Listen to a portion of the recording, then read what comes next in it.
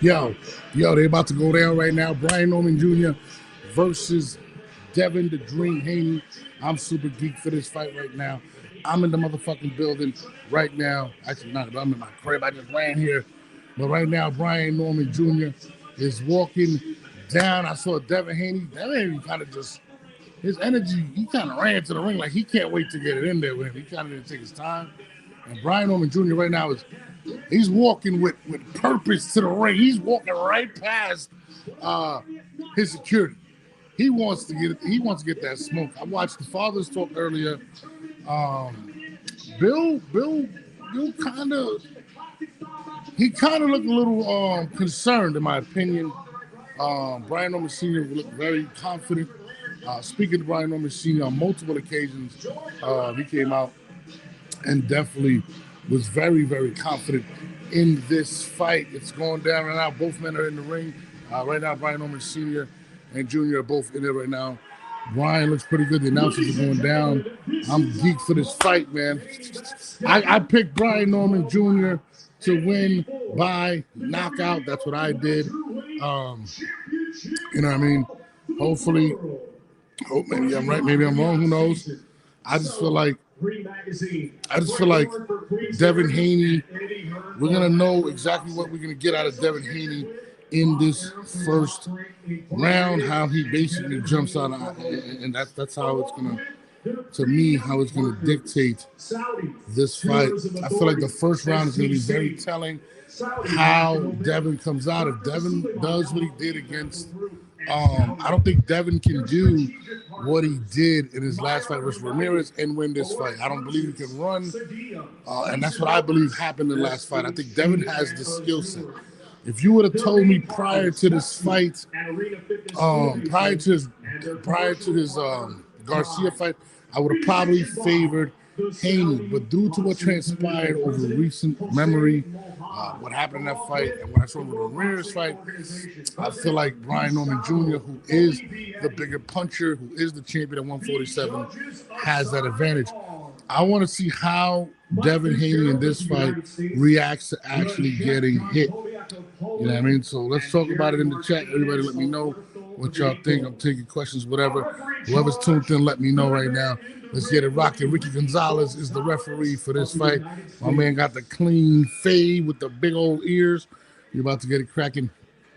Introducing to you first the challenger. Fighting out the blue corner. Okay.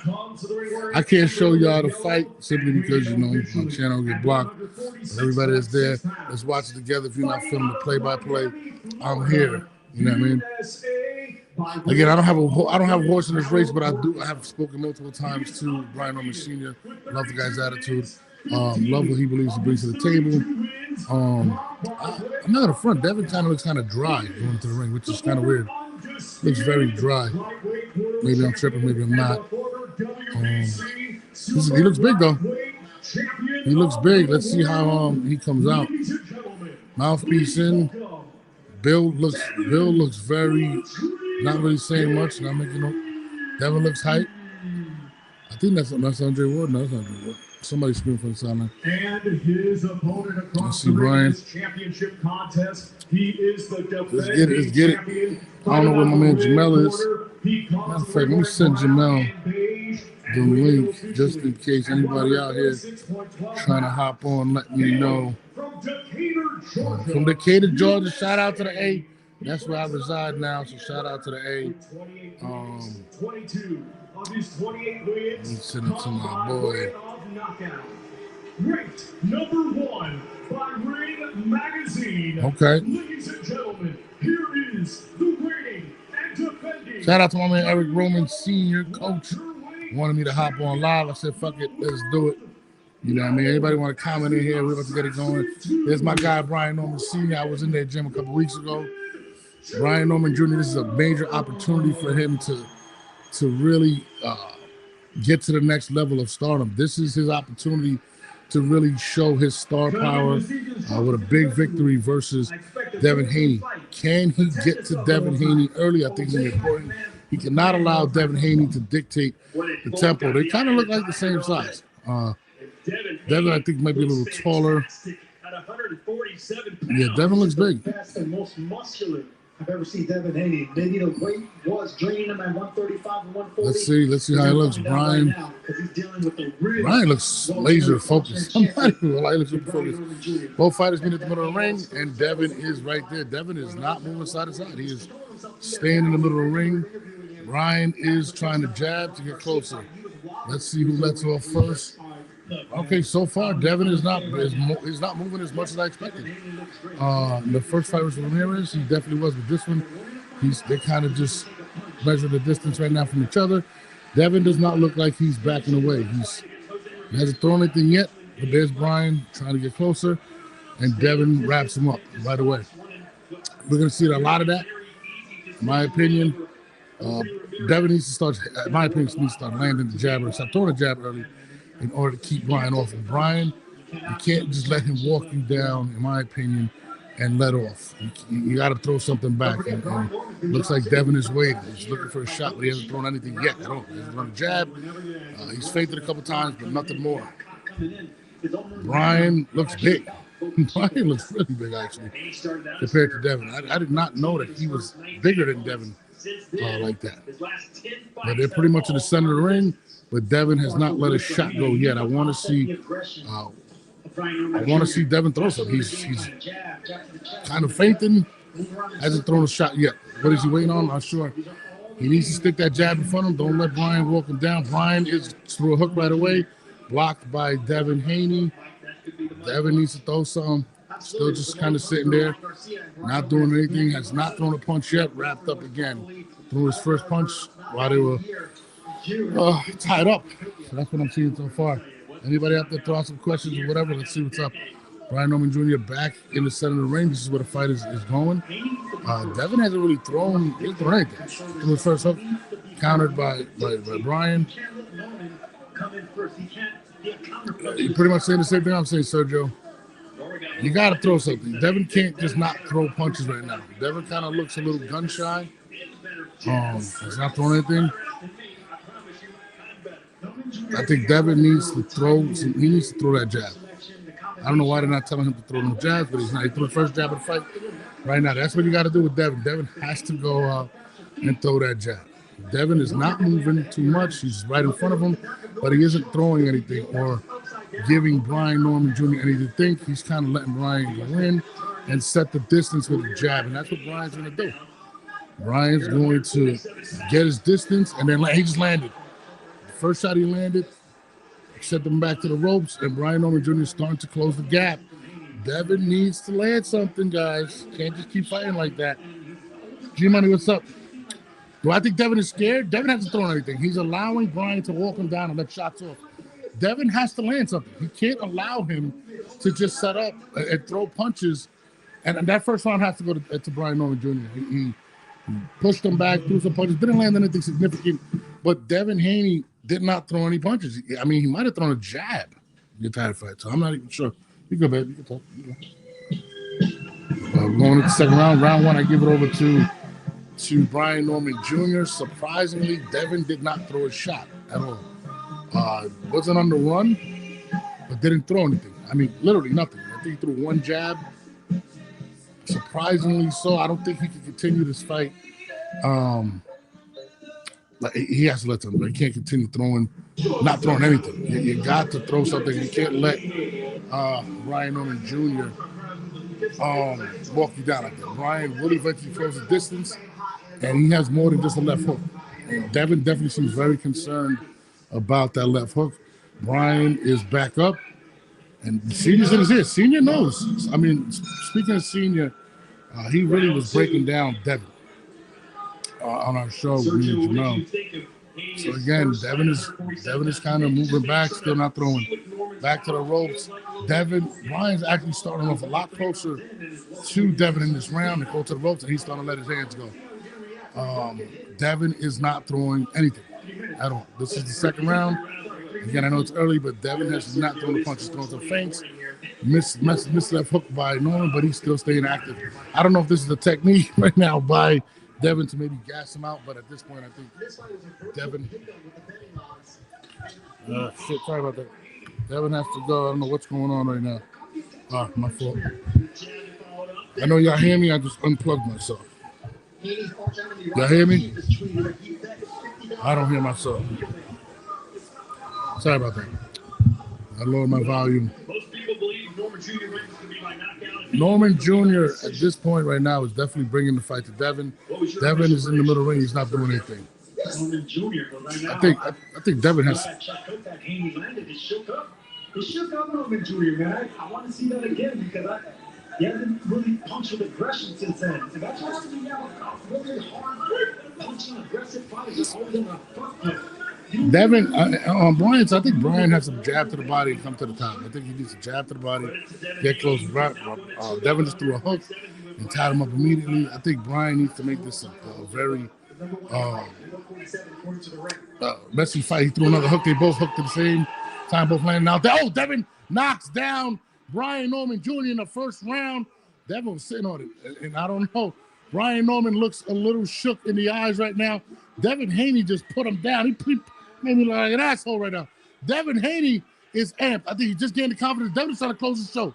He's throwing the punches. Brian Norman has to wrap up. I'll tell you right now, this is the last thing I expected. But Brian Norman Jr. is hurt. He needs to hang on right now. If anything, he needs to hang on. Devin Haney has just hurt Brian Norman Jr., and it looks like he's trying to close the show. Brian Norman needs to grab on right now before they stop the fight. He's got his gloves up. Devin Haney looks confident. Definitely was sitting on it. Devin Haney has definitely earned Brian Norman's respect. He still doesn't look 100%. Brian Norman Jr. has a lot of time left. Needs to grab. He needs to hold on. He needs to. Wow, that was crazy. I did not expect that from Devin Haney. Devin Haney definitely hurt him. Brian Norman Jr. is still trying to get his bearings, but he definitely got caught out there. And Devin Haney definitely hurt Brian Norman Jr. Brian Norman Jr. looks surprised that he was hurt. I'm not going to lie. He looks very, very surprised. And I don't even think he has his bearings yet. What a shot by Devin Haney. Not going to lie to you, that was big. And Devin, that's a big confidence boost right now from Devin Haney. I cannot believe what I just seen. Devin Haney definitely shook up Brian Norman Jr., got him. Let's see if Brian Norman, and he's bleeding. He's bleeding through the nose, bruised up on the right side of his face. Brian Norman got caught off guard. He got caught with a good shot. Bang, left hook, right, straight. Nasty punch. And then Devin Haney talks crap right to him, right in his face. Devin Haney's confidence is definitely up. What a shot by Devin Haney. That left hook and then this right, he's shook. After that left hook, he was shook. That left hook really hurt Brian Norman. If Brian Norman did not respect Devin's power, he definitely respects it after that straight right down the middle. Devin Haney has surprised the shit out of me. I did not expect that from Devin Haney. Devin Haney looks extremely strong. Wow, what a shot. Holy shit, Devin Haney, I apologize, brother. I can't believe what I just saw. I mean, Devin Haney looks confident. Devin Haney's sitting on the punches.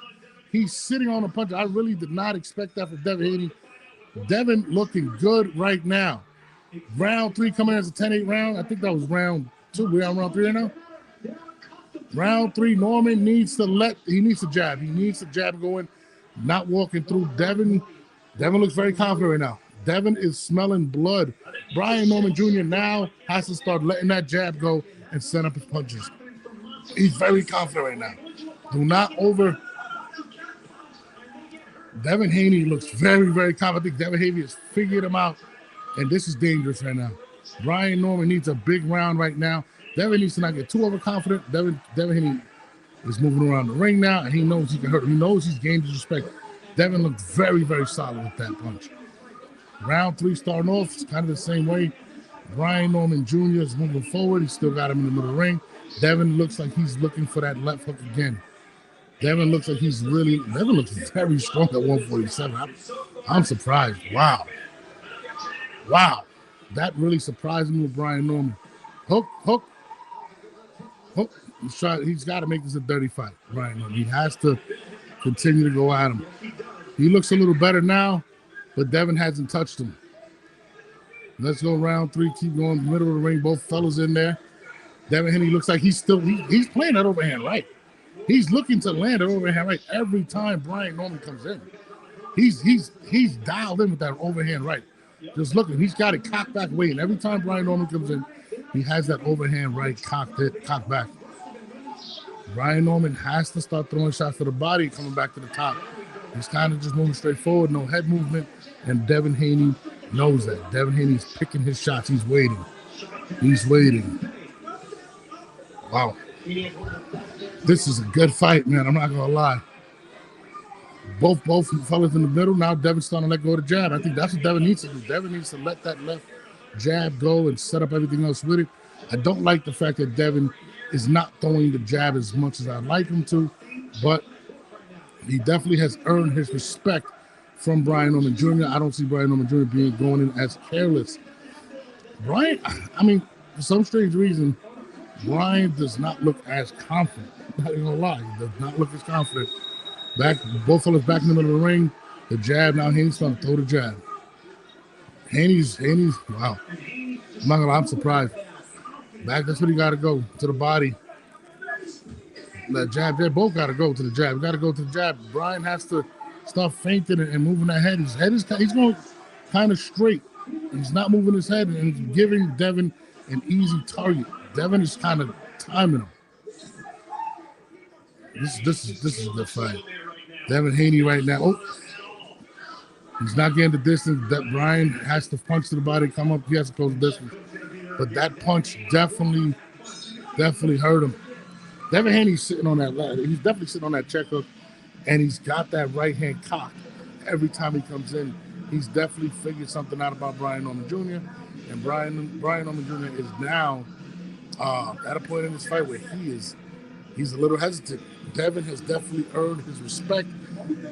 He earned my respect. I didn't think Devin could crack. Devin really sat on that and caught him straight there. Bow. Devin definitely looks stronger at this weight. I got him winning the last two rounds. The second round, 10-8. And now this round, 10-9, Devin Haney. Devin just looks very, very clean, very confident, very strong. I just want to see him throw more jabs and set up that overhand right because, I mean, it looks like it's there all day. Brian Norman Jr. is not moving his head. He's not moving his head at all. But he kind of looks like he has Devin trigger shot right now. Jamal Creech, English championship. Hey, listen. Hey, Creech, I ain't gonna lie to you. I was definitely sleeping on that. Devin is definitely looking like the fighter he once was. I just want to see Devin throw more jabs. Throw more jabs. Keep him off you, Devin, and set him up. Brian, listen, at the end of the day, Brian can punch. You don't want to be able to walk in. You know what I mean? Just keep walking in.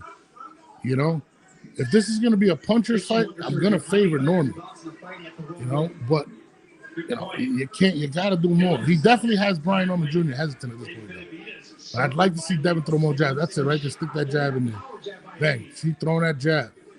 Throw that jab. Keep him off you. Brian Norman, you've already earned Brian Norman's respect. He did not expect you to hurt him like you did on two punches, the left hook and the straight. He hasn't worried. And now, listen, on Brian's side, he has to throw to the body, come back up top. I don't know why Brian Norman Jr. is not doing that, but maybe he shook up right now for what's happening, but he's starting to rely on leaning, throwing the hook, and that's what got him in trouble early. And Devin is roughing him up inside. He needs to feint, and he needs to get to the body. He really needs to get to the body. Right, he needs to make this he needs to get to the body. That's all I'm going to say with that. Devin is very confident. Every time he gets Brian close, if he doesn't let that right hand go, he's wrapping him up. Wow. I picked Brian Norman to win the 7th round by knockout. We're in the 4th right now, and Devin Haney looks very strong and very confident, and it looks like he has his game plan. Wow. What you guys think so far? Haney's definitely winning this fight. That jab, that's what you got to do. Once he throws that jab, he's popping his head right back. Devin needs to keep throwing that. There's again. Devin needs to just keep letting that jab go. He's got Brian in a bad situation right now. He needs to let that jab go. And Brian on the other side has to go to the body and come back up top. You're going beeline right to him, and that's definitely giving him a lot of problems. Devin Haney has definitely given Brian Norman Jr. something to think about. Like, he's just wild right now, bro. You got to do more than just rely on that wild left hook. Devin Haney knows that's what you're sitting on right now.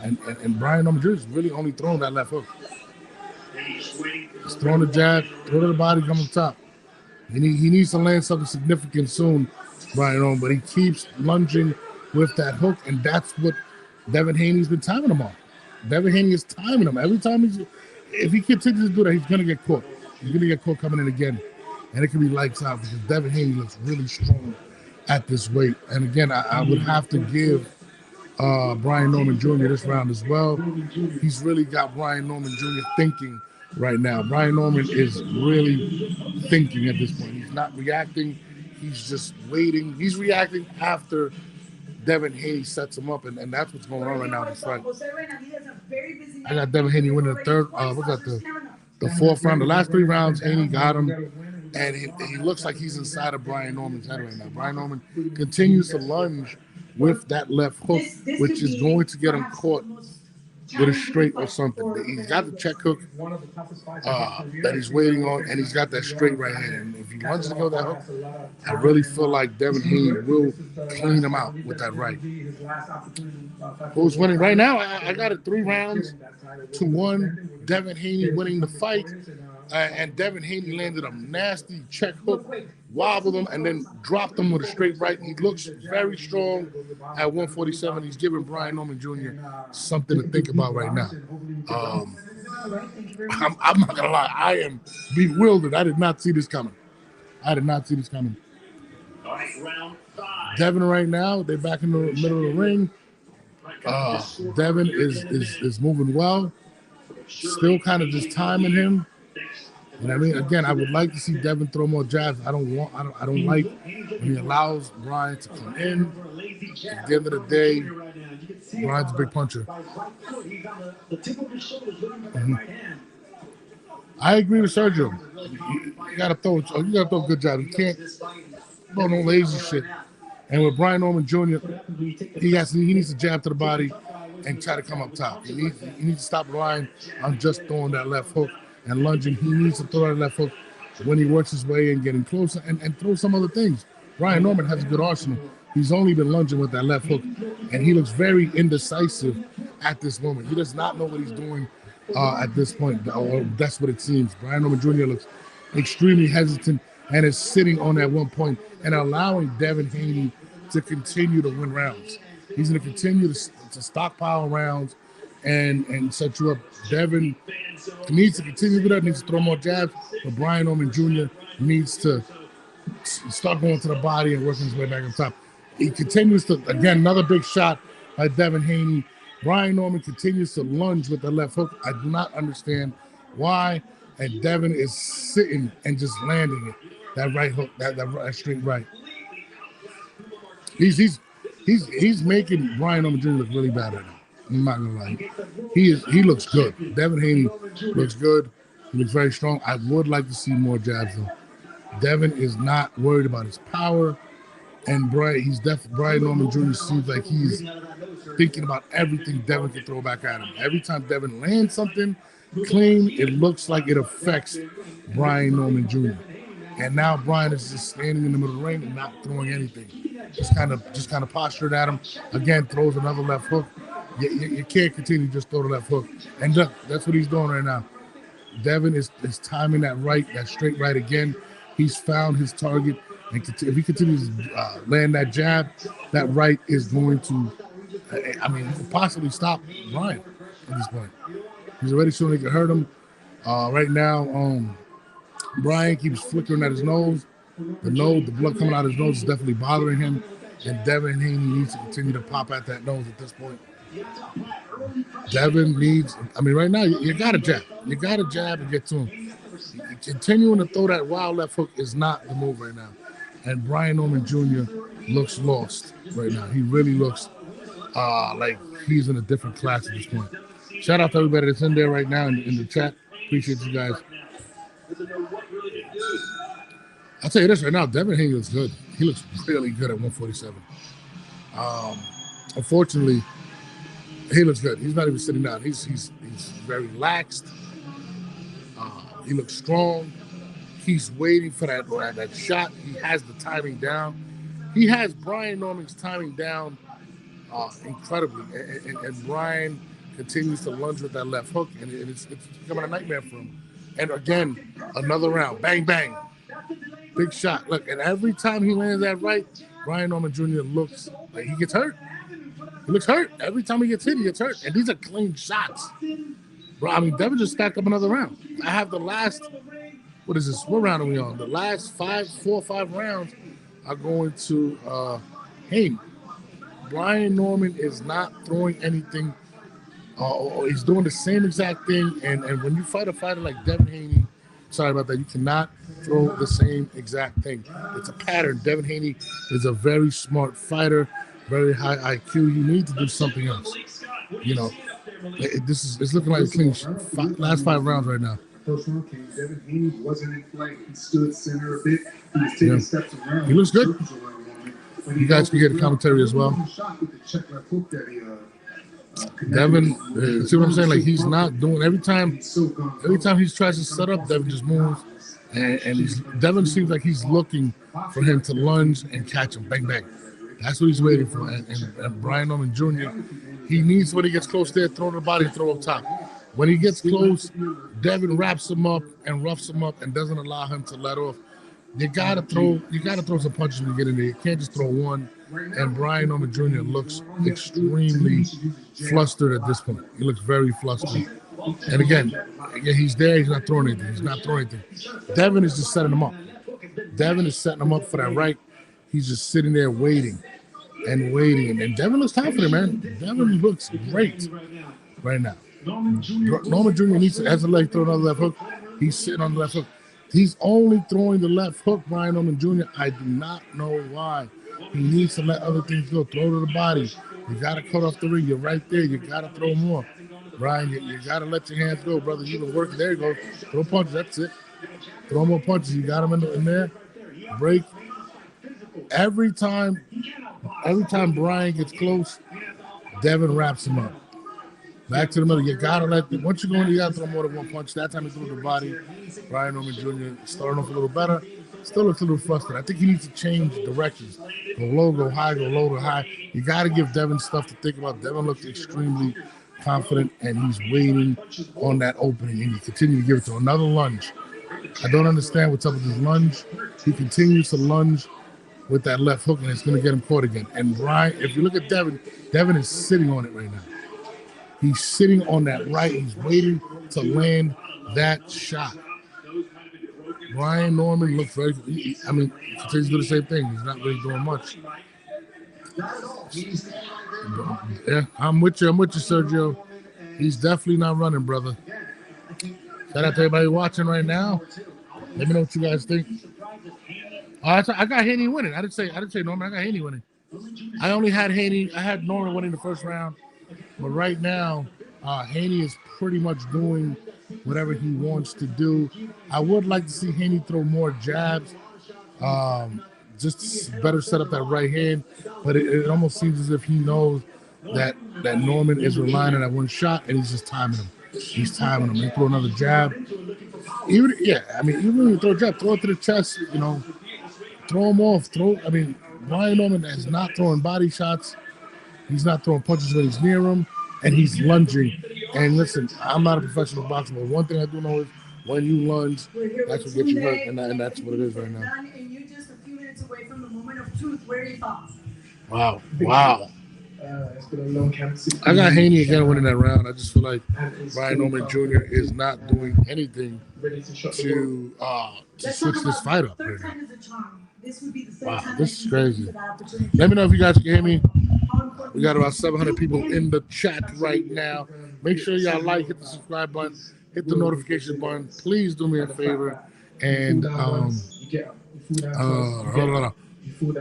share the stream, subscribe, let people know how much you love our show. My man Jamel is somewhere. He'll be on later tonight. I just decided randomly to go on. My man Eric Roman Sr. asked me to come on. But this is what I'm seeing right now. Brian Norman Jr. looks very frustrated. He's reluctant to let his hands go. That shot, it looks like he hasn't recovered from that shot in the second round, and he looks very, very shit. He doesn't look confident. He just doesn't. Brian Norman Jr. does not look confident. He looks kind of shell-shocked at this point. And again, he's just pawing. He's not throwing. And Devin Haney threw a lead left hook. Devin Haney looks aggressive and looks like he wants to close this in the 7th round. But Devin Haney just threw another straight. He's being more aggressive. I think Devin Haney smells blood. Brian Norman Jr. needs to go out. Oh, again, man, left and the right. Anytime Devin seems to anytime Devin Haney lets his punches go, he's landing. And it looks like in this round, he's trying to close the show. He sees something, and he is flustering Brian Norman Jr. This is bad right now. Devin Haney looks like he's trying to close the show. That jab is keeping him from distance. Brian Norman cannot get the distance. He's trying. I mean, I don't know what he's doing at this point, but his hands aren't going. And Devin knows it. Devin smells blood. Devin looks laser focused. He threw another left hook. Devin is sitting on that left hook all day. You need to throw something else, the right something. You keep throwing the left hook, and Brian Norman Jr. is looking bad in this situation. And Devin is just waiting. He threw another check hook, just missed. Devin looks confident, man. He looks very strong. Brian Norman throws a weak jab, nothing behind it, just a jab. Not throwing anything, throw another left hook. Again, I mean, listen, man. You're throwing the left hook, you're lunging, and Devin Haney has your timing. Listen, through another one. He's got to punch when Devin punches, I think, as well. Like, you got to start taking a shot if you want to win this fight. Right now, you've lost the last 6 rounds, and one of them was a 10-8 round. So Brian Norman needs to start picking. He's calling him a jab. He needs to really catch. He needs to let his hands go at this point. He really needs to start letting his hands go. Stop lunging with the left. Try to get closer. Make this a dirty fight. Throw it right, throw it. And now he's starting to get a little closer. And, of course, Devin wraps him up and lets him go. He looks tired. Brian Norman Jr. looks a little tired at this point. Wow. I'm not going to lie. I'm very self-satisfied. Throw another left hook. He needs to throw more. Devin Haney looks like he wants to close the show. Devin Haney looks like he's trying to knock him out. He sees something. He's throwing more jabs, walking him down. He's walking him down. Both of them in the middle of the ring. Brian Norman needs to throw more than just one punch. He needs to dig to the body and go right back up. I'll tell you right now, the inexperience right now of Brian Norman Jr. is definitely showed up in this fight. Another leaping hook, and Devin Haney kind of shows off and walks away like, I see that punch coming all day.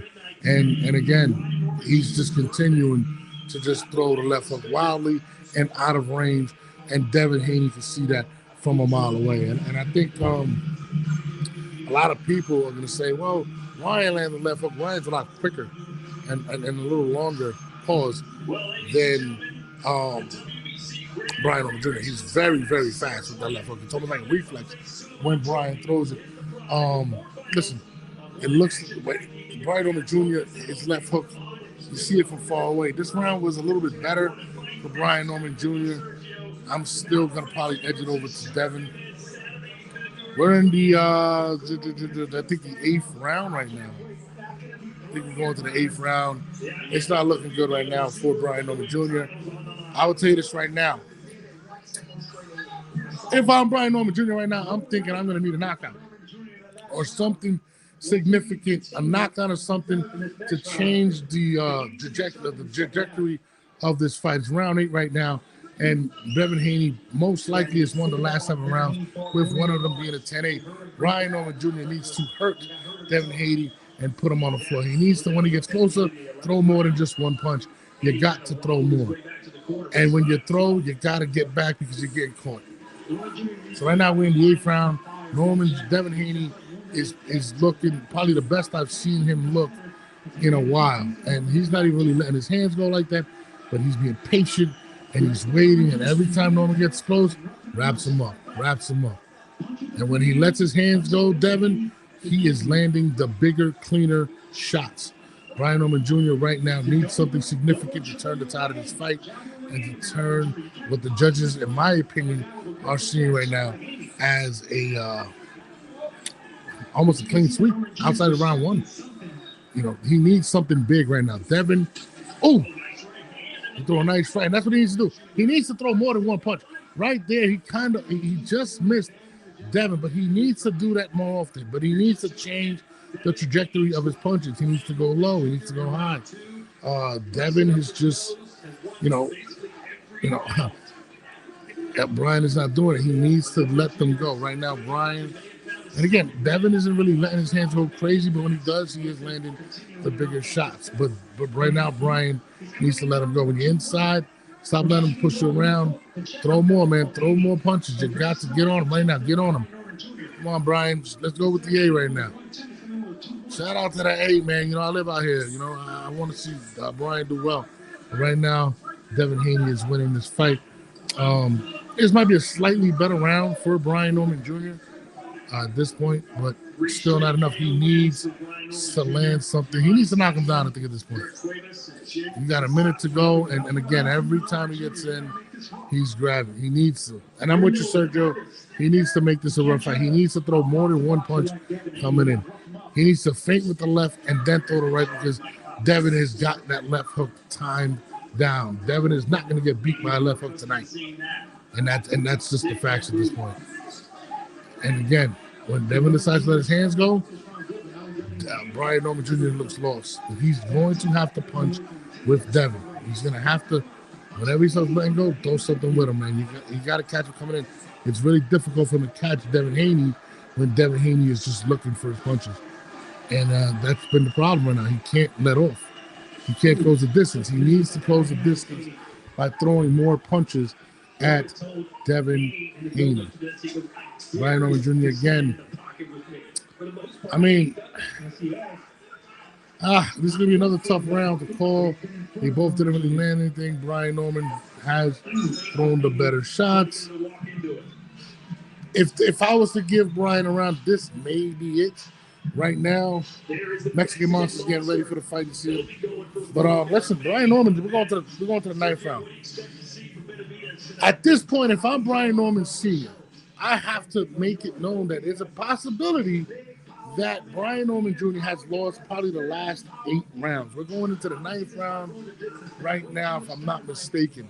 Brian Norman needs something game-changing right now in order to change this fight. He needs to knock this man down. At this point, he needs to go for the knockdown. That last round was very close. I'm edging it to Brian Norman Jr.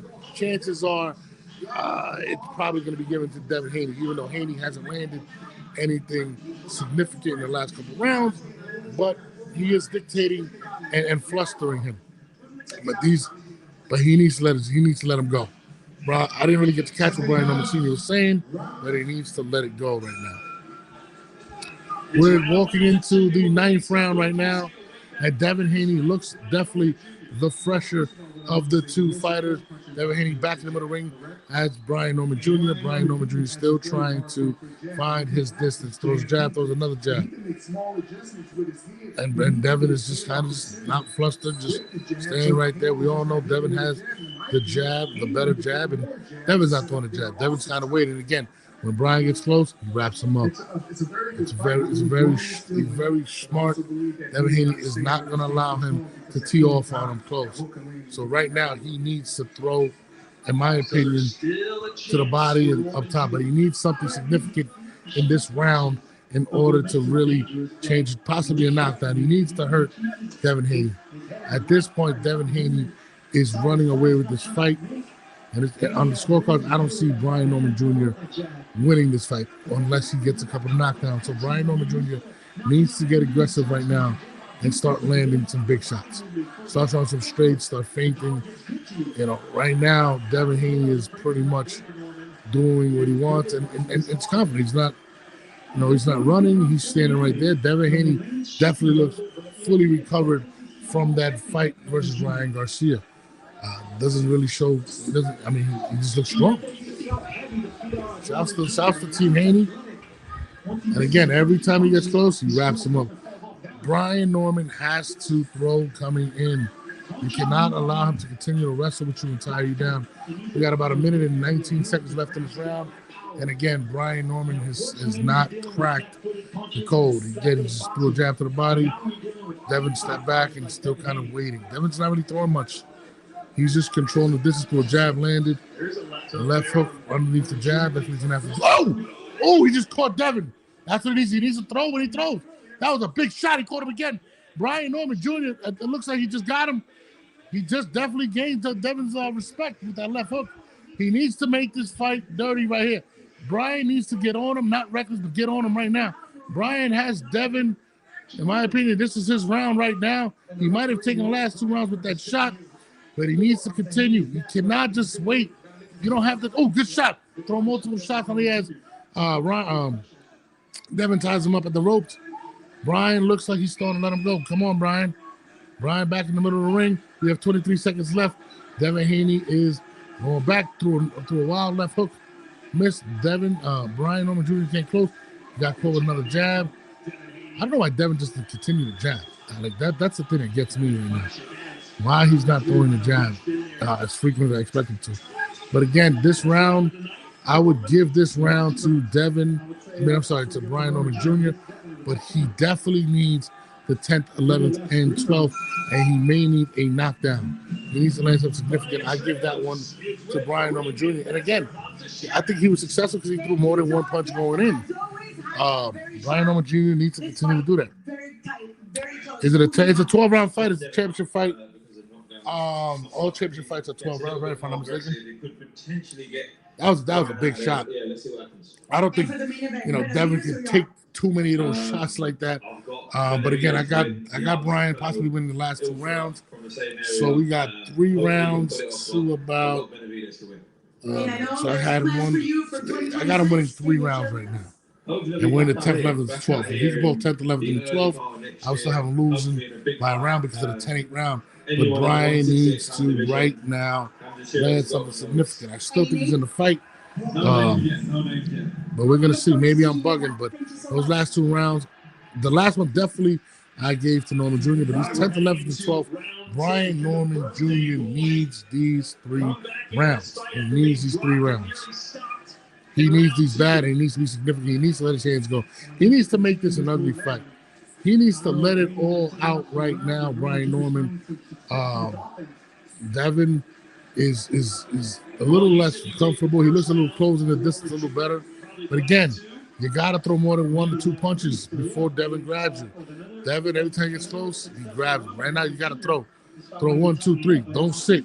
And again, Devin is continuing to just try to hold him. And he's comfortable in doing that. Right now, Devin is not even throwing punches and dictating the fight. I'm with you. I'm with you, brother.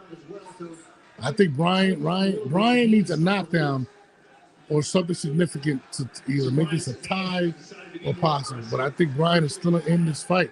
He needs these next 3 rounds in order to win. But Brian cannot just stand there pawing at him. You got to let your hands go, Brian.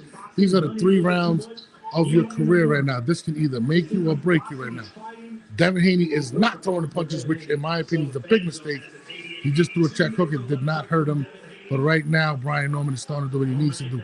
Brian needs to continue to get in there. He needs to just let it all hang out, brother. Brian Norman Jr. needs to land. I don't say a knockout, I say a knockdown. I'm with you, Sergio. But definitely Brian Norman needs to throw right now. Devin Haney needs to throw some punches. You can't just let rounds slip away because you knocked him down early. Devin Haney stopped throwing punches. He's not. He's just holding at this point. And Brian Norman could be winning this round just on sheer aggression because Devin's not throwing no punches. Devin looks like he's sitting on a big shot. And Brian Norman Jr., again, is not throwing. He's just, you got to make this a dirty fight right now, Brian. You got to let it all hang out. Devin Haney is not throwing any punches. He's sitting on 1 or 2.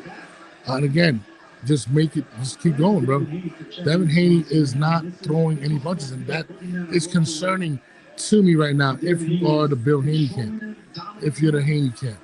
You got to at least throw the jab. You're letting Brian Norman Jr. kind of gain a little more confidence. Just threw a hook. He's sitting on a punch. Brian Norman has to let his hands go. You got 1 minute 30 to go. Actually, 30 to go. He may look a little gassed, though. Brian Norman Jr. may look a little gassed.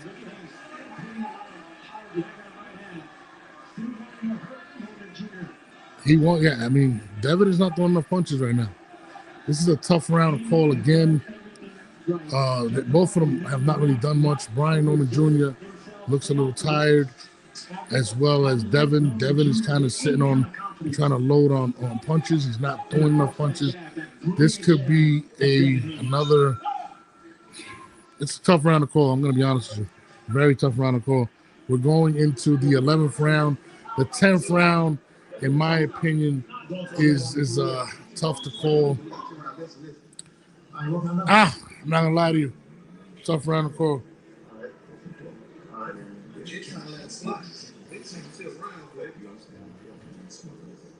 Connor Ben, interested observer. He's an option at 100. People are hitting me up who I think is going to fight. Appreciate everybody hitting me up. Jr. at 160 pounds, but 147 is his best weight. And he told me last week that he would be going back there straight away.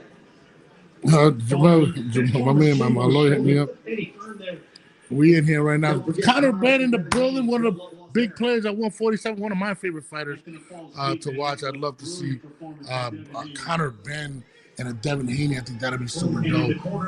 Shout out to Connor Ben. I'm with you. Brian Norman Jr. needs to go for it. Listen, at the end of the day, there's one person that got a 3-fight deal for $36 million, and that's Devin Haney. Regardless if Brian Norman is the champion, they're invested in Devin Haney. So I feel like, just saying, if you believe in conspiracies, Brian might need a knockout right now. At least a knockdown to maybe draw the cards a little closer and possibly get a draw. But at least a knockdown to get a draw. Multiple knockdowns might get Brian Norman to fight, but at this point you have to favor Devin Haney. That last round could have went either way. To be honest, I might have gave it to Devin. To be honest, Brian Norman Jr. needs to let them things go. You know what I mean? I gave Devin the last round. Devin really needs, though, to let his hands go right now. At least throw the jab and dictate it. Devin's not doing anything, and he's kind of letting rounds slip away. I can't just put all the criticism on Brian Norman Jr. But at this point, Devin needs to throw more punches. He needs to throw that jab. Devin is sitting on punches. He could be losing rounds just because of that. So this fight has gotten closer because also Devin Haney's in activity. He isn't really throwing a lot of punches. He's kind of sitting on punches. He's not throwing it. Every time he gets close, it's a hold. So, again, I don't know how they're judging this fight, but right now, Devin Haney in the last 2 rounds is not throwing many punches. It's pretty much holding to the point where, I think he might get a warning. We're going to see Devin. Brian needs to let his hands go. You need to let him go. Brian needs to really let him go. Brian could be winning this round right now, but I don't know.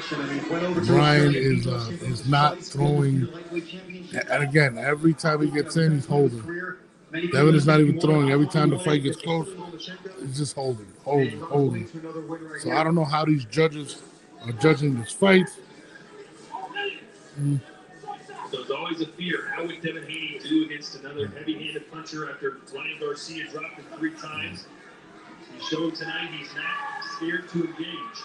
Not only that, against a bigger fighter moving up in the ring. So now, right now, again, Devin is. This is a weird fight for me with Devin Haney. He's not throwing much.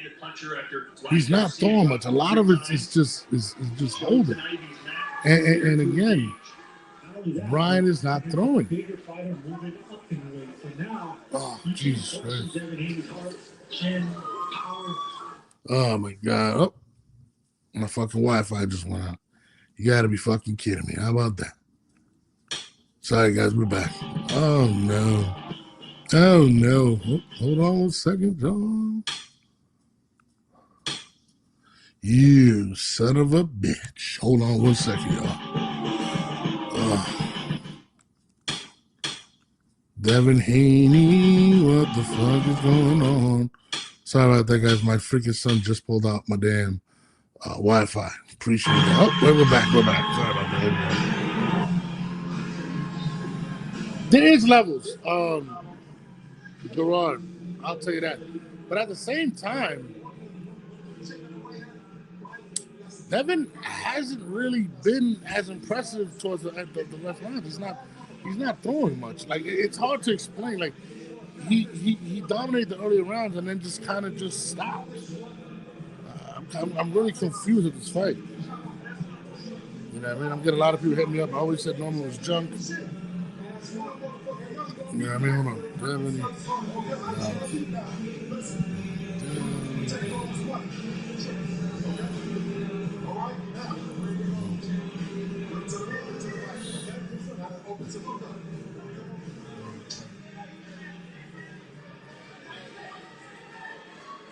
I am confused with this fight because Devin's not really throwing many punches.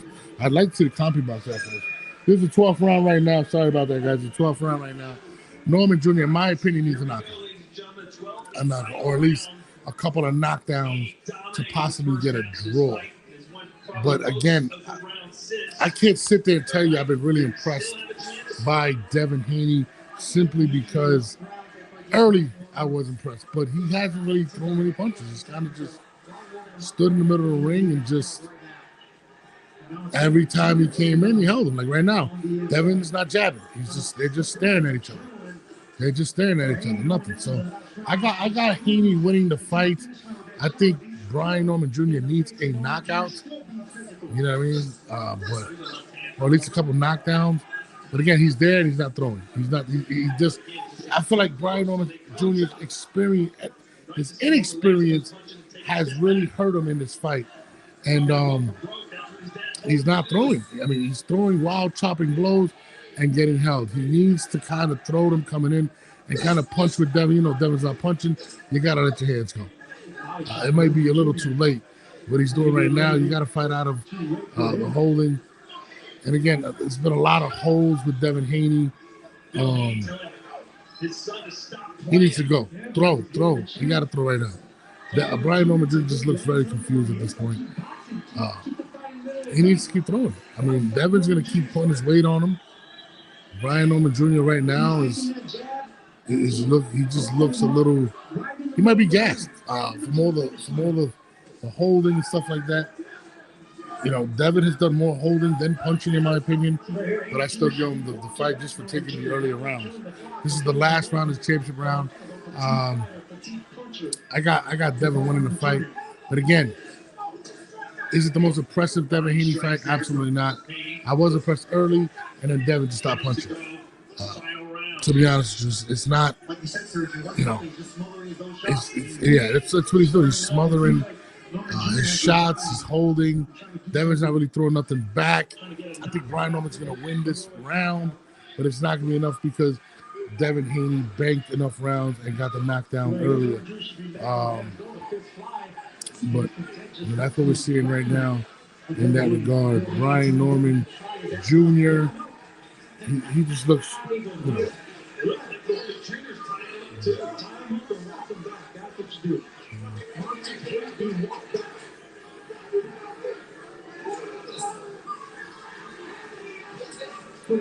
Again, I think Devin, I'm going to say this. I feel like I'm going to say this fight is like watching a veteran quarterback in the NFL that may not be offensively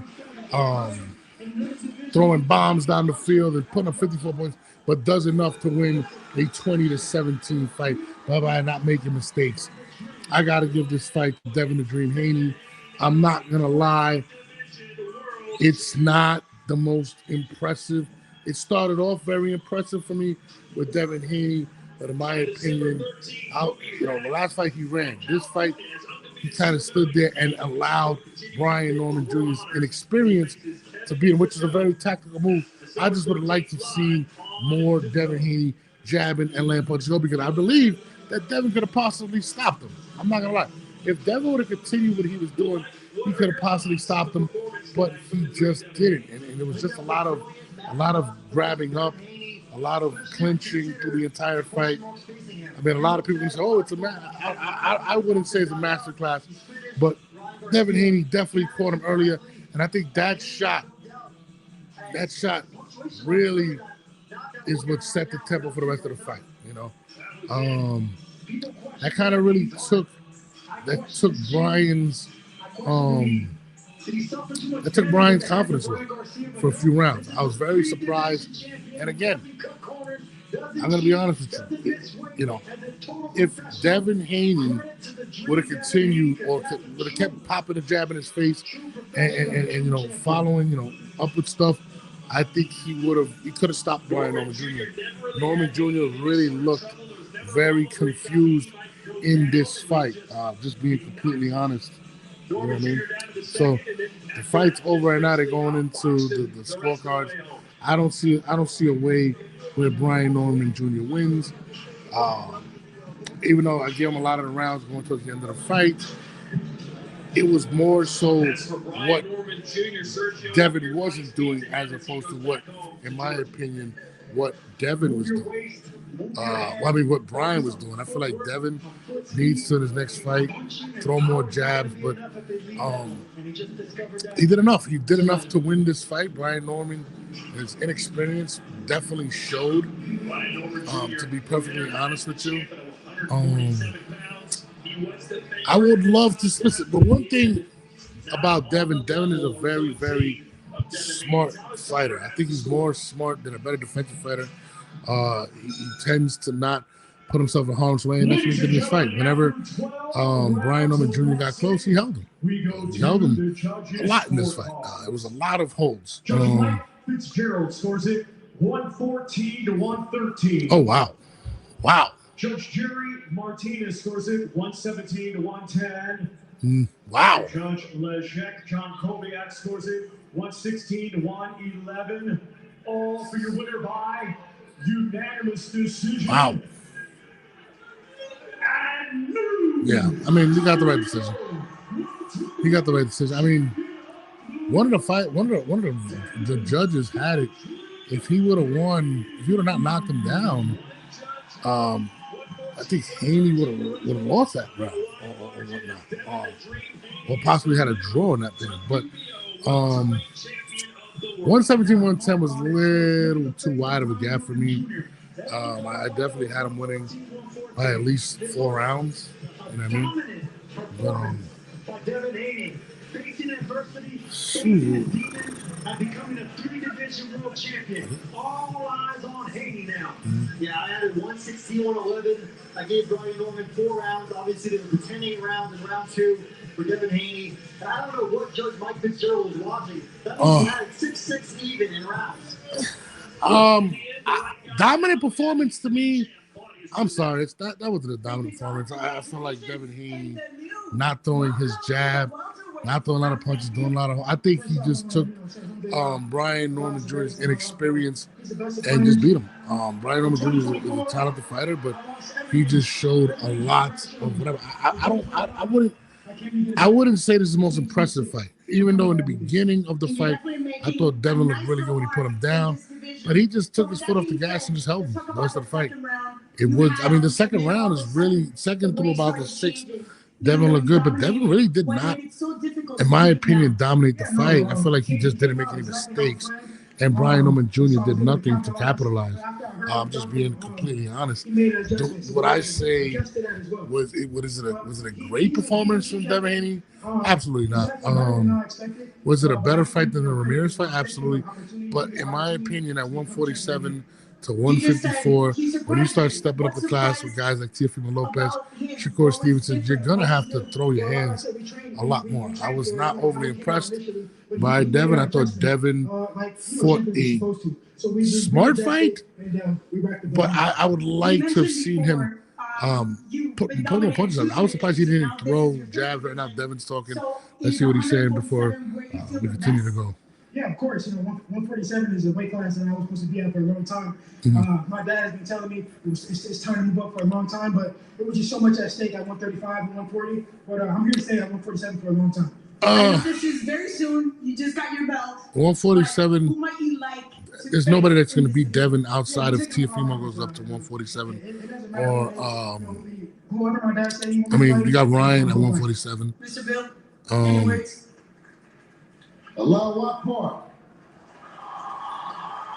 No name. Bill Haney's not really been talking much.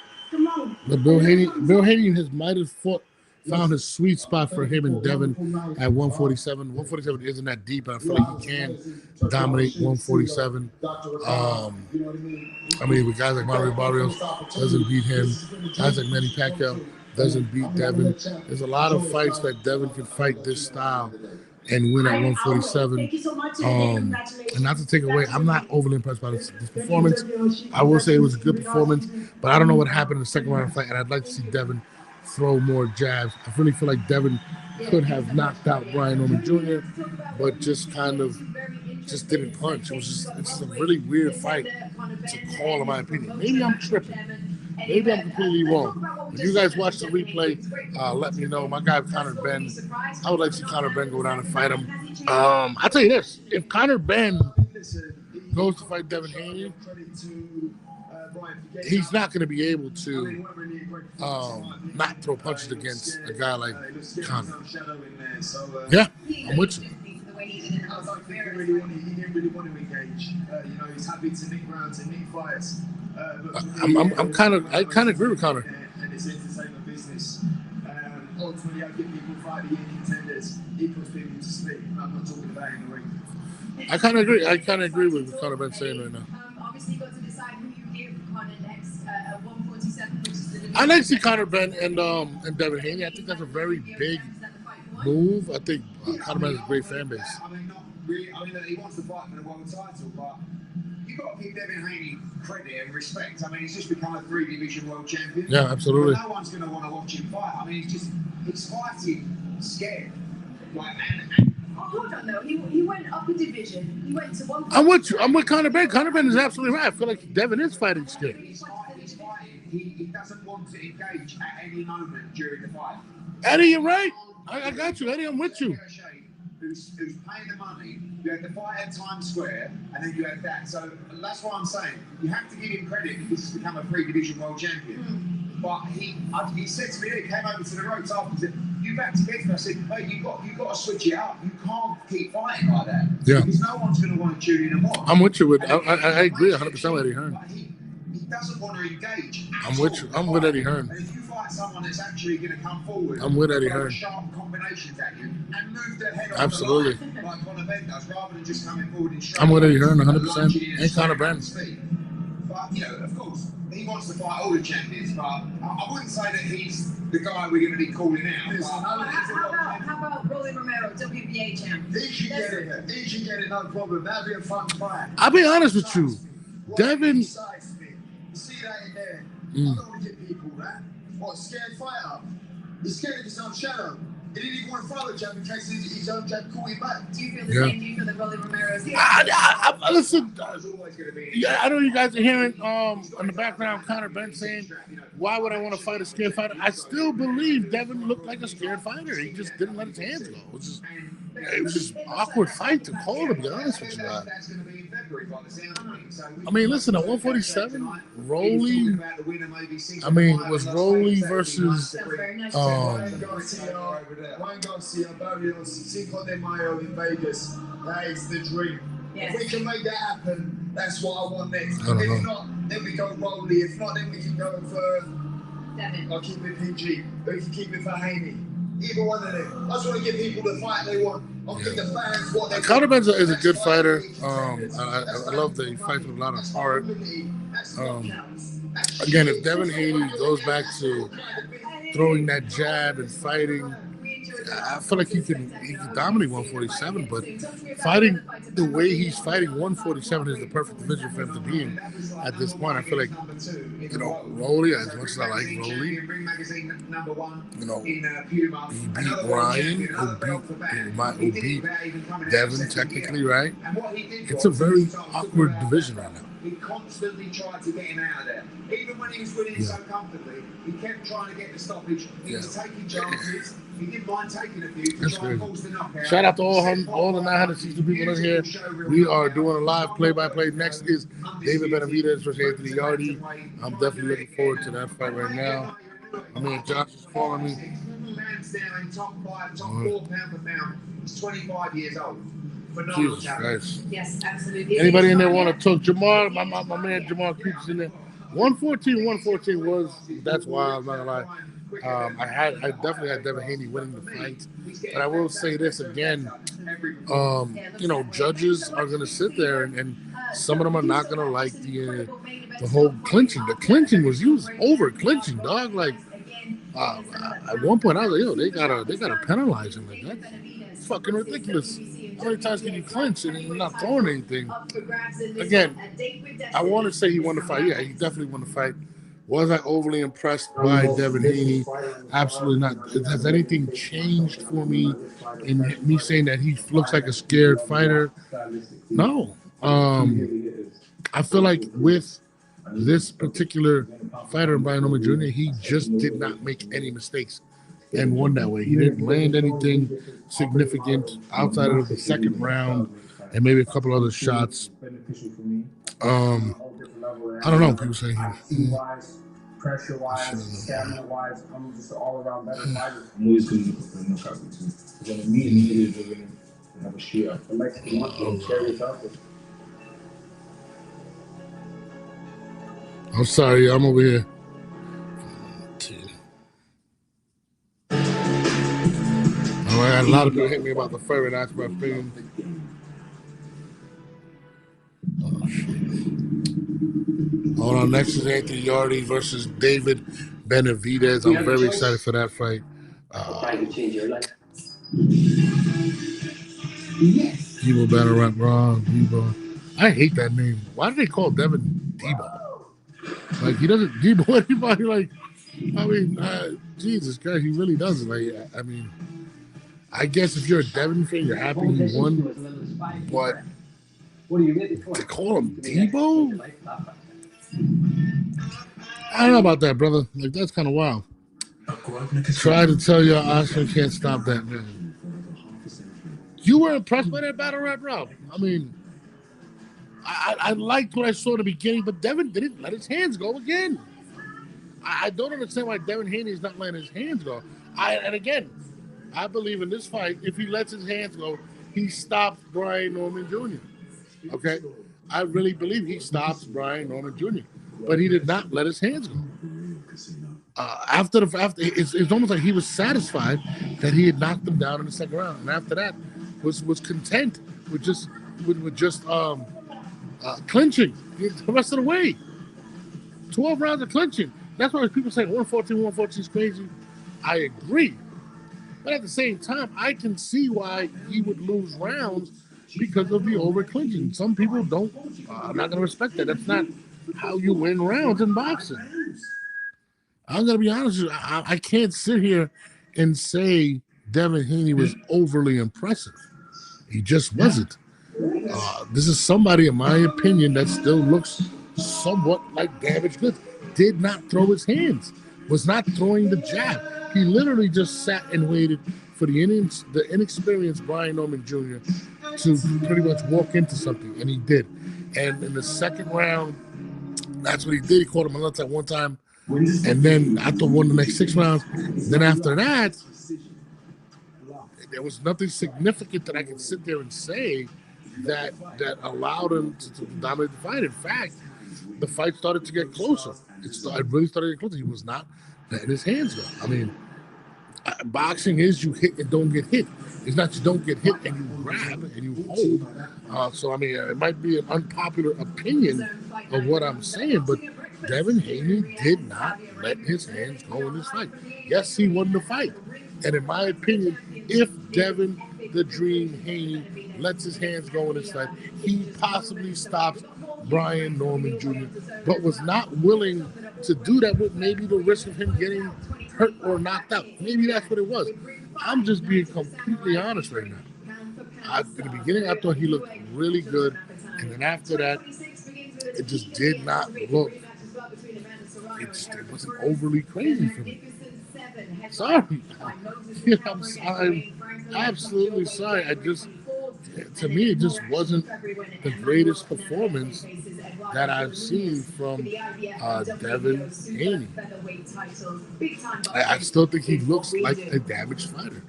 Maybe I'm completely wrong. Now we're waiting on this Benavidez fight. I think Benavidez, and I picked Benavidez to win by stoppage. in this fight. We're waiting on that right now. Yeah. I mean, if you guys thought that was an impressive fight, that is absolutely, you guys have a low standard in my opinion. I do believe that Devin won the fight, and I believe Devin could have stopped Brian Norman Jr. Brian Norman Jr. did not throw enough punches, did not throw when he got close. It just did not look good in that manner. You know what I'm saying? Again, Devin did everything to not lose, in my opinion. He could have stopped him. He could have been more done, but he did not let his hands go. And Brian Norman Jr. did not do enough. Okay, everybody, well, let's You just see, once he got knocked down, it took all of his confidence. It literally took all of his confidence and continued to lunge with the left hook. Lunge with the left hook. Devin Haney was not going to let you win by catching him with a left hook. And he made it, he made it pretty clear. You're not going to beat me with the left hook tonight. And that's what you continue to throw, was the left hook. Very disappointing performance for me, in my opinion, in regards to Brian Norman Jr. Just did not put the punches together. Just was throwing and relying on landing a left hook. Very disappointing performance, in my opinion. I really expected more out of Brian Norman Jr. I do not know why, or as to why he did not, throw more punches, but he just did not. It was rough. He just did not throw. Sorry about that. Let me know if you guys still hear me. He just did not throw enough punches. It was just a very, very disappointing performance from Brian Norman Jr. And it's crazy. My biggest fear was, and I know people laugh when I said, it's the lights. Is the moment going to be too big for Brian Norman Jr., okay? And let me actually, hold on. I'm going to mute this commentary because it's terrible right now.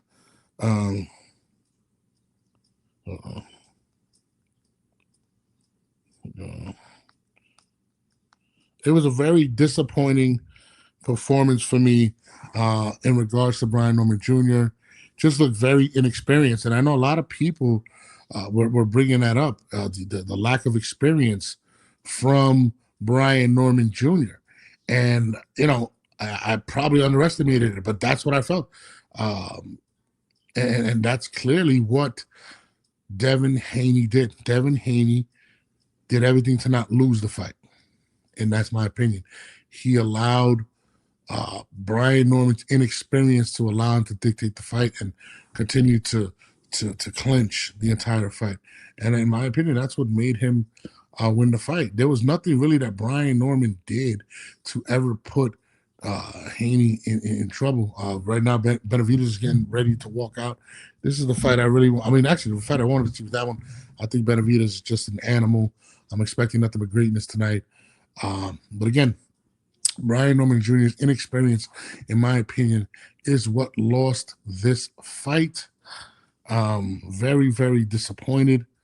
I was really rooting for Brian Norman Jr. I love his dad. I think he's a great guy. Brian Norman Sr. But the moment was just too big. And I feel like, listen, the one thing about Devin is a very, very intelligent fighter. And Devin made him pay early, and that was enough for him to win that fight. And that's unfortunate because it was one shot. And Brian Norman Jr. just, once that happened, it just looked as if he could not recover. He did not know what to do at that moment. Again, I don't want to say it's coaching. I don't want to say it's anything else. But yeah, that's pretty much what transpired, in my opinion, in that fight. Michael Buffer's in the ring right now. They're getting ready for this for this David Benavidez fight versus Anthony Yarde. You know what I mean? Norman's actually, they're walking down right now. Let me put the volume up for you guys real quick.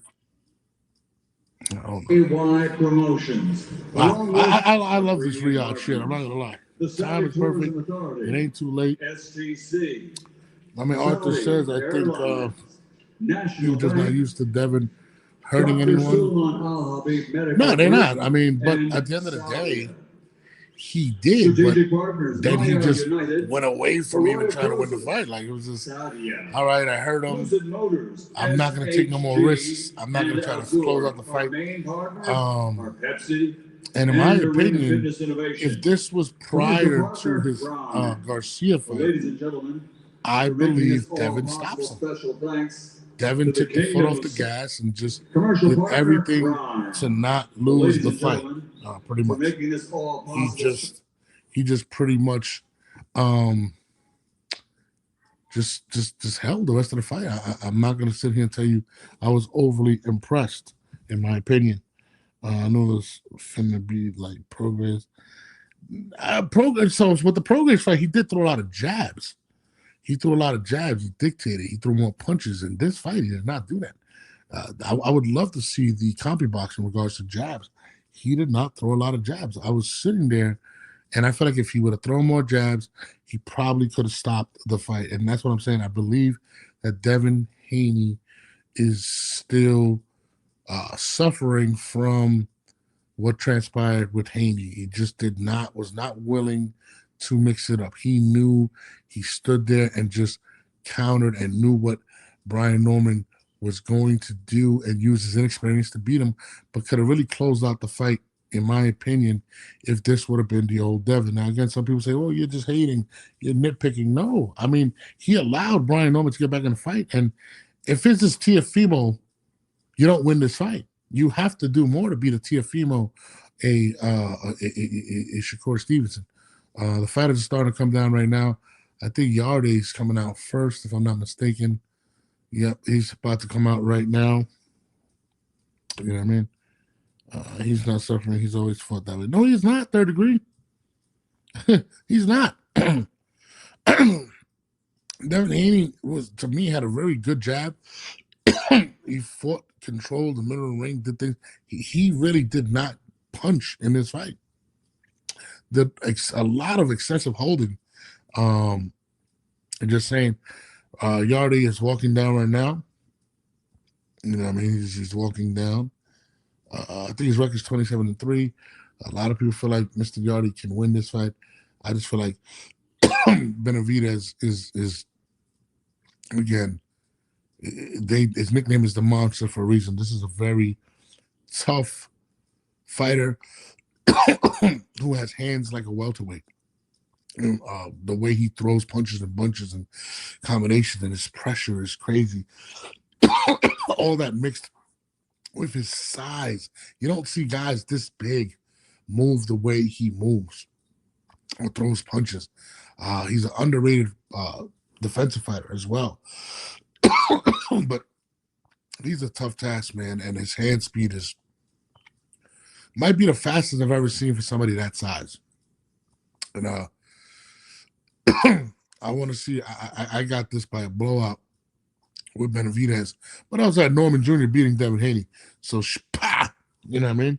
I'm not always right.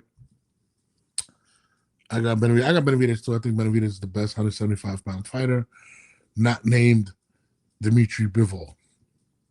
And that's the fight I would love to see in 2026. Dimitri and Bivol or Better Beef. I would love to see Better Beef get the trilogy rematch. But whatever.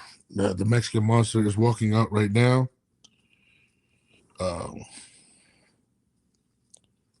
He's walking out right now.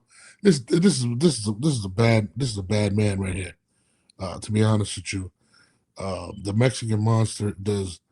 I mean, listen. Has there ever been a fighter this size? What is he, about 6'3"? Probably walks around 210 in the street, right? His body looks soft all the time. Have we ever seen a man this size with this hand speed? And the pressure. We had Roy Jones, but Roy Jones wasn't this size. Roy Jones is like 5'10", right? This guy is a big guy. David Benavidez is absolutely scary. And I'm a Canelo Alvarez fan. And for a long time I said Canelo, would beat him. Not right now. This guy's just too much right now. and it hurts me to say it because I love Canelo so much. But And ladies and gentlemen, the only person I see beating David Benavidez is Bivol at this point. You know, right now they're doing the what is it, the national anthems, Saudi Arabia right now, while we wait. You know what I mean? Shout out to everybody tuning in right now. We got over 1,000, about 1,100 people in here. I can't show the actual video. I won't do that because I don't believe in bootlegging, but I will give you my opinion as I watch the fight. Shout out to Turkey Al-Asik. Shout out to Ring Magazine. This has been a great card. I was watching the Abdullah Mason fight earlier. I would love to see Abdullah Mason box a little more, man. Like, that was kind of crazy watching him. Abdullah Mason's a hell of a talent, but he takes a lot of punishment. And in the last couple fights, he's definitely been taking some shots, especially in this one. You know what I mean?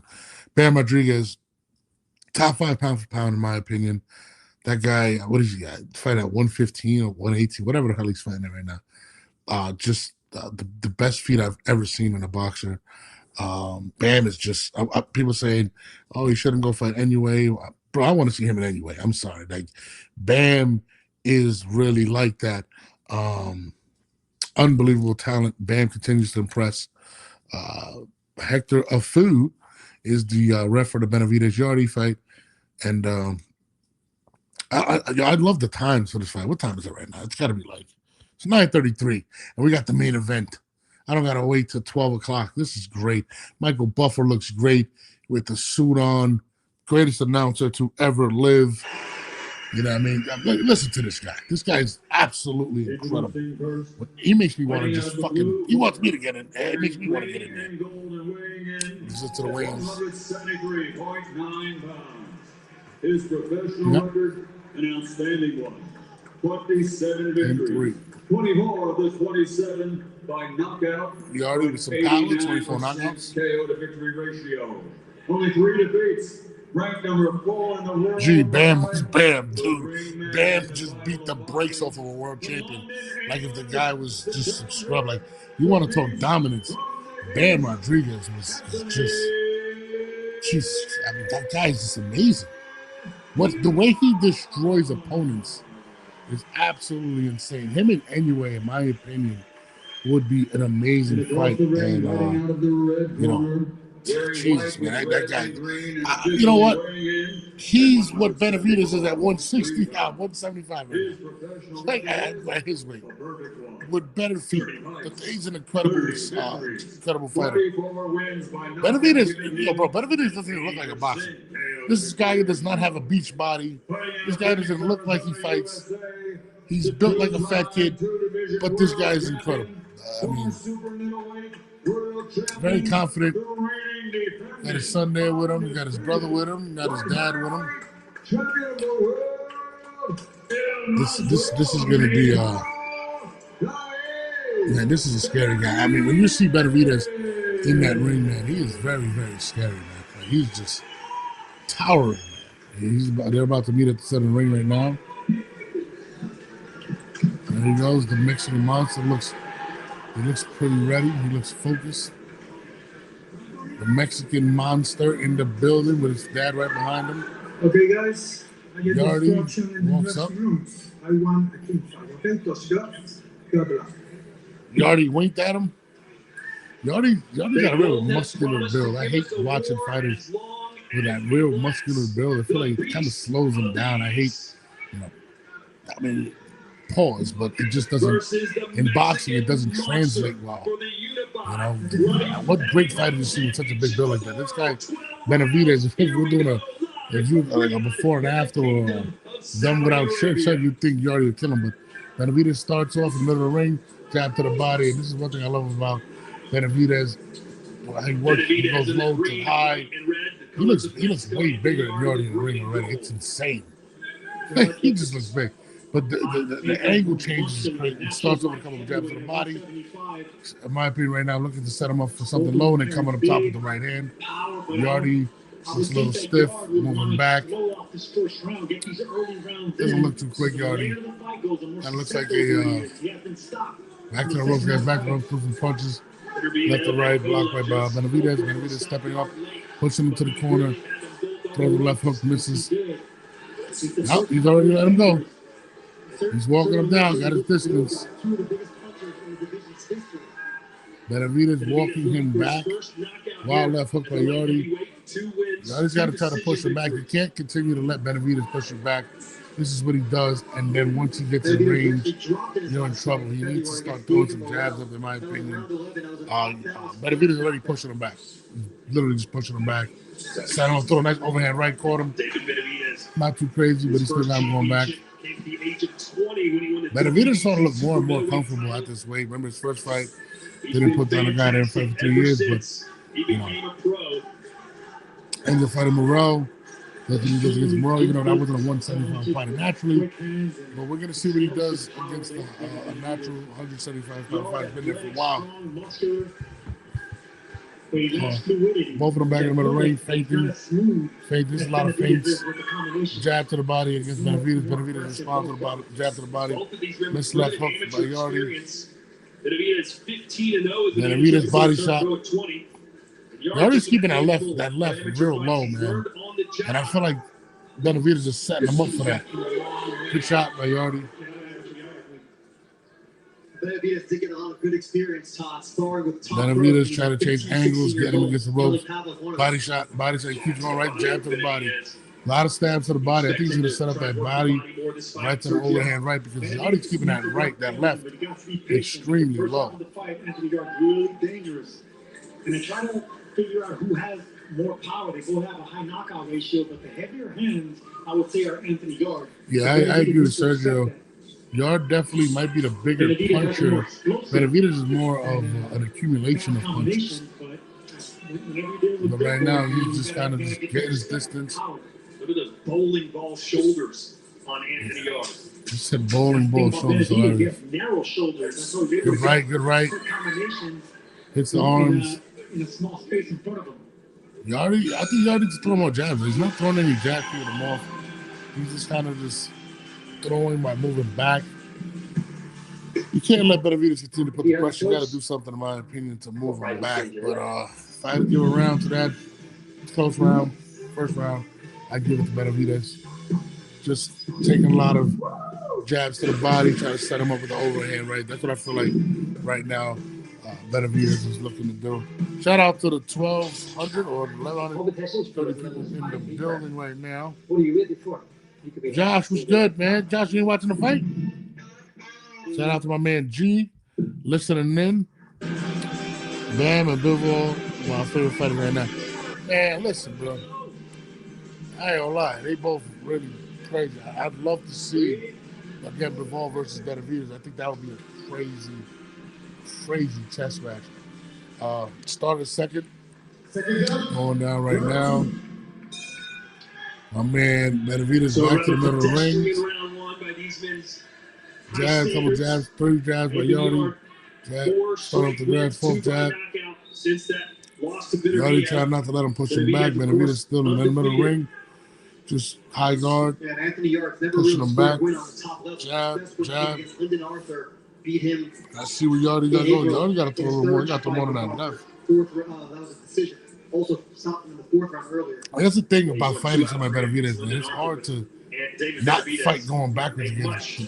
Oh, good right by Benavidez, man. Throws overhand right. Throws another overhand right. Throws the left hook. Benavidez starting to let them things go. But again, like I said earlier, the jab to the body, set up the right to the top. That's what it looks like. That's what it looks like is the shot Benavidez wants to go with. Doesn't really affect Yardy too much, but Yardy is throwing that left hook, kind of pulling it. Not necessarily stepping into it, and kind of going back and just trying to keep him off. Still another left to the body. They both started left to the body. Good jab. He's definitely switching the height of the jab. Benavidez, which I like, going to the body with it, going to the head, another body shot. I love the mixture from Benavidez. Yardy responds back with a left to the body and a straight right hand. Anthony Yard not backing down, just keeping his distance as Benavidez continues to inch closer.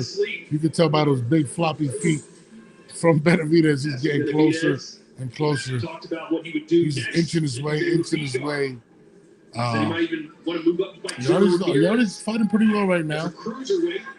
Benavidez is definitely trying to get in and land something significant. It looks like it's more so the right that he's trying to set him up for. Normally he walks up towards down with his hand speed. Oh, He just right now Yardy he's definitely. I'll tell you this, Benavidez is definitely respecting Yardy's power.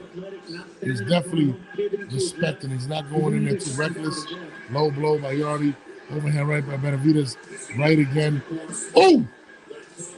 Woo! Benavidez getting close. Again, this is just missed with a left hook. Benavidez is very confident, man. Those hands fly when he lets him go, bro. You can barely see them.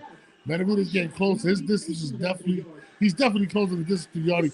Yardy got to land something to gain his respect from Benavidez. Benavidez is getting closer, and he's looking good. Good right by Benavidez. Benavidez is starting to get a good left by Benavidez. Missed another right. Benavidez starting to get into rhythm. Got to make it some ropes. Benavidez is starting to let them things go. Yardy throws another right. Yardy's hands just look very slow compared to what we see in Benavidez. When Benavidez lets it go, it's very hard to see it coming. Benavidez is still pushing him back. Yardy has to land something significant. Benavidez' pressure is relentless right now. He's getting in the rhythm and he's starting to listen. You know who Benavidez reminds me of when he puts his hands together? Remember when Shane Mosley used to kind of rub his, when he was at 130, but he kind of rub his hands and just like pop out, let him go. But he starts he has this rhythm thing where all of a sudden once he gets that timing, it's just da-da-da-da-da-da. And that's what makes him scary. But he's starting to close the distance. Yardy is going to have to land something to get Benavidez to move back. I can't see Yardy winning this fight, continually fighting on the back foot. Yardy has to do something to push this man back as Benavidez is starting to really, really rev it up right now. And we're only in the third round. We're only in the third round right now. I mean, Arthur, Yardy looks big. Yeah, when it comes to boxing, when you see that big, it just, I talk to Jamal all the time about it. And he says it takes longer for oxygen to go to the muscles. Muscles is not a good thing when you're a boxer. Yes, I do. My man, right now, he's starting off. Jab, body shot. He just looks very stiff to me, Yardy. He looks very stiff. And I feel like he telegraphs a lot of his punches, which Benavidez is catching pretty much everything on gloves. A nice left hook, Benavidez. Benavidez just straight catches him. He's pushing him back. He's getting in a rhythm. Benavidez is going to land something big soon. And he's getting confident. He is literally walking him down. He's got him against the ropes. He got to get some respect right now, Yardy. He has to land something big. Something to gain some respect. Because it is very tough to, and now he's in the southpaw stance. Benavidez is definitely confident. Now he's in the southpaw stance. He's giving him different looks. I've never actually even seen this from Benavidez, but he is confident right now. And Yardy is just pulling. He's throwing a bang bang. He's in there. Boom, left, body shot. Benavidez, good, nice left by Benavidez. Benavidez is walking this man down. It is only a matter of time. Now Benavidez is pushing Benavidez a little bit back. Benavidez coming back. Okay, there you go. Back to the middle of the ring. Y'all got to land something. He has to land something big. You got to gain that respect. Benavidez is not respecting his power. He's kind of just walking him down. Switched over to southpaw. I like what I'm seeing from Benavidez. I'm not going to lie. I love what I'm seeing. Good left. Go. There goes. The combinations are coming. Good left again. You already got to throw something. He got to land something with some authority right now. Benavidez' confidence is growing. Is definitely growing. Good left again for Benavidez. Back to the middle. Body shot by Yardy. Right now, I got the first 2 rounds for Benavidez. He looks good. Benavidez setting him up. Good defense by Benavidez. Good shot, Benavidez. Oh! Benavidez with a nice combination. And Yardy's feeling. Yardy's back on. Yardy's on his bike. It looks like he might have hurt him. He's back on his bike. I want to see how Benavidez is going to respond once Yards lands something. I'm with you, Sergio, but he got to land something, bro. Benavidez is throwing and landing, and Yardy is not really responding too well. The last combination, he kind of good right by Benavidez. Benavidez got his timing down, his distance. He's now starting to let him go. Benavidez got him right in the corner. Oh, good shot. He has to throw at him and try to catch him. Good left hook again by Benavidez. Benavidez is setting Yardy up. This is getting bad. Benavidez is not moved. He does not respect Yardy at this point. He's closed the gap and is now starting to let him go. And gave him a little acknowledgement right after landing that right. Like, I got you now. And Yardy goes to his corner. I got the first 3 rounds right now by Benavidez. It is not looking good for Yard right now. Benavidez is, he looks like Taoism, bro, from Street Fighter. You get amazing watching this guy fight. Jesus. Benavidez Sr. telling him, don't get too overconfident. Just keep beating him up until we get him later. Benavidez, I mean, he's just moving forward. There's nothing Yard is doing to push him back.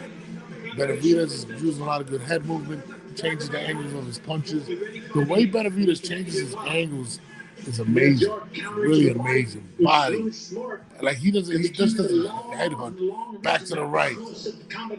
Very, I mean, he looks towering over this man. He looks towering. Back to the middle of the ring. This is round 4. I got a 3-0 right now.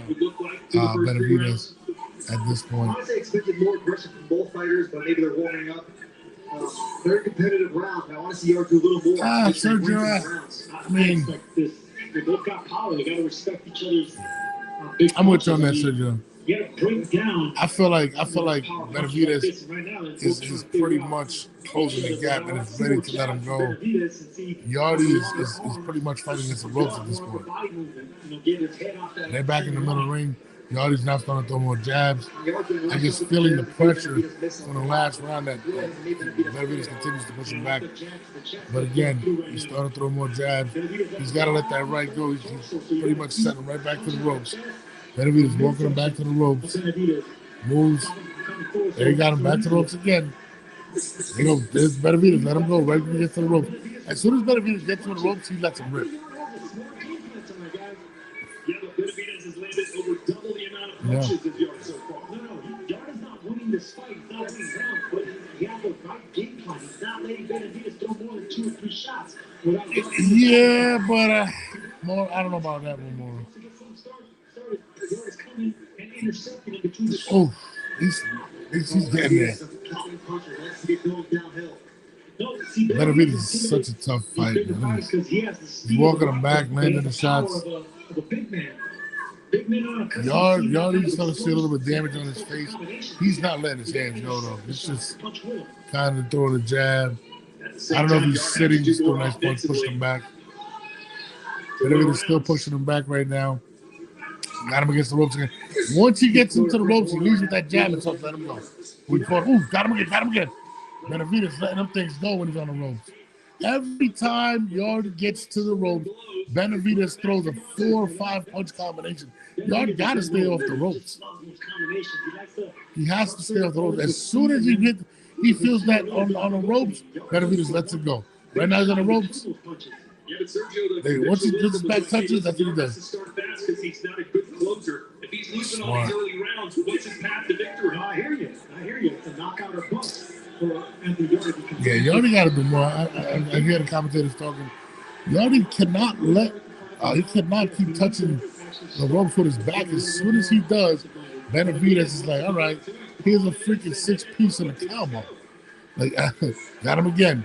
Got him. Benavidez about to throw. He got to let something go soon. He's got to throw. Benavidez is not respecting him. He is letting him rock. Oh! Threw like a 6. Oh, shit. He's punching while he threw like 12 hooks while he was holding him, man. What happened? I don't know what the hell just happened. Oh, man, this is good shit. Salute MMA boxing. You already allowed Benavidez to throw like 14 hooks to the face. Every time Yard, I think it's a 4 zipper, 5 zipper. Every time Yard back touches the rope, Benavidez lets go a shitload of combinations. And right here, he catches him, doesn't affect him. Bang, left hook. Bang, bang. Every time Yard touches the ropes, Benavidez is letting him fly. That's what he needs to keep doing. You can't compete with the combinations of the faster hands. So keep trying to time Bang, bang, bang, bang. He threw like 12 hooks. Just clinches one arm while the other one's free. Wow. You gotta smother that attack and clinch. Walk the monster backwards. Counted 14 punches there through. And it was Yard like that seemed to be 12, 14. holding Benavidez's arm. Yeah. He was up for it. All right, so round 5. Facts, Arthur. We're scheduled for 12. See, Anthony already has to do something where he has to keep him in the ring and let him go. You can't let Benavidez seems as if once he gets into the ropes, he's letting combinations go. So in order to avoid those combinations, you got to keep him in the middle of the ring. Because when he's in the middle of the ring, he's not throwing combinations. He's more concerned about the power, it seems, in regards to Benavidez. So that's my opinion. His back's on the ropes again. Benavidez walking him down. Yard is letting him go a little more, punching him back, trying to stay off the ropes. I guess his corner was telling him stay off the ropes, because that's when he's unleashing the punches. And I got it all 4 rounds. Benavidez is winning right now. And right now, Yardy's throwing more jabs. And again, Benavidez gets him to the ropes. There he goes. There he goes. Once he gets to the ropes, look, he's trying a little check hook.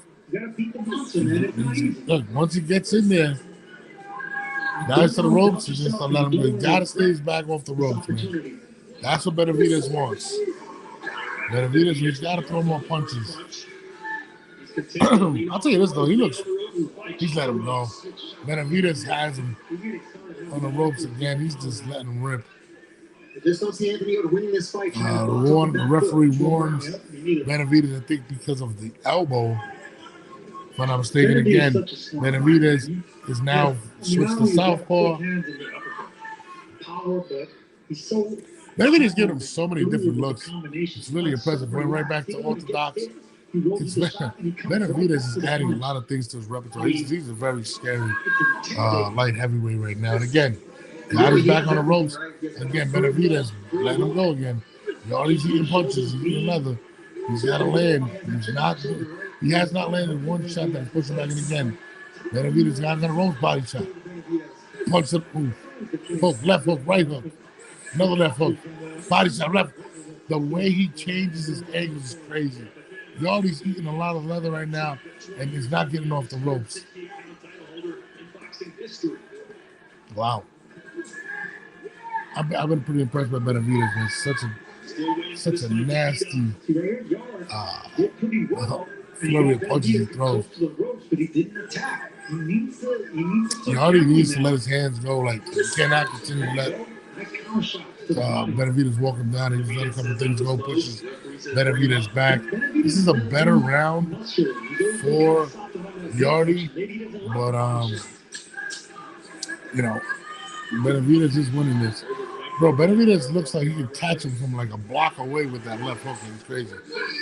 And again, gets the flurry off right before the round off, and they got the chair already in the bell ring. Wow. Thank you, Todd. We're right here with Joshua Blocks. Congratulations. A few weeks ago, you got an outstanding win. You're back into the winning column. Stop that shit, Lo. He does not need to be named Devo. I don't know why they call him Devo Dev. That is an absolute terrible nickname for Devin Haney. I think Devin's a great fighter, but that is not a good nickname for Devin. I think we're going into the 5th round right now. Yardy's getting the shit kicked out of him right now. That's who else is touching me. Just between you and I, what adjustments should Yard be doing right now? My man Low with a question. What the hell? I don't know what the hell this guy Low. Shout out to my guy Low Nose Boxing. He texted me the craziest text message. I don't know what the fuck he's talking about. Congratulations. Hard to argue with that. Anthony Yard has to land something big. Man, we live right now on the 1080 podcast, having a hell of a time. Shout out to everybody as I'm live for the fight. People are showing love. Appreciate y'all. I missed that early punch. Did I just miss a goddamn good punch? Yardy is starting to throw a little more. He's got Benavidez pushed to the ropes. Benavidez might be playing possum at this point, but Yardy's let him go. And right now he has his right over. Ooh, there he goes. I think Benavidez is playing possum right now. Definitely is. Jesus Christ, it's a perfect name for a monster. Absolutely. Very few fighters can fight going back. Oh, my bad, guys. I got to adjust myself. Appreciate everybody that's tuned in to the 10A podcast. Please make sure you guys click the link, subscribe, hit the notification button as I'll be dropping content of me and my partner Jamel Herring with interviews with a lot of your favorite boxing stars out there. Make sure you guys hit the link. Also on Twitter X, Twitch, Kick, as well as Apple Podcasts. Make sure you guys subscribe to the 10-8 podcast. David Benavidez again now pushing him back again after playing possum on the ropes. Good left hook by Benavidez. He looks like he's wearing him down. There's nothing that Yardy's doing that's really affecting Benavidez. Right now he got him back in the middle of the ring. He's doing more to stay off the ropes.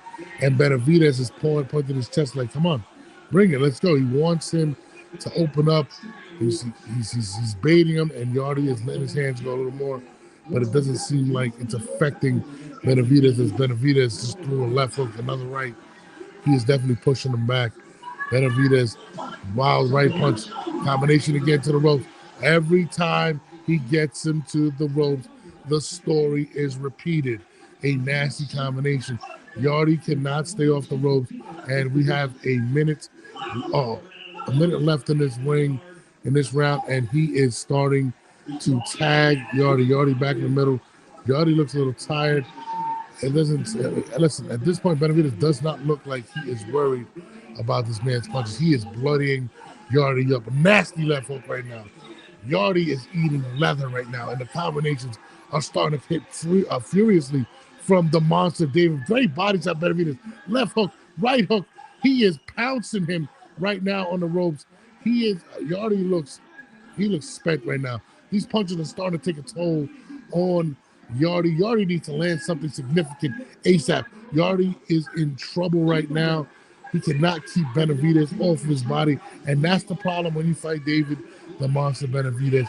He continues that pressure, and Yardy looks like he's starting to break down. Throws a wild right again. Oh, nasty hook again by Benavidez. Benavidez is starting to take the fight to Yardy. I don't know how much more of this Yardy is going to be able to take, as Benavidez has seemed to have pretty much gotten his swerve. He is bloodying Yardy up, something nasty. Blood flowing from the nose of Yardy right now. It looks like he's about to get a fade right now with the dreads. It's not looking good for Anthony Yardy. It is looking pretty bad. Make sure y'all like, subscribe, hit the notification button, as I am live right now on my Twitter X. Matter of fact, I'm going to pin it right now for everybody right now as we're talking, so people can know what I'm doing at this point. This is, wow.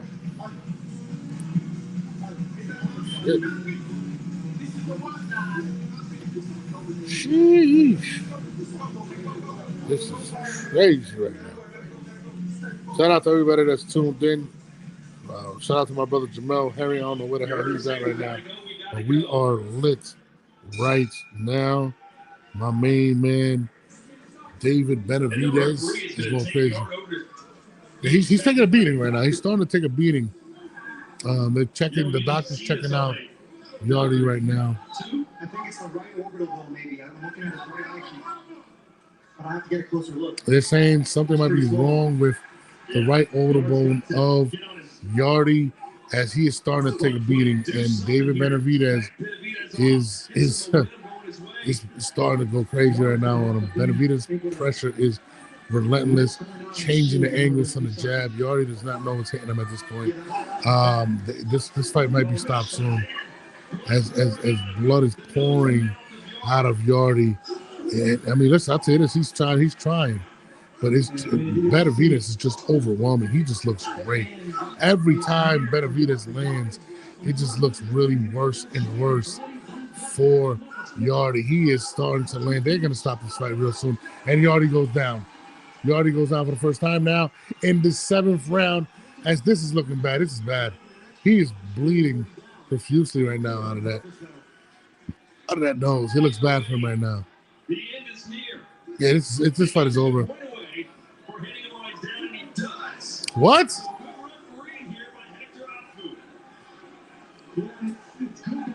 I didn't even see him when he hit him when he went down. He took 2 points away. This fight's gonna get stopped soon. They took a point away for Benavidez. I didn't even peep that he hit him late. This is Benavidez like eat the point, keep it. I'm still gonna knock his ass out right now. Benavidez, his pressure is unbelievable right now, and Anthony Yardy, he's showing a lot of heart, but it's just too much. There's nothing that he can do right now with Benavidez. Benavidez is just putting way too much pressure on him. And listen, this man looks unbeatable at this. But this is, oh my God, body shots, everything that he's landing is hurting him right now. Anthony Yardy, I can see them throwing in the towel.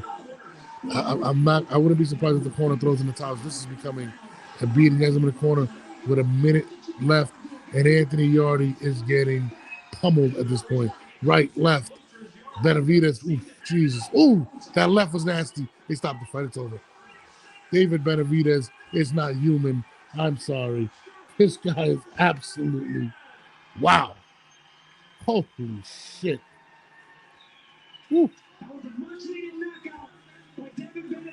Jesus, wow. Benavidez is definitely a monster. I'm sorry. David Benavidez, nothing Yardy was doing to push him back. This guy looks comfortable at 175 now. Bivol, I mean, Jesus, wow. This was an amazing performance from David Benavidez.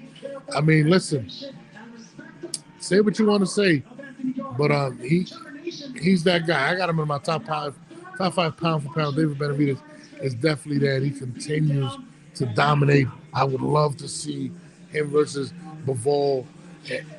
This is a beating. He threw a beating to him. You know, David Benavidez he's pay-per-view gold, in my opinion. You're not going to get a boring fight with this kid. This kid just walks people down and beats you into submission. Like, it is absolutely insane what David Benavidez is now doing comfortable. Well, that hook was nasty. This Jesus. Whew. I mean, have we seen a fighter with this combination of speed, size, and power like him? I haven't seen this. I mean, listen, he's a legit, like 6'3", bro. Like, this guy looks like he can go to heavyweight and win some belts. This guy is absolutely devastating. David Benavidez, Jesus Christ. Holy shit. He was sort of wow. Like, I mean, you know, the crazy thing about this fight as well is Yardy tried everything in his power to push him back, and nothing he did. Benavidez just looks unbeatable at this point. I mean, who can beat? Listen, I'll tell you right now, if Bivol were to fight him, and I think a lot of people would kill me for this right now, you would have to favor Benavidez. I mean, they're talking about him going up to fight Zuro at cruiserweight. I'd like to see him fight Bivol. Strategic way to go. Fight another Mexican. I'd like to see. In an all-out Mexican war on Mexican independence or Cinco de Mayo. Wow. Hey, look, I would like to see Bivol. I'm sorry. And your way, they're promoting anyway right now. I'll tell you right now, Benavidez looks unfreaking beatable. I'm sorry, he is scary. Super duper scary. Jesus Christ. Shout out to everybody that was tuned in. I had about 1,200 people in here. Shout out to my brother Jamal Hayes. I don't know where the hell he's at. I don't even know if he's watching the fights. But Michael Buffer's coming to the ring right now. I think there's another group of fights right now.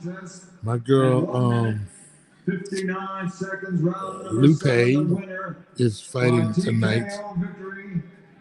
Oh, my man Eric Roman Sr. was live. I didn't even know that. The undefeated light heavyweight champion. Man, that was bad, dude. I ain't gonna lie to you. The Mexican Monster. I'll tell you this right now. How difficult. Can anybody beat Benavidez right now? I think 8 fights anybody's favorite. Even with Bivol. I'm sorry. And Bivol's one of my favorite fighters. I would have to favor David Benavidez at this point. The sheer size and the sheer aggressiveness and hand speed there's nothing like this man at 175. I would have to favor him against Better Beef at this point. Better Beef is getting up in age, about to be 41 years old. Can Better Beef withstand this type of pressure? Shout out to my guy, John Iceman Scully. I love you to death. But this is a scary matchup. And I've spoken to Scully, and he said Better Beef wants Benavidez. They felt even disrespected when they passed the belts, when they passed them up for the title shot. Remember, they wanted to Bivol Benavidez, and then that fell out. He felt disrespected. So right now, Benavidez is getting interviewed. Let's see what he got to say.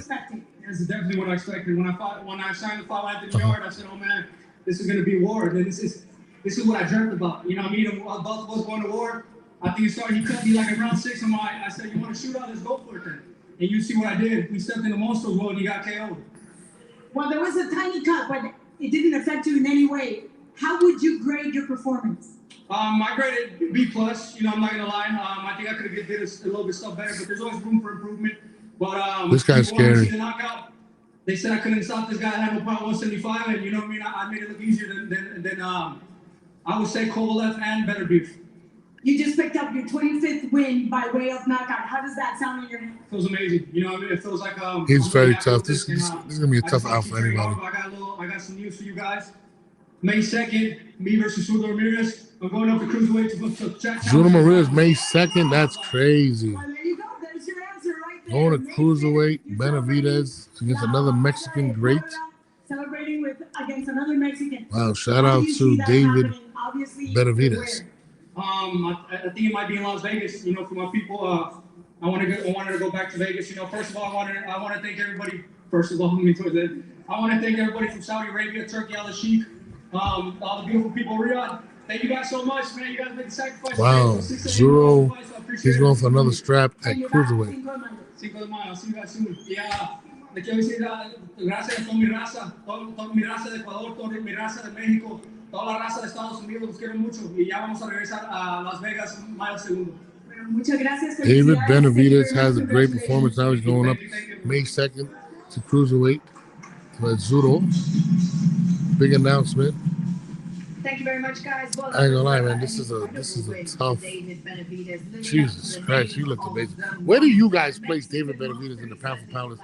I feel like a lot of people don't give David the respect he deserves, but I definitely believe David should be in your top 5, at least in your top 5, in regards to being a top 10 pound for pound. I got him as my top 5. I'm not lying. He's a tough dude, man. But people are gonna say, "Who's your top 5, Norris? Who is?" Well, Benavidez, I think, is one of them. I would say Terrence Bud Crawford is another. Usyk, Bam Rodriguez. Benavidez is there. I think he's either 5 or 6 for me, but he's there. I mean, this guy is going up from 168. He's dominating. He looks a little, and he's not just beating you. He's beating you into submission. He's beating, like, guys. I mean, of course, people are going to downplay the victory and whatnot. I think they will, but he looks really good. But overall, shout out to Turkey Al Sheikh.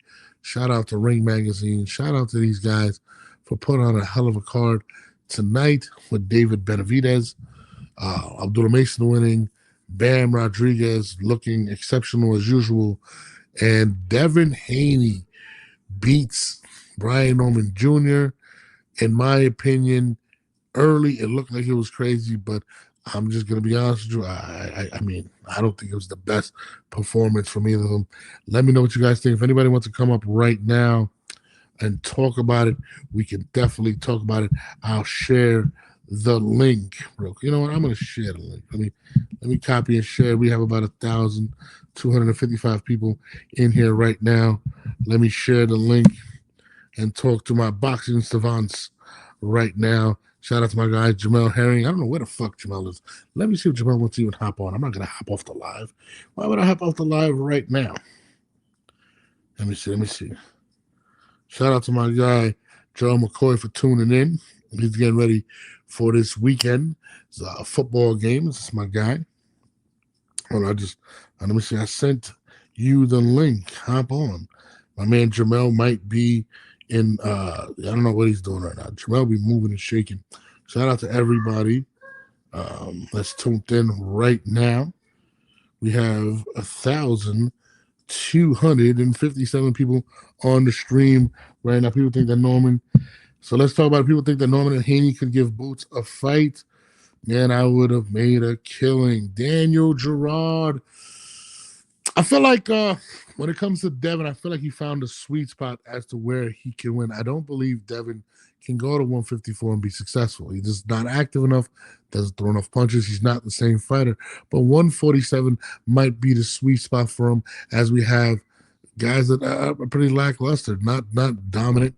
I think Brian Norman Jr. was probably the best fighter not named Devin Haney at 147. Now, I would have picked him in front of a older Manny Pacquiao. I would have picked him in front of a Mario Barrios. I would probably pick him over Rolly Romero. And I feel like Devin might have found his sweet spot. And when he won that fight, what did he say? He said, and I quote, I'm going to be at 147 for a long time. I think they see the opportunity to be dominant at 147 pounds. And you know, who's really a threat to Devin at 147? Now, if he goes to 154, I mean, you got Boots Ennis, you got Virgil Ortiz, you got Charlo, you have Keith Thurman, you have Bakram, you have Fundora. I don't believe will be successful going 7 pounds north, okay? 147 may be the fight for him. The toughest fight that he might have at 147 right now would be if Teofimo Lopez were to come up, or against Conor Benn. Conor Benn is a fighter that, although is wild, is not going to sit there and not throw punches. He's been through wars. Conor Benn will force Devin to fight. So, in my opinion, if this were, I feel like Devin Haney has definitely found the sweet spot to where he can be successful. I don't believe he can be successful at 154. Absolutely not. He would have to be way more offensive than what he is. And I agree with a lot with Eddie Hearn and Conor Benn had to say that he's still fighting a little scared, not letting his hands go. I agree, 1,000%. Sergio Mora and his people are still talking. Right now you have Kate Scott, Sergio Mora, and Malik Scott all talking right now. You guys, let's see what they're talking about in the commentary. But I'm with you guys. Shout out to everybody that's tuned in right now. Let's see what I see you already having very good moments, but at the same time, Benavidez was you already didn't know what he was going into, man. Like I said, when you already, This guy's a killer. Benavidez is a killer. One thing that Benavidez was doing this fight, I didn't see him do a lot. What other questions we got? Softball. I meant when you said Boots said no to 145. No, I don't think. I don't be honest with you. There's no way. There's not a scenario that I feel as if that he can beat a Boots Ennis. Listen, Boots Ennis is a top 5 talent. Now, does he have the resume at this point? No, he doesn't. But in my opinion, Devin may have the resume, but he's been the bigger guy. Boots Ennis is a big guy. This is a guy that he's probably going to end up fighting at 168 eventually, with all the tools, speed, can punch, defensive, can switch. But his choice of fight has been the biggest criticism of him. We want to see him be great. Where that in Devin Haney came up and had a lot of big fights, whether it was Lomachenko, Kambosos, Prograis, Ryan Garcia. He's had bigger fights. But in terms of just sheer skill, I just don't see him being successful against the Boots. And I think he's found his sweet spot, which would be 147 pounds. And I think he will dominate. I think he beats Barrios. I think he beats We already seen him beat Norman Jr. I think he beats Manny Pacquiao, Ryan Garcia if he comes back up. I will say this: the Ryan Garcia fight, I don't know if he wins that fight. I mean, what I saw today doesn't make me more confident in a rematch with Devin and Ryan. But what I will say this is that fight is back on the table. Okay. And of course, we got Devin fighting Mario Barrios. I'm not Devin. Ryan Garcia fighting Mario Barrios to get the belt in order to now that Devin has a belt, right? Now Ryan is supposedly going to get a belt with Barrios. That right there now makes this fight bigger, and that there's more bells and whistles to the fight. There's okay, Bobby. There's a belt at risk, but to be honest with you, I don't know. I think that's a tough fight. If Tiafimo goes up, Shakur goes up to 147. Maybe even Richard Hitchin goes up to 147. So there's a lot of things that, in my opinion, if those things happen, but right now, Devin may get all the belts at 147. He may be undisputed and get all 4 straps at 147. So Devin Haney has definitely found a sweet spot. Daniel Garrard. I put the link in there. Anybody wants to talk. We got about 1,274 people in the chat. Shout out to my brother. Where the hell is he? I'm live right now. Jamal is not jumped on. Jamal out there partying right now. He went to New York. He's partying. You know what I mean? Shakur would definitely fight him. Yeah, I think he will. I think, Shakur, right now, he has plans of fighting at 140 right now. And again, I don't think 147 is a far stretch for Shakur. I don't think 147 is a division of killers either. I believe, 147 may be one of the weaker divisions. That's why I said Devin has found a sweet spot, because at 154, I don't think Devin will be successful. 147, 140 might be a little difficult. 147, he beat the guy that was a champ. Okay? He beat the guy that was a champ. So, to me, if you look at 147, Devin Haney, the way he's fighting, his style right now, the way he's fighting, can definitely win him a belt at 147, or actually all the belts at 147, or at least whatever. But at 154, no, there's no way he fights this way and is successful at 154. But Devin Haney is a businessman. Bill Haney understands how to set up his son. They've done an excellent job. Oh, hold on. My God. Yo, bro. We've been live all this time for 2 hours. You know what I mean? I don't even got my setup. I got my Eli Manning. But not for me. I gotta like, I can't do the whole, unless I'm like commentating live, I gotta be in there. I gotta be watching the fight. Did you watch our commentary live? What did you think? What'd you think? Did you watch it or not? No, that's what I'm saying. I had to like stay solely focused on the card. Oh, so you didn't watch it? That's crazy. No, I did. Oh, you did? No, that's what I'm saying. I had to be like, when you was doing it live, I can't do it live like that. I got to be solely focused on the card first, and then I can get on here and be like, boom, boom, boom, whatever. Yeah, you know what? I just did it. My man Eric Romancini said, "Yo, you should go on."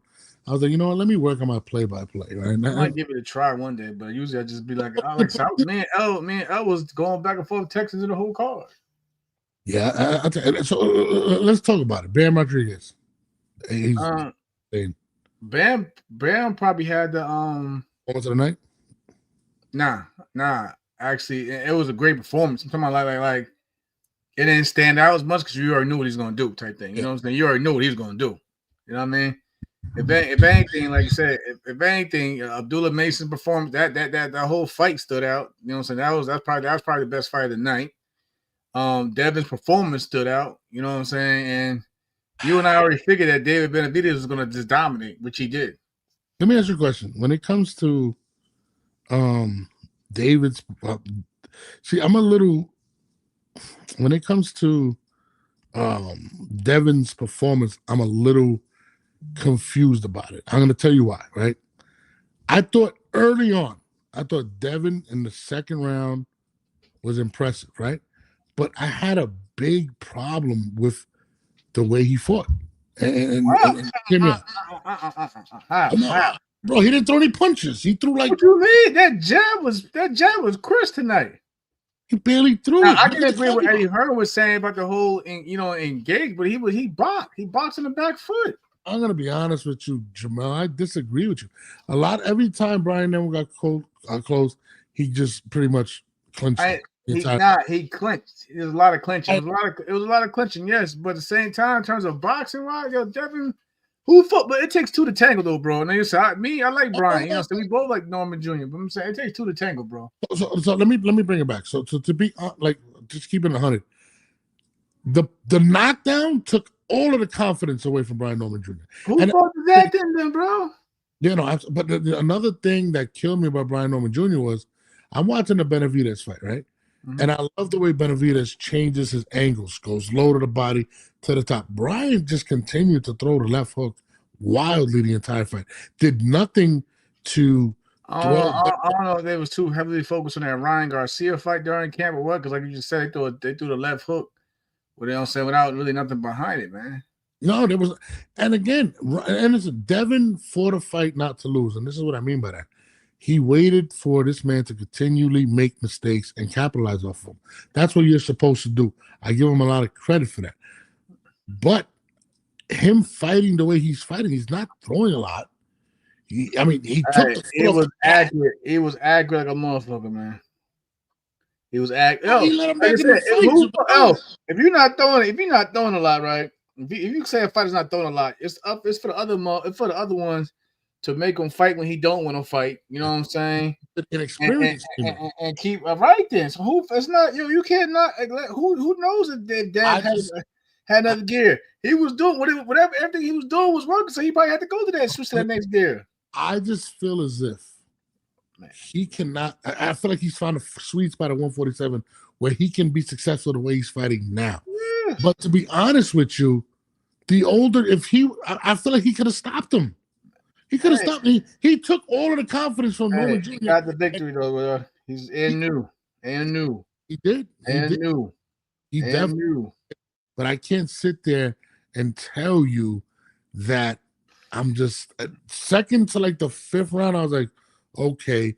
And then Devin just wasn't throwing anything, he was just clinching the rest of the fight and actually let Brian Norman Jr. back into the fight, which in my opinion was crazy. But again, he probably took some rounds off. Yes, you know what I'm saying. But at the same time, my man got the victory, bro. What more do you want? He did get the victory, but I'm not gonna say what from my man. Tell you that. Yeah, I get it. I told you. I said if Devin shows even a glimpse of the stuff that he's been doing in the past in terms of boxing, whatever, it could be a long night, and it was a long night.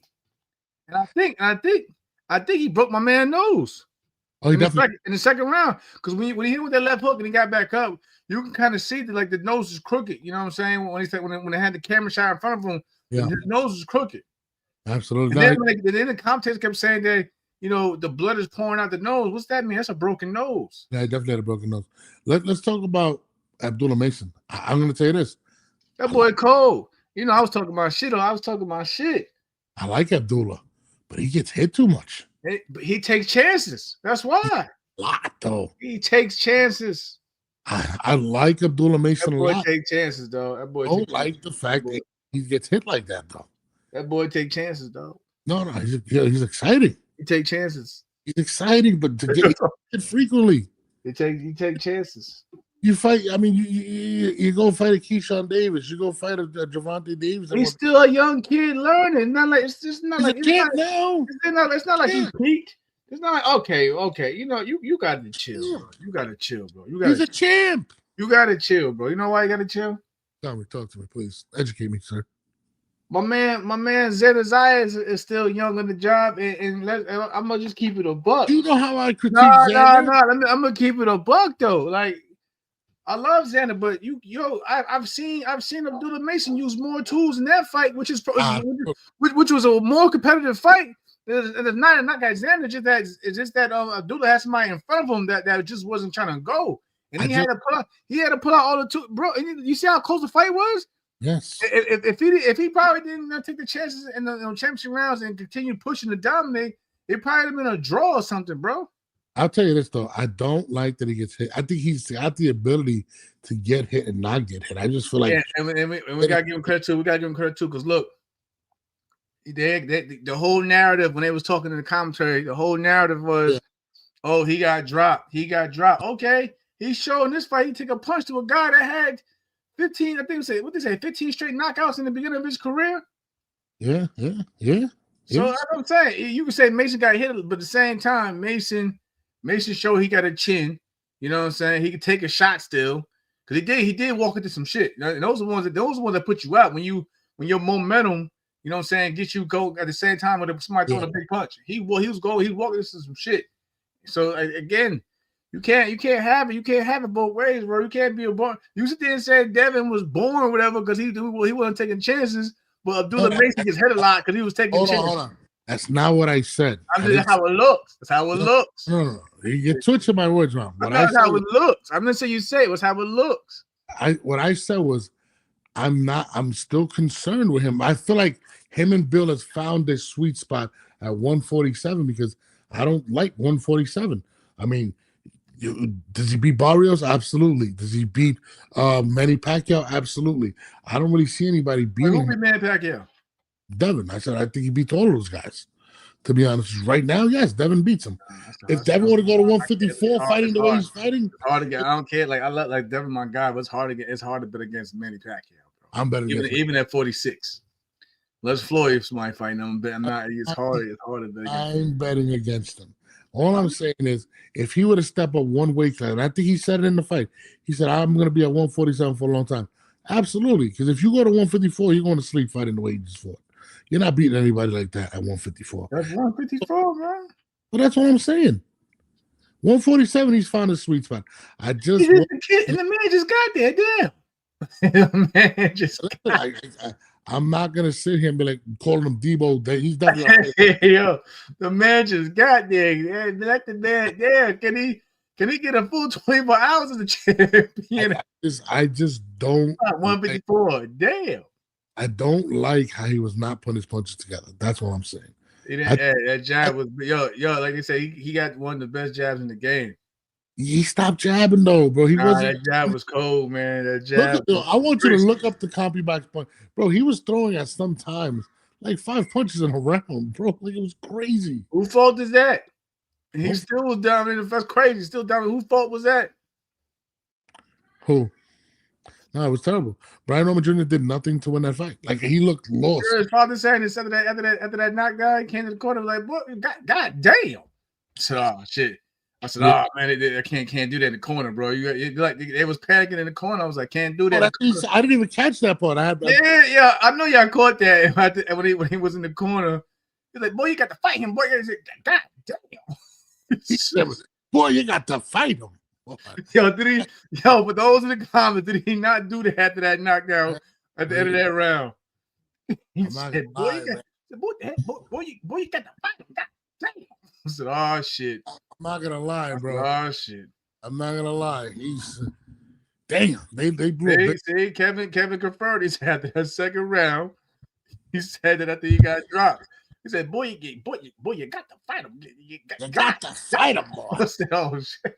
I say, whoa. When he got dropped, though, if you look at his face, like he was lost. Nah, that first shot buckled the back leg. It buckled the back leg. He stepped up. And then Devin read it. Boom, boom, through that left to the guard.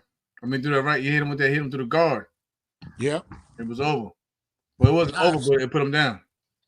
Oh man, hold on, Jamal. Where's the comment? I had to pee, man.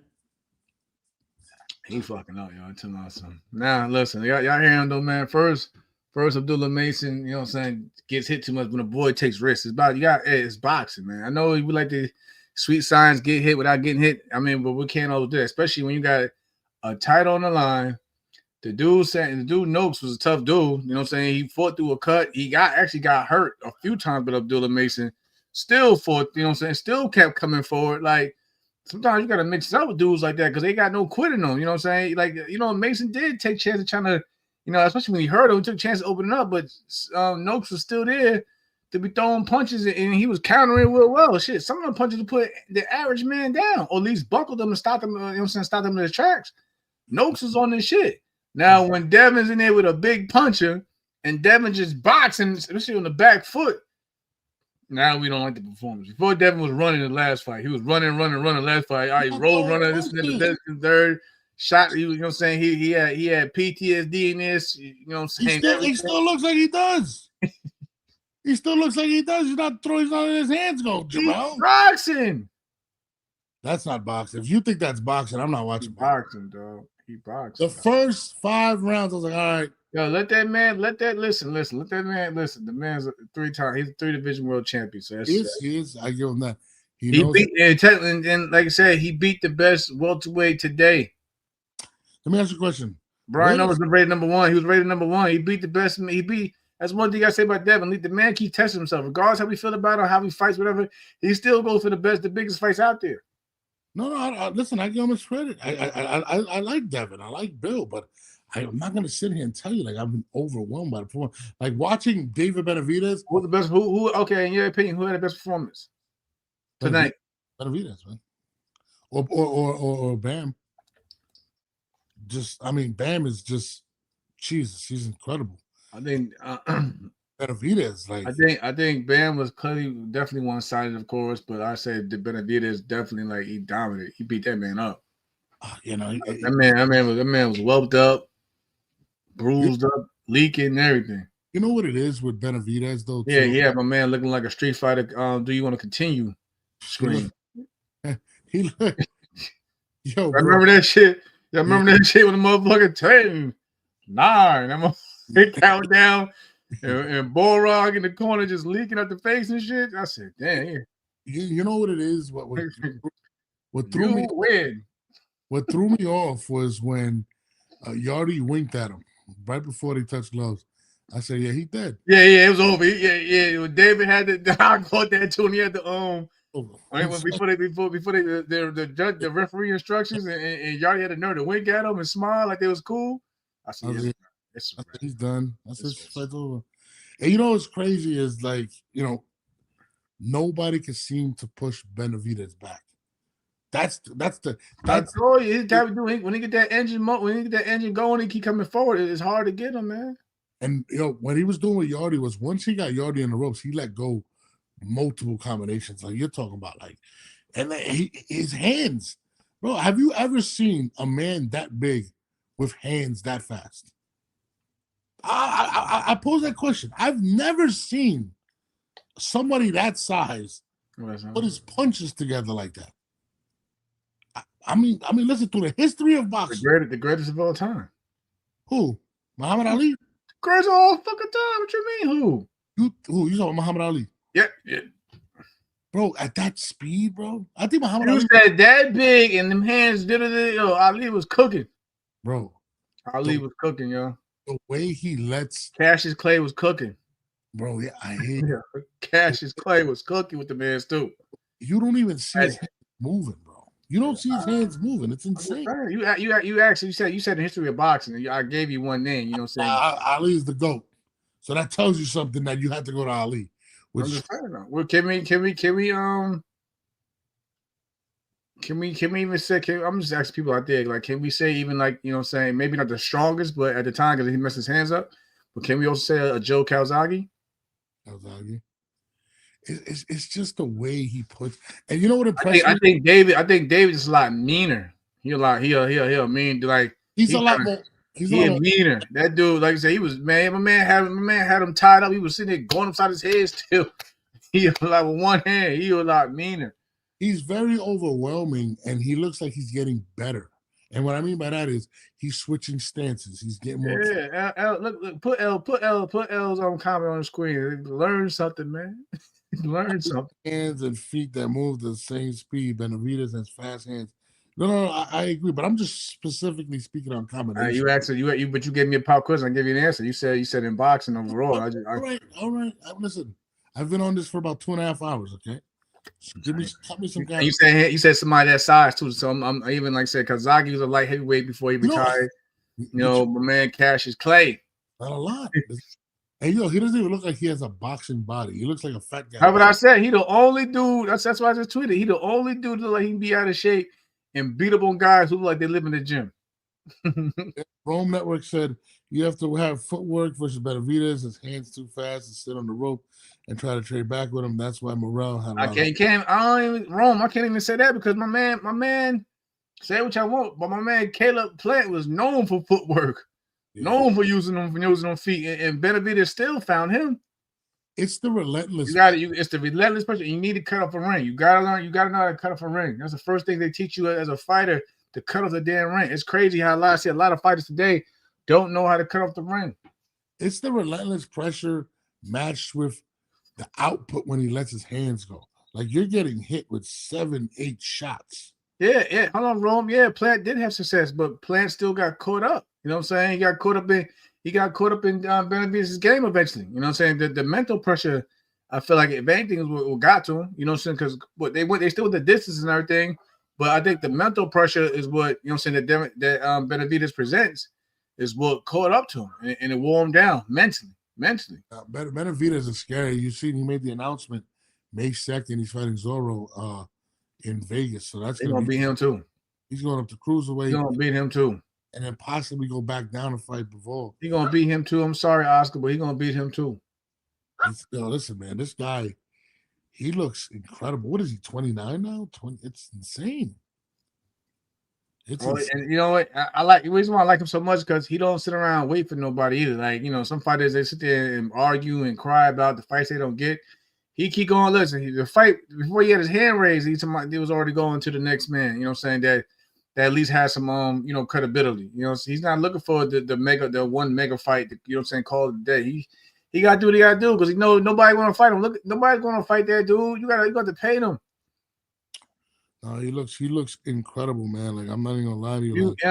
You see Canelo already in negotiation trying to fight Bud. Yeah, now Canelo's not doing that shit. I'm sorry. Like, man, he isn't. I feel like Bud Mr. I'm gonna stop him, man. Nah, I don't think that. Bud's gonna run. What do you think now? Bud's gonna run around for 7 rounds. Man, what? My man could have. Let's be real. If he goes right to that Bud fight, even coming off a surgery, I don't care what surgery it is. You're gonna have that. As a fighter, as a human being, you're gonna have that mental in the back of your mind. Can I still use this? Whatever. That right there, you know what I'm saying, is gonna hinder him mentally, in my opinion. I think Bud's confidence is sky high because he said in the 9th round of that fight, he knew he had to change it up and force dominance. I think he'll start a lot earlier. Thank you. I think he'll start earlier in the second fight with Canelo. You know what I'm saying? He's gonna be smart. Bud is not stupid. He's not greedy. But I think he's gonna start. He's gonna start his whole plan B a lot faster. You know what I'm saying, than he did in the first fight. The first fight he barely started in round 9 to really start cooking, and he found success. But and he hurt him. He backed Canelo up. When last time you seen Canelo get backed up like that? Hurt him. I don't know. Unless he like, you know, wants to box and take a step backwards himself. He came forward and got popped, and Bud, you know what I'm saying, Bud put him on the back foot. I think honestly, if he does try to be more aggressive, it kind of plays to Canelo's advantage at that point. Just being personal. Oh, it don't. How when Canelo's only throwing 1 or 2? You talking about Devin Haney? Canelo's only throwing 1 or 2 shots here. Here too at this point. Canelo will throw more punches. This is not the Canelo that fought Josecito Lopez when he was bombing. You know what I'm saying? Throwing mass combinations. I agree. Body head. This is not that Canelo anymore. Let's be real.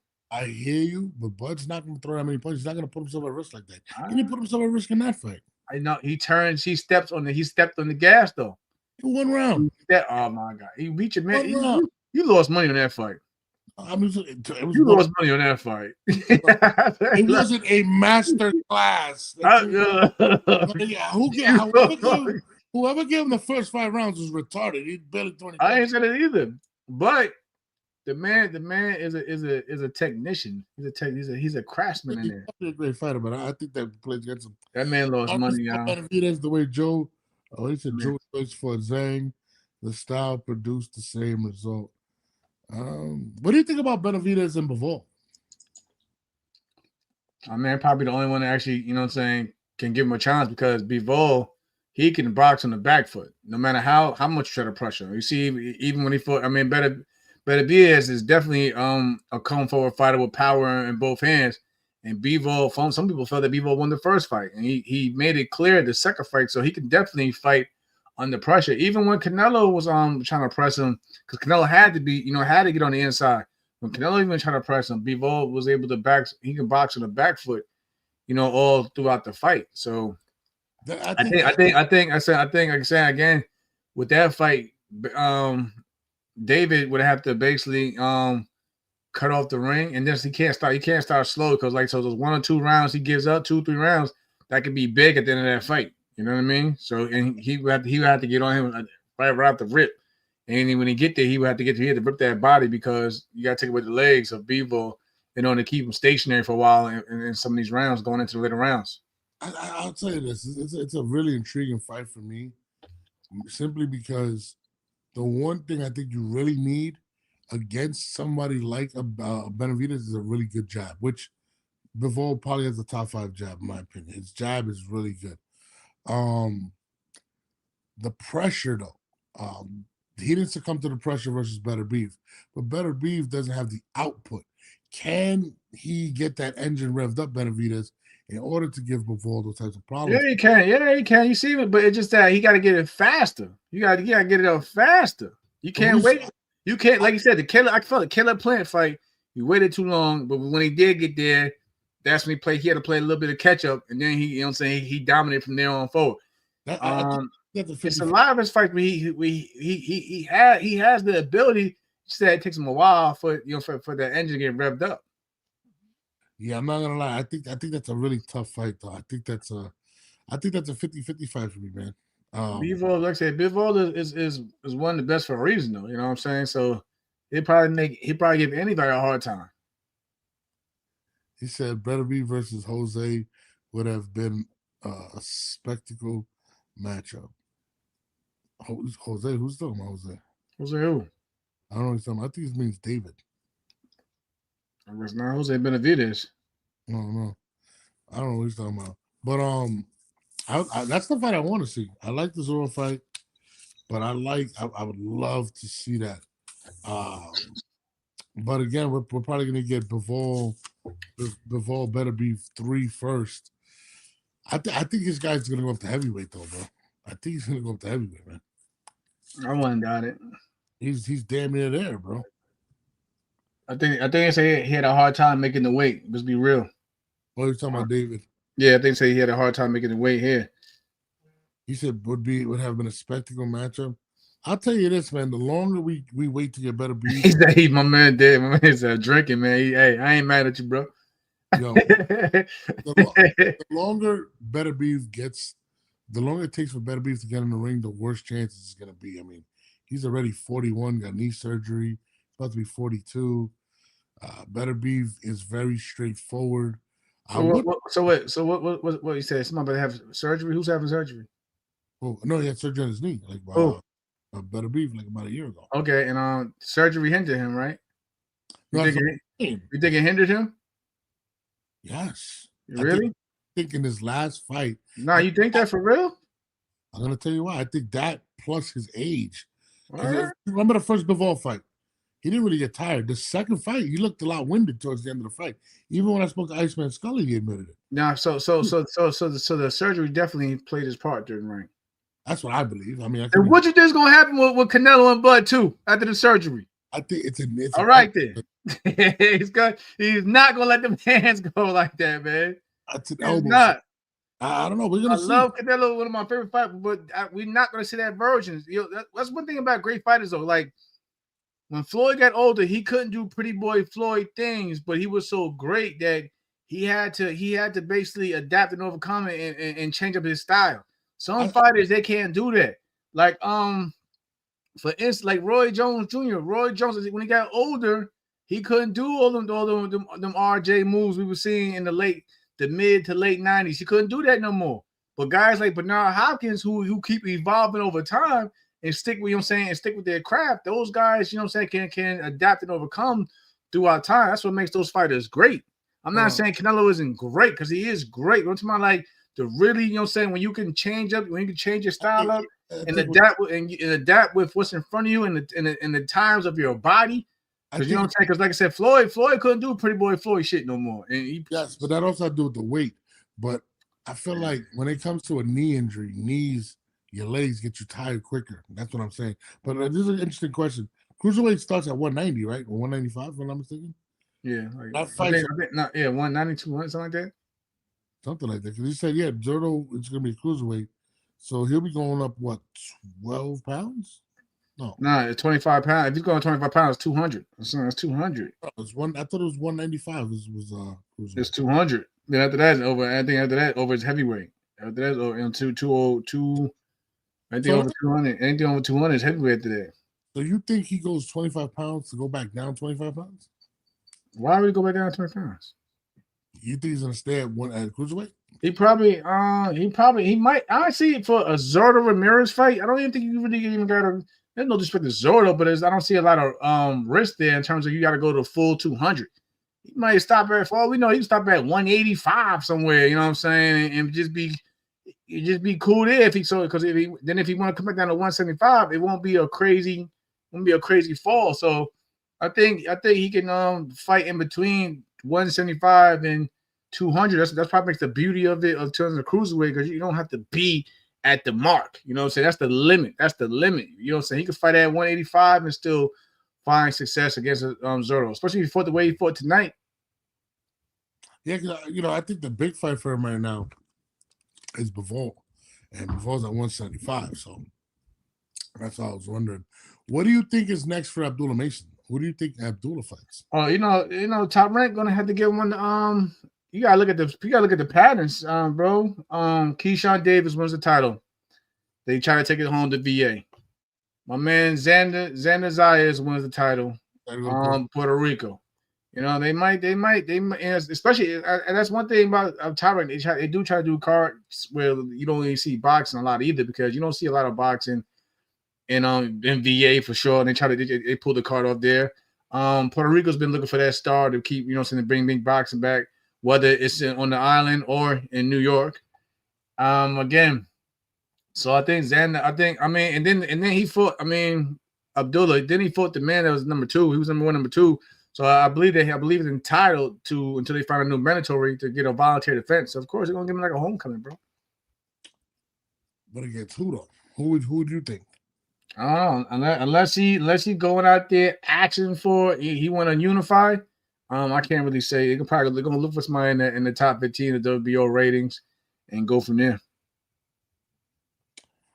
We got Keyshawn. I think a lot of those guys are leaving. You still got Shakur at 135, right? You think possibly Shakur goes back down on 135 after the Teal fight fights Abdullah Mason? I think if he beats Teal, I think it's gonna come down to money with him at that point, like real money. You know what I mean? Like I don't think he's going to go down for anybody unless there's some real money on the table. That's just my opinion. Yeah, Abdullah's a star at 135. We still got Tank. We don't know what's going on. We still got Roach. Keyshawn, I think, is at 140. At 140. We got Cruz at 135. Andy Cruz. Yeah, because Mutataya, Andy Cruz about to fight for that IBF.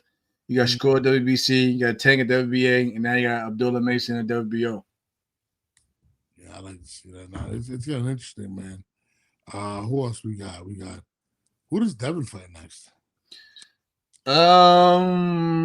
Probably the winner between Mario and Ryan Garcia. I was thinking I said that too. I think because Ryan's gonna get that strap, it's gonna make it more. It's gonna be a bigger fight. I definitely think it's gonna be. I don't think Barrios wins that fight. I think he fuck around does. I do not want to see Devin Haney and Barrios, bro. Let me ask a question. Why do they call him Debo? Who?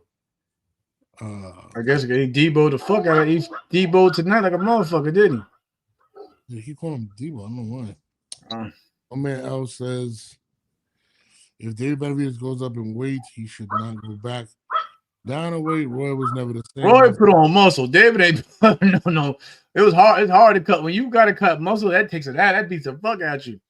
And not only that, David is way younger than when Roy did. Roy was like mid-30s already when he did that shit. But L is right though. If he goes fully, that's what I said. That's why I said though he don't need to go fully up to 200. You know, so off the rip. You know, if he gonna fight a Zotto, he can fight in between there. It's just because I mean, just but either way, just losing all that weight does take a lot out of you. And he already has issues. You know what I'm saying, with weight as it is. So there's no need to go fully fledged up there if you plan on still flirting with light heavyweight. But L got a point there. Just cutting on that weight, it beats the fuck out you. Just like he probably said that, you know, Devin trying to make 35 and 40 for the longest was beating him up, but he looked strong at welterweight. Regardless of what Norm says about the punch output, the boy looks strong. I don't want to hear that, but he didn't look that great. The 2 rounds he looked good. I'm sorry. I want to see Devin with that nasty jab, and I think You said my man ran so much the last fight, the damn soles was coming off his shoes. Now that's what you said, right? He said that boy's soles was gonna come out them damn shoes. What? This one, he was holding. I really thought somebody was a jump in the ring and body slam was much holding he was doing, bro. I was like, God damn. I'd like to see him and Conor Ben, though. I would love to see that. Conor Ben was talking cold shit, man. He was talking cold shit, bro. Like, how do you not like Conor Ben? He was talking cold shit. I like Conor Ben. Like, he's fucking hilarious, bro. He was talking big shit. I like him. I think that'd be. He better go out there. He better go out there and win a belt. I think Conor Ben and Devin Haney would be a good fight. I hear you. Yeah, I mean, that's what I'm saying. I mean, I'm not disagreeing with Norris with the coasting, about him coasting. I'm just saying, whose fault was it though? You gotta, if you feel like your man taking a step off the gas, you gotta get on his step on his neck. Yeah, he wasn't even throwing though. I felt like Norman kept smothering himself, man. That was a problem. He'll get there. And Norman wasn't going to the body. He just looked fucking low. Once he got knocked down, he ain't break his meniscus like he said he was. Damn, dog. Why you gotta go there, man? That's what he said. He said, "You ever had your meniscus broken?" That's what he said, right? Oh, I'm telling you right now. I feel like, yeah, boy, I'm waiting for that. I'm waiting for that Norman to be out there like, I'm gonna hit you so hard, I'm gonna break your meniscus. You ever had your meniscus broke? I said, oh, this man means business. I feel like I never seen somebody get named meniscus thread. I feel like when he got knocked down, everything he said in the interview came back into his head. He's like, "Fuck, did I really just say?" He said, "I'm about to break your meniscus." But your meniscus, bro. I said, "Damn, yo." But did you see when Devin started talking shit to him as soon as he knocked him down? Yeah, he turned Debo.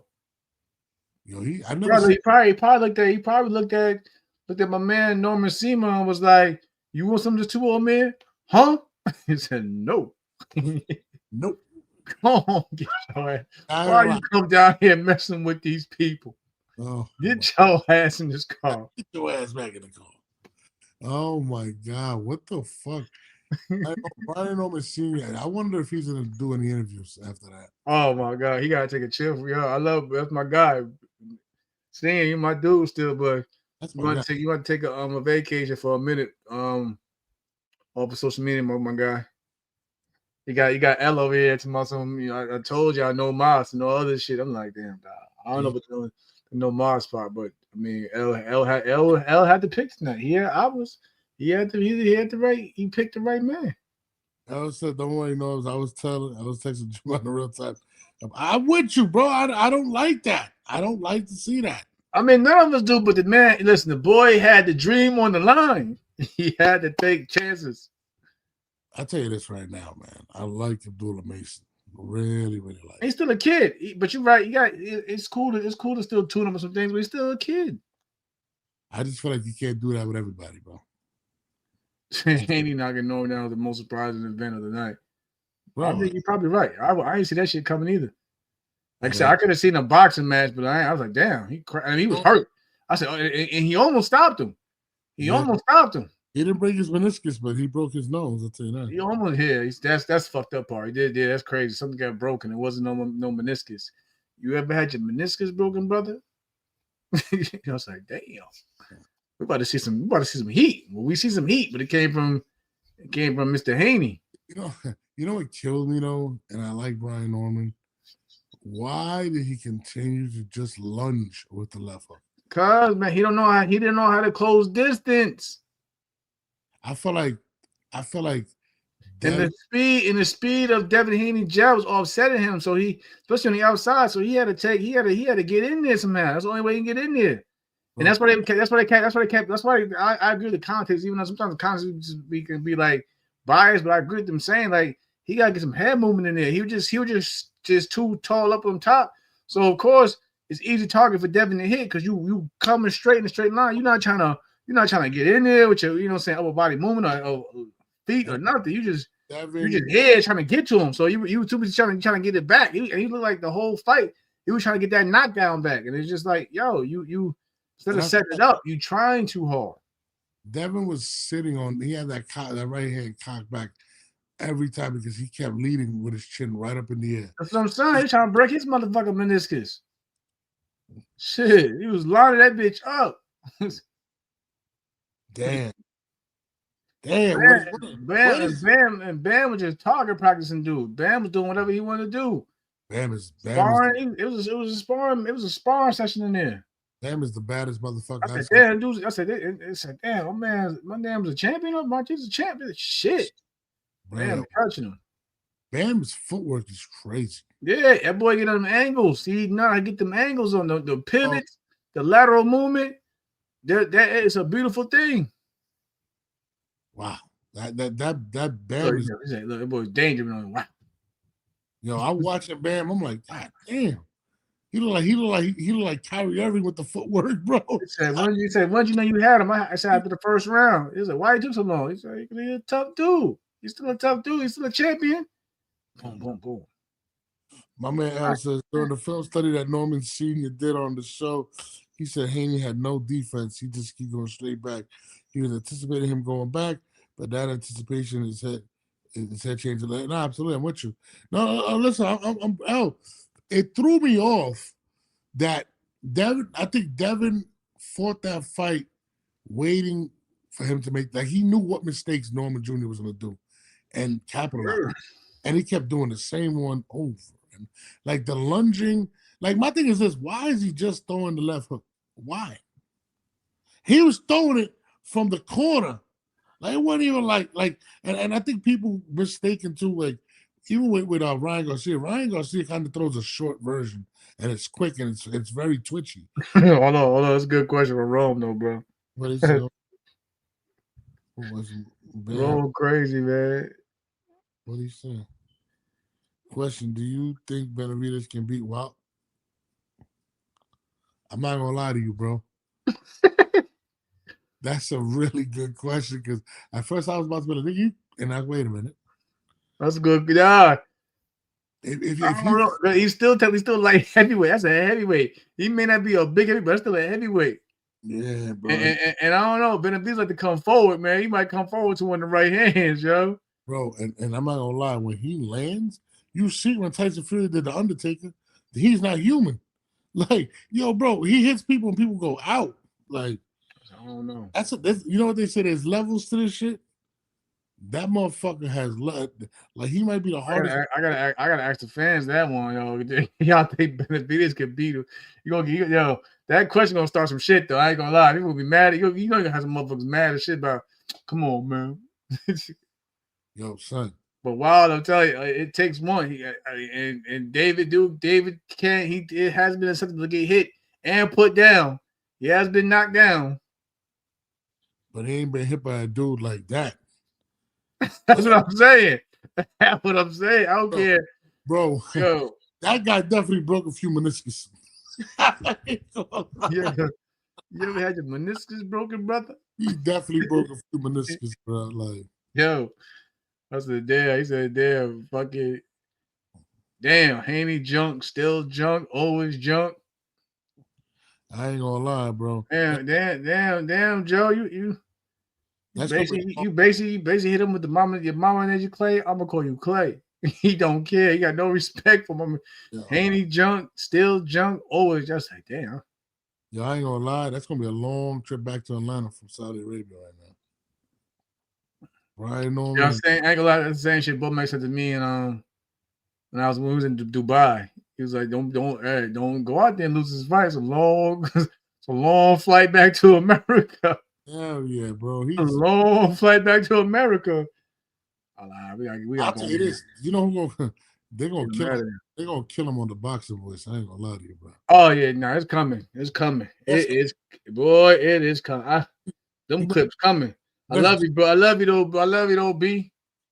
Yeah, I want to see you bounce back, but man, these next couple, not even from the time, because how boxing is from the time of now to your next fight, especially when your father's going for bad for you and that would do interviews.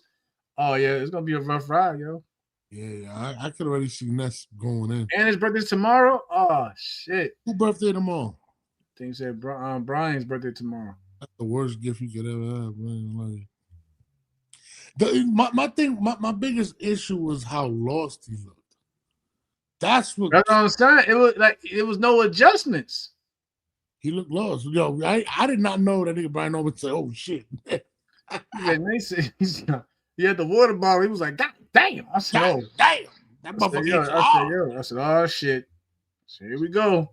Damn, I like Brian Norman Sr. too, bro. I called him, wish him good luck before the fight and everything, bro. Shit. Yeah. Who's talking crazy? Who's talking to crazy? D-Block was talking crazy the first time we had him on? That was D-Block talking to him crazy on the phone? I know he might have a field day now. Man. He said Haney was going to put, it was Haney. Yeah, man. He's not going to go crazy. He's going to call him drunk. What's he say? What's his intro? He's going to go crazy on this shit. He says, fight to Georgia, and it's his birthday tomorrow. That nigga birthday going to suck. I ain't going to lie. No, I texted you and I told you that I knew Norman was junk. Who you text me? When the fuck did you text me? You got my number, dog? What the fuck? Oh, hold on, dog. Hold on, bro. Yeah, I didn't even see. They probably text the text now number. No, I ain't got no text. Nah, somebody asked for the calling number earlier. I think that was Joe. Oh, no, I ain't taking no callers tonight. Tomorrow on Monday. Bro, he tired. Them kids wearing his ass out. They ain't trying to commentate at the same time. Yo, so I missed part of the Mason fight because they had the Christmas lighting. You know what I'm saying?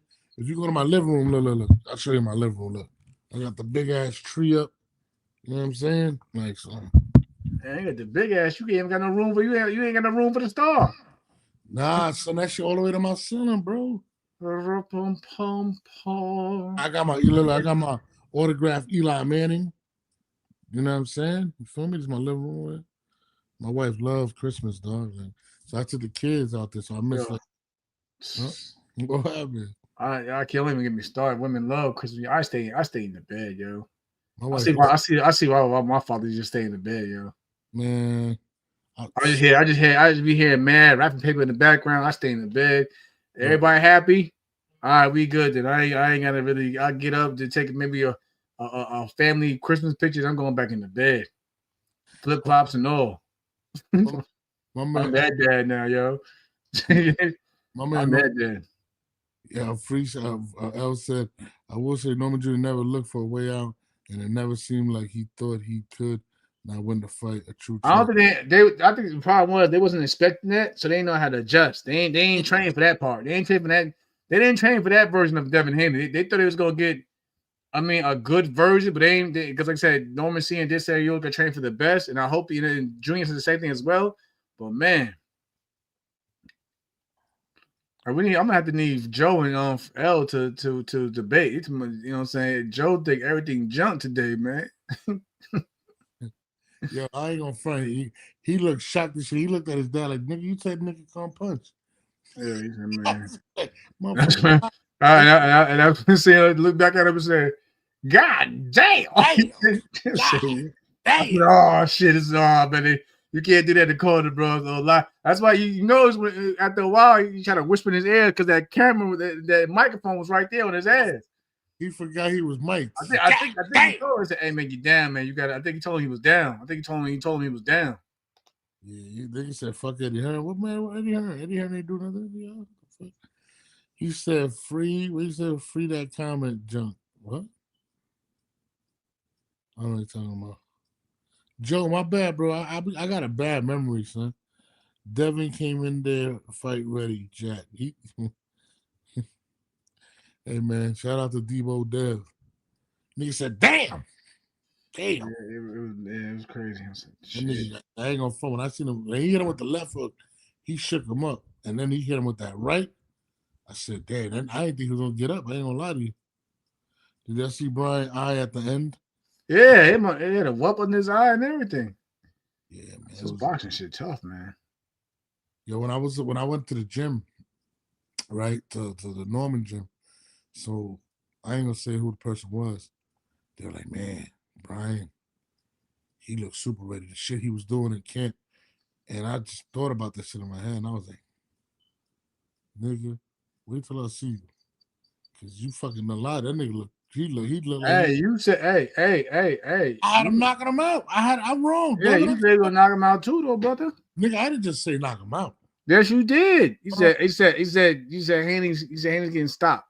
No, hold on. I didn't just say he was gonna knock him out.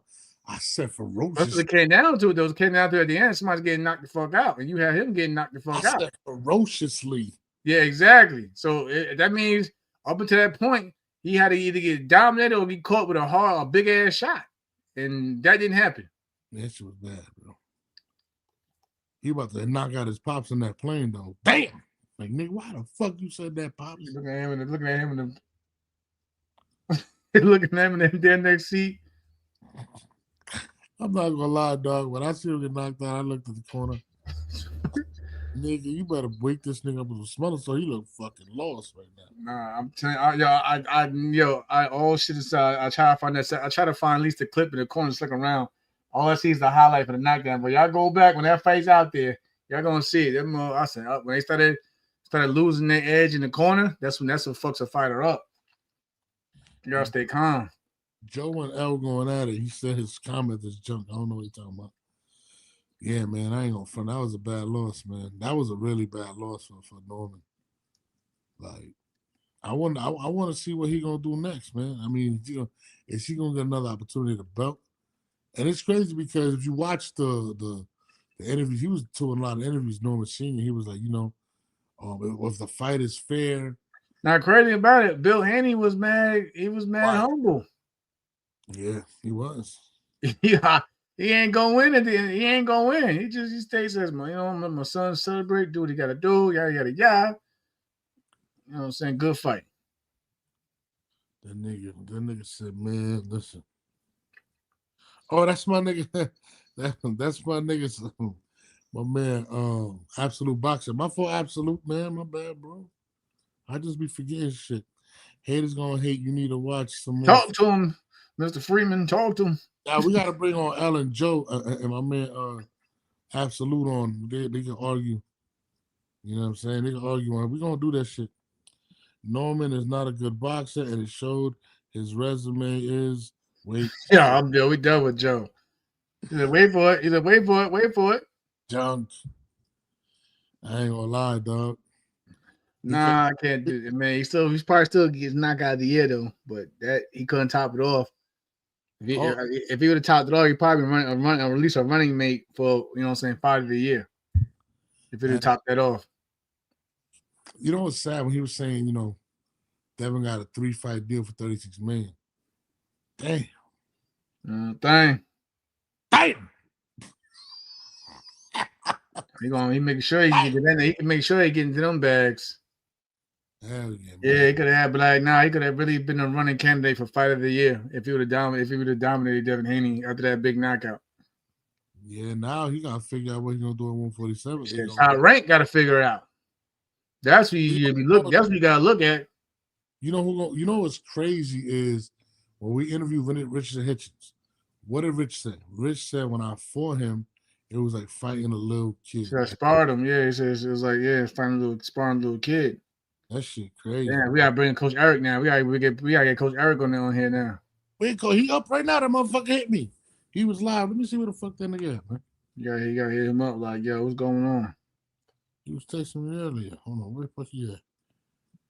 Yeah, man. Yo, yeah, that was stupid, man. Nigga. That's what Rich said. Rich said it was like fighting a baby, like a little kid, man. That's kind of what happened. He said, "Why the long face? What the fuck?" We gotta get them on here. I know y'all niggas arguing about shit. Y'all ain't gonna fight. I love this. Hey, what's next? The Roach card? Yeah, probably. Rosa Cruz? Oh, is that this? Nah. Oh shit. I missed it. The babyface assassin was fighting tonight too, bro. She knocked out in the second round. She stopped in the second round. She got knocked out? She knocked her out in the second round. Nah, Lupe's different, dog.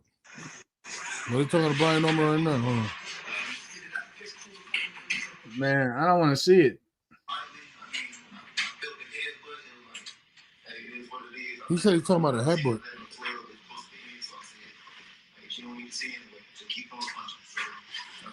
Oh, he said he couldn't see because of a headbutt.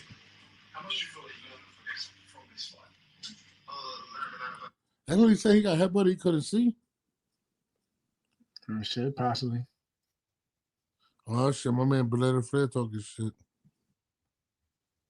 That'll be. You know what? That'll be a good fight. Norman versus Blair Flair. No. I love my dude Blair. I don't want. I don't want to. No, this is the problem. This is the problem. I don't want to see my. This is the thing, though. Real talk. And just listen to me for this. Just hear me out.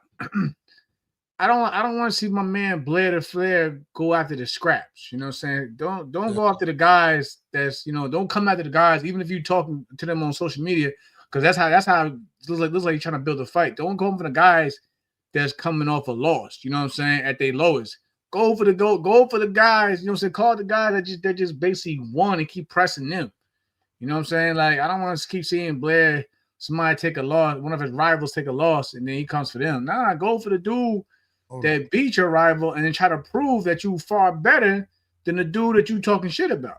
That's my only thing. That's my only thing. Yeah, no, I got a comment on this comment. Norman Jr. said it was a flash knockdown. Nigga, what? It was no flash knockdown because the first shot buckled him. Boom. The second shot buckled his ass. The back leg shook a little. Yeah. Then the combination afterwards put him down. I don't want to see no Blair versus Brian. No. Blair, like we getting older now, brother. It's time for you trying, getting that title picture, right? What's a Norman Jr. fight do for him right now? Right now at this moment. Blair deserves a big fight, bro. I ain't gonna lie. That's what I'm saying. Yeah, you're right. Nobody calling Blair. Nigga, it's true. Blair can fight though, bro. Like, ain't nobody running to fight that man. Coach who? Coach Eric. That's got Coach Eric right there. Coach, man. I talked him up. I said, yo, that's what we need to talk, because him and Rich were there at the sparring session, and they pretty much confirmed, you know what I'm saying, what was going on, what happened. Hold on. Let me see what I get Coach. Coach, I'm about to. Was I right? What did he say? Was I right? Yeah, I said get Coach Eric. I said, yo, he was saying some shit. Without yelling about it. Coach E was on some shit. He was saying some shit. Yo, Coach, I just sent you the link, Coach. Come on. Oh, yeah, Coach. Congrats to you and your wife and the newborn, too, brother. Congrats to y'all on the newborn. You know what's crazy? Coach E, his pullout game worse than yours, man. He's not a journeyman, but like I said, Blair keeps he got it, bro. He's how old Blair is, bro. Yo, Blair's a dog. Blair's a dog. Like, bro, you gotta post for the bigger fights. Norman is not a bum. Nobody says a bum, but what does that do? Say Blair fights him now or next, and then he beats him. What's that do? What does that do for Blair to Flair? Nobody be calling out Blair, bro. Blair can fight, man. Niggas need to stop. And nobody said Norman is a journeyman. But I'm just saying, on terms of the business, what does that do? What does that do? Yo, Jabbar, I just told you, my man pullout game worse than you right here, Coach, right now. You know, I'm just letting y'all know, son. My man shit is whack. In it to win it. Yo, Coach, I just sent you the link, man. Come on. Blair Regis. Hold on. First and foremost, my man, congratulations, Coach. Thank you, my brothers. I appreciate y'all, man. Appreciate you, Coach. We here, man. I appreciate y'all, man. It was long overdue, this little conversation we having now, but for sure. It is what it is, man. Hey, I'm coming to tell you too. When you text me that 1 week about sparring, I was leaving that same day, that same Saturday. That's crazy. Yeah, that's crazy because that was when you fought Shakur, and we was all there because I had a fighter. I had the first fight of the night. I had the kid Harley Medeiros. Right. It was one of his early fights on, and we went out and I was like, yo, we find a bum. So I really didn't care about. I'm like, we good. We did all the work. We gonna knock this dude out, whatever. But Africa was there to support us. And he was like, yo, he called me the morning of the fight, like the morning of your fight with Shakur. Right. And he was like, yo, Bud just called me. He said he need work, man. I said, right now? He was like, yeah, right now. And I'm like, where? He said, I don't know, Right. some gym out here. Like the van is picking us up, whatever. Like I said, all right, man, all right, I'm coming. He was like, yeah, you sure? I said, yeah, I'm coming. I'm good. Like, I'm not worried about this fight we having. Like, we good. Like, so I jumped in the van. We go out there, and this shit was packed, man. Like that gym was crazy that day, man. Right. It was everybody was there, bro. Everybody was there. I mean, it was Brian's gym. I didn't know it was his gym. I didn't Right. I Right. didn't know who Brian Norman was at that time. You know what I mean? Like for me, he was just I was just a regular, it was just everybody was whoever it was. I was there for Bud Crawford. That's Right. all I knew. You know what I mean? So, but it turned out Tiger was there. You know what I mean? Like it was mad names there. Like, so I said, oh shit, like this is some real shit right now. This is like some legendary shit. All right, cool. So Bud was like, they said, yo, Bud, how you want to run it? It's your show, right? And Bud said, I want Africa first. And then he said, then I'll take the house kid. So I ain't know. I said, I bet. So him and Africa went, and there was some warm-up shit. You know what I mean? Like they did 3 rounds, four Right. minutes, 4 minute rounds. Cool, whatever. And so when Af got out, it was smooth. I was like, yo, that was good work, man. And he was like, yeah, that shit was good, right? I said, yeah, yeah. Like Bud was like, yo, good shit. Like, and then B Norman got in, but B Norman is on some like, this is my gym type shit, you know? But You we talking don't about know his that. father? Like nobody knew who he was. You know what I mean? You talking about his And father? Or the son was like that. No, the nah, the son. son, the son was just on some like, not like Really? out loud, not out loud, but just like, The yo, body language. like you, this like niggas come to my gym, bro. You know what I mean? Like I'm stepping. So Yeah. we don't know who he is. So it's like, whatever, bro. You might be a bum. Like we didn't know. Son turned out to be like the real deal. Like, yo, he stepped. Like he went in there with Bud and like did his thing. And we was all kind of like, oh shit, boy, nice, bro. I said, then I'm at now, huh? You talking about Norman Jr. did his thing as Yeah, well. man, keep talking Yeah, about it, yeah, bro. I'm yeah. just trying to, keep going. So Damn. now we asking questions like, who's that? Like, like, oh yo, who's that? I kid's strong, bro. Like, and they like, nah, that's the house kid. Like, yes, his gym, this is his gym. Like, yo, like he 19-0 with 19 knockouts, whatever he was at the time. But it was some crazy number like that. And I was like, oh, word? Oh shit. So I remember like going into the third round with Bud, Africa grabbed me and was like, yo, you make sure he good. Like make sure he good because I want him next. And I turned to him and I said, man, you crazy? Cause he looked like Norman looked like the real deal. And he was like, man, come on, coach. And I was like, nah. But like, you for real? You want that right now? And he was like, yeah, hell yeah, I want that right now. Right now. He was like, don't. And I was like, all right. But then, Bud was doing 9 rounds. He was doing 3, 3, and 3 with Right. whoever he had. So so he had some guy, like the last guy was like no disrespect to him, but he was like just some random. So, you know, I said, all right. I said, I said, let me go up to him. So I went up to a senior and I was like, yo, your son is good to do with Africa. He got like a few rounds with him. And they were like, hell yeah, he good. I said, all right, bet. And so that's when I said, all right, yo. I said, yo, they good. We're gonna do after this dude gets out, we going in with Yeah. him. So they were like, all right. So Bud did his thing, he got out. Africa got in with Norman. And when I tell you he smoked him, bro. Like Africa smoked Norman. Like he could, his pops could say whatever he wants, but boxing is boxing is boxing is boxing, bro. And whatever you say, it don't matter, bro. Like you went in there and you tried your best and you failed. Like, and what failed was you couldn't handle Africa's jab. And so it is what it is, my nigga. Like, you couldn't do it. So that's why I said, yo, Haney's gonna smoke him. Haney's gonna box circles around him. because Africa and Haney got a similar style. When Africa and Haney sparred, it was 50-50. It was neck and neck. Right. So and what made it like this was the jabs. And so if Haney got a jab like Africa's, bro, you cook, my nigga. Like it is what it is. And that's exactly what happened today. You know what I mean? That's exactly what. And Brian Norman Sr., it is what it is, my boy.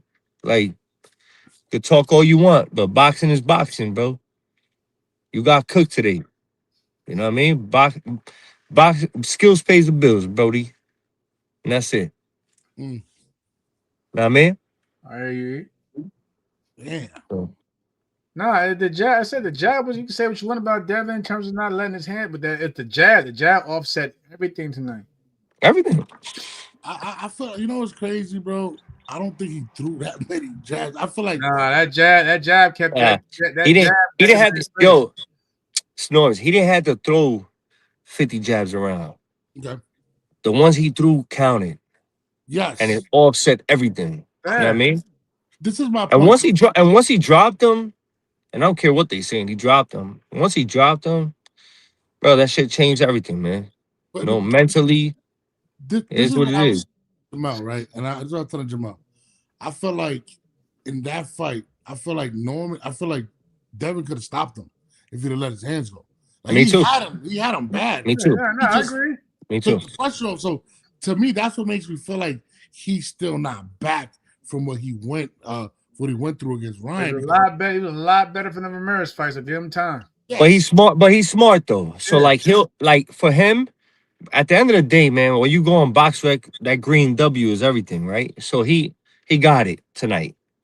And if he's still building off of that L he took from Ryan, right? The quote unquote L. Like, yeah, all right. So today was a super W. And let's see how he is on the next one. Whoever he fights on the next one. You know what I'm saying? Like, he did his thing today, man. He did his thing. You can't take nothing from the kid, man. I mean, yeah. I you mean, can't take shit from him. I was telling Jamal also, I think he found a sweet spot at 147 because I feel like Oh yeah. really that could challenge him at 147. Unless No, now that Boots is gone, that shit is free range right now. You know what I mean? Because wasn't nobody beating Boots at 47 unless Bud was there, and then that's when it was, you know. But ain't nobody fucking with Boots at 47. Now he's gone. That shit's wide open. That shit, you know, anybody, even Africa can go up there and fucking make noise now, you know, because he's big enough. So now we looking at 147, like, okay, who's next? Because, I mean, really, like, what's there? You know what I'm saying? Gary Russell would go up. You know what I'm saying? Barrios supposedly is fighting Ryan. Ryan will probably fucking beat him. And now what? Now we got Ryan versus Rolly rematch. All that shit is sweet. You know? I think so, student. I think so. He said, "Do y'all think Shakur will fight 147?" Since Shakur said, if he looks good at 140 against Tio, I think that'll say a lot about him. You know, moving up to 47 for those other guys. In my opinion. But I don't think he'll do it. I think he's just going. I think it's gonna be the right fight. It's gonna be the right guy. It gotta be the right style. You know what I'm saying? You can't. Well, he'll do like how Tank did Barrios, but to stay there and say I'm gonna dominate. Nah, I don't think he's gonna do that. He belongs at 35. Like, I think that's his division. I think he should stay there. If you're gonna move up and fight a guy like Tio to make money and make a statement, hell yeah, you gotta do that. And win, lose, or draw, I think it's a great fight. But at the end of the day, I think Shakur's division is 35, and I think that he should stay there and dominate. You know what I mean? Right. You know, it seems like a lot of these fighters, though, Coach. You know, Coach, man, a lot of these guys, they're chasing the bag right now. But I agree with you. Just that, like that money got these fighters. You know what I'm saying? Yeah. I mean, you know, you can't blame them, right? Like, you've been there. You know what I'm saying? Like, why wouldn't you want to fight Jake Paul at right now? Yo, let me ask you a question. You're retired right now. You chilling. You here talking to us. But if they call you tomorrow to fight Jake Paul and you're a little guy, you would do it, wouldn't you? What they paying? Yeah, they paying the M's. I'm You know what I mean? weight training like a motherfucker right now. There you go. So that's what I'm saying, man. Like, I'm coming at least junior middleweight. yeah. So boxing is in a weird state right That's now. what I'm You know what I'm saying? It's in a crazy state where fighters It's a are crazy jumping all over it to make the bag. facts. And it sucks, man. And you know what? Like, I don't know if Turkey has something to do with it. I don't know, man. Just boxing feels kind of like off to me right now. You know what I'm saying? Like, Nah, I'm am with I, you. Nah, am I bugging? I've been saying that to Norbs. Like, it's just like it feels like everybody, no one's really focusing like they did back then to like dominate the division. They're just trying to look for the biggest. It's like they say, like fighters say, it's a popularity contest. They're looking for the biggest name, whether it's as upper a few weight classes above or somewhere lower. No one's really sticking to their division and really make a name mistake. Unless it's weird though.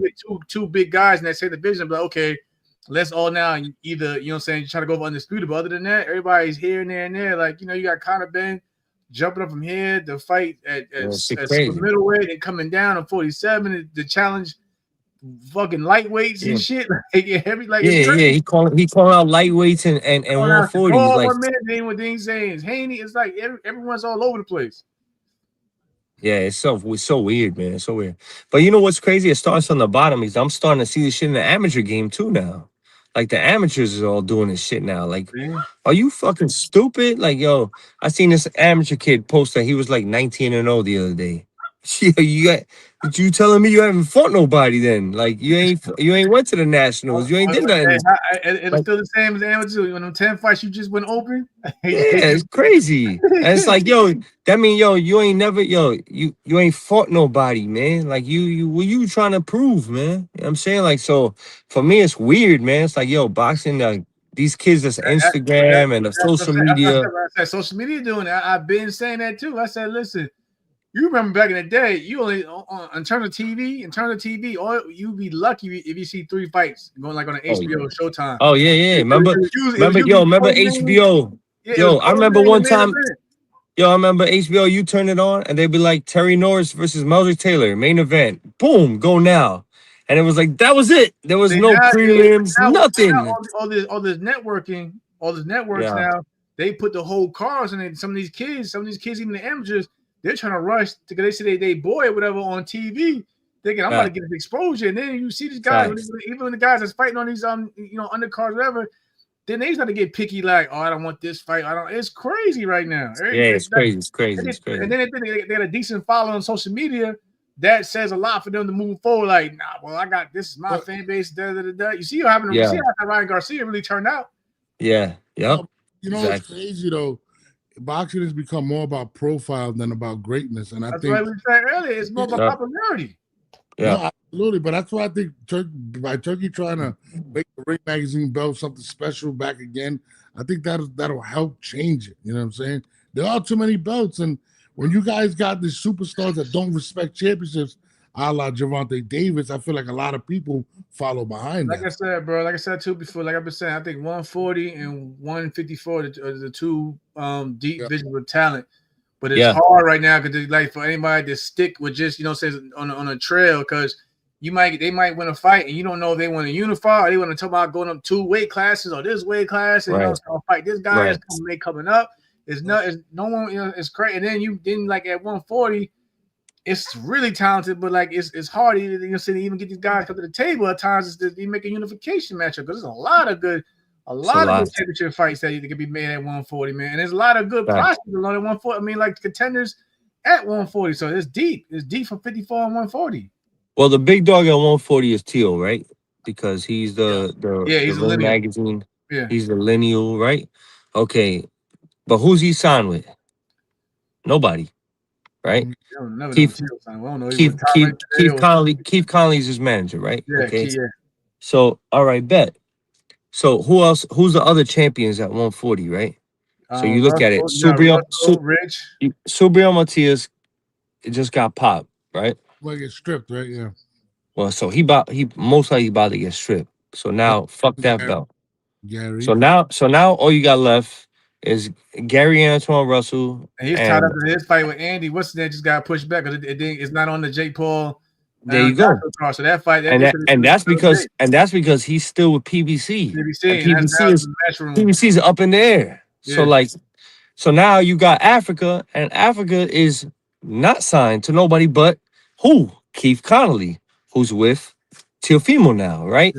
So Mhm. now he's looking at it like, I bet, like, if I got no choice, I'm gonna make them fight each other. But all of a sudden, your man's Shakur came and intercepted the fight. Mhm. So now it's like Africa's like, but like that's his brother. So like he looking at it like, all right, man, it is what it is. Like Africa really wanted that fight. Mhm. But now because Shakur, quote unquote, got a bigger name than Richardson Hitchens, he takes a step back. So now what's left for Africa? Gary Russell. But if you know PBC don't want to play nice, now he's asked out. So You who's know, left for Africa? sometimes you know how it be Joe too. Like sometimes when you already lock that contract in, they'll the other side's gonna make you fulfill it. So you know what I'm saying. Exactly. Gary, So so Gary's so opponent is Gary Russell, yeah, he's not getting Gary's opportunity. Yeah, stuck. we knew that. Yeah, he's stuck until they make that fight.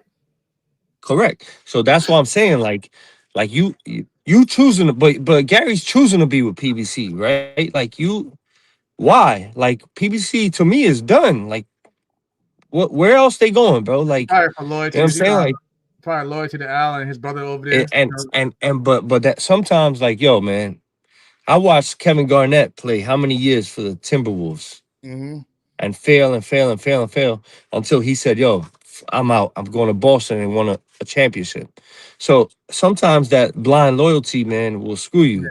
And these guys got to sometimes step away, man. I know that like Al has done a lot for them, and so they feel like they got to be loyal to him. But sometimes, man, Al should step away, man. Al should be the bigger man and be like, "Yo, you know what? Right now, I'm not the big dog no more." But he's chasing a bag too. You know what I'm saying? We don't know where Al is in his life and where he wants to be. There's remnants that he's sick and all this stuff. Like nobody knows. So it sucks. It's a weird predicament to put yourself in as a fighter, and you saying like, "I'm gonna stick with Al Heyman," but what is he gonna do right now, bro? Like, is he even like Don King is done, right? Is Al Heyman where Don King is now? Like, are they the same right. and the same? Like, it is what it is. Like, we don't know, but guess who we know is good? We know Eddie Hearn is up there. We know Oscar De La Hoya is up there. Even though Top Rank is like, we don't know where they at because of the TV shit or whatever. But Yeah, Abdullah Mason fought for a world title and won tonight. You know what I mean? So like Top Rank is still in the mix.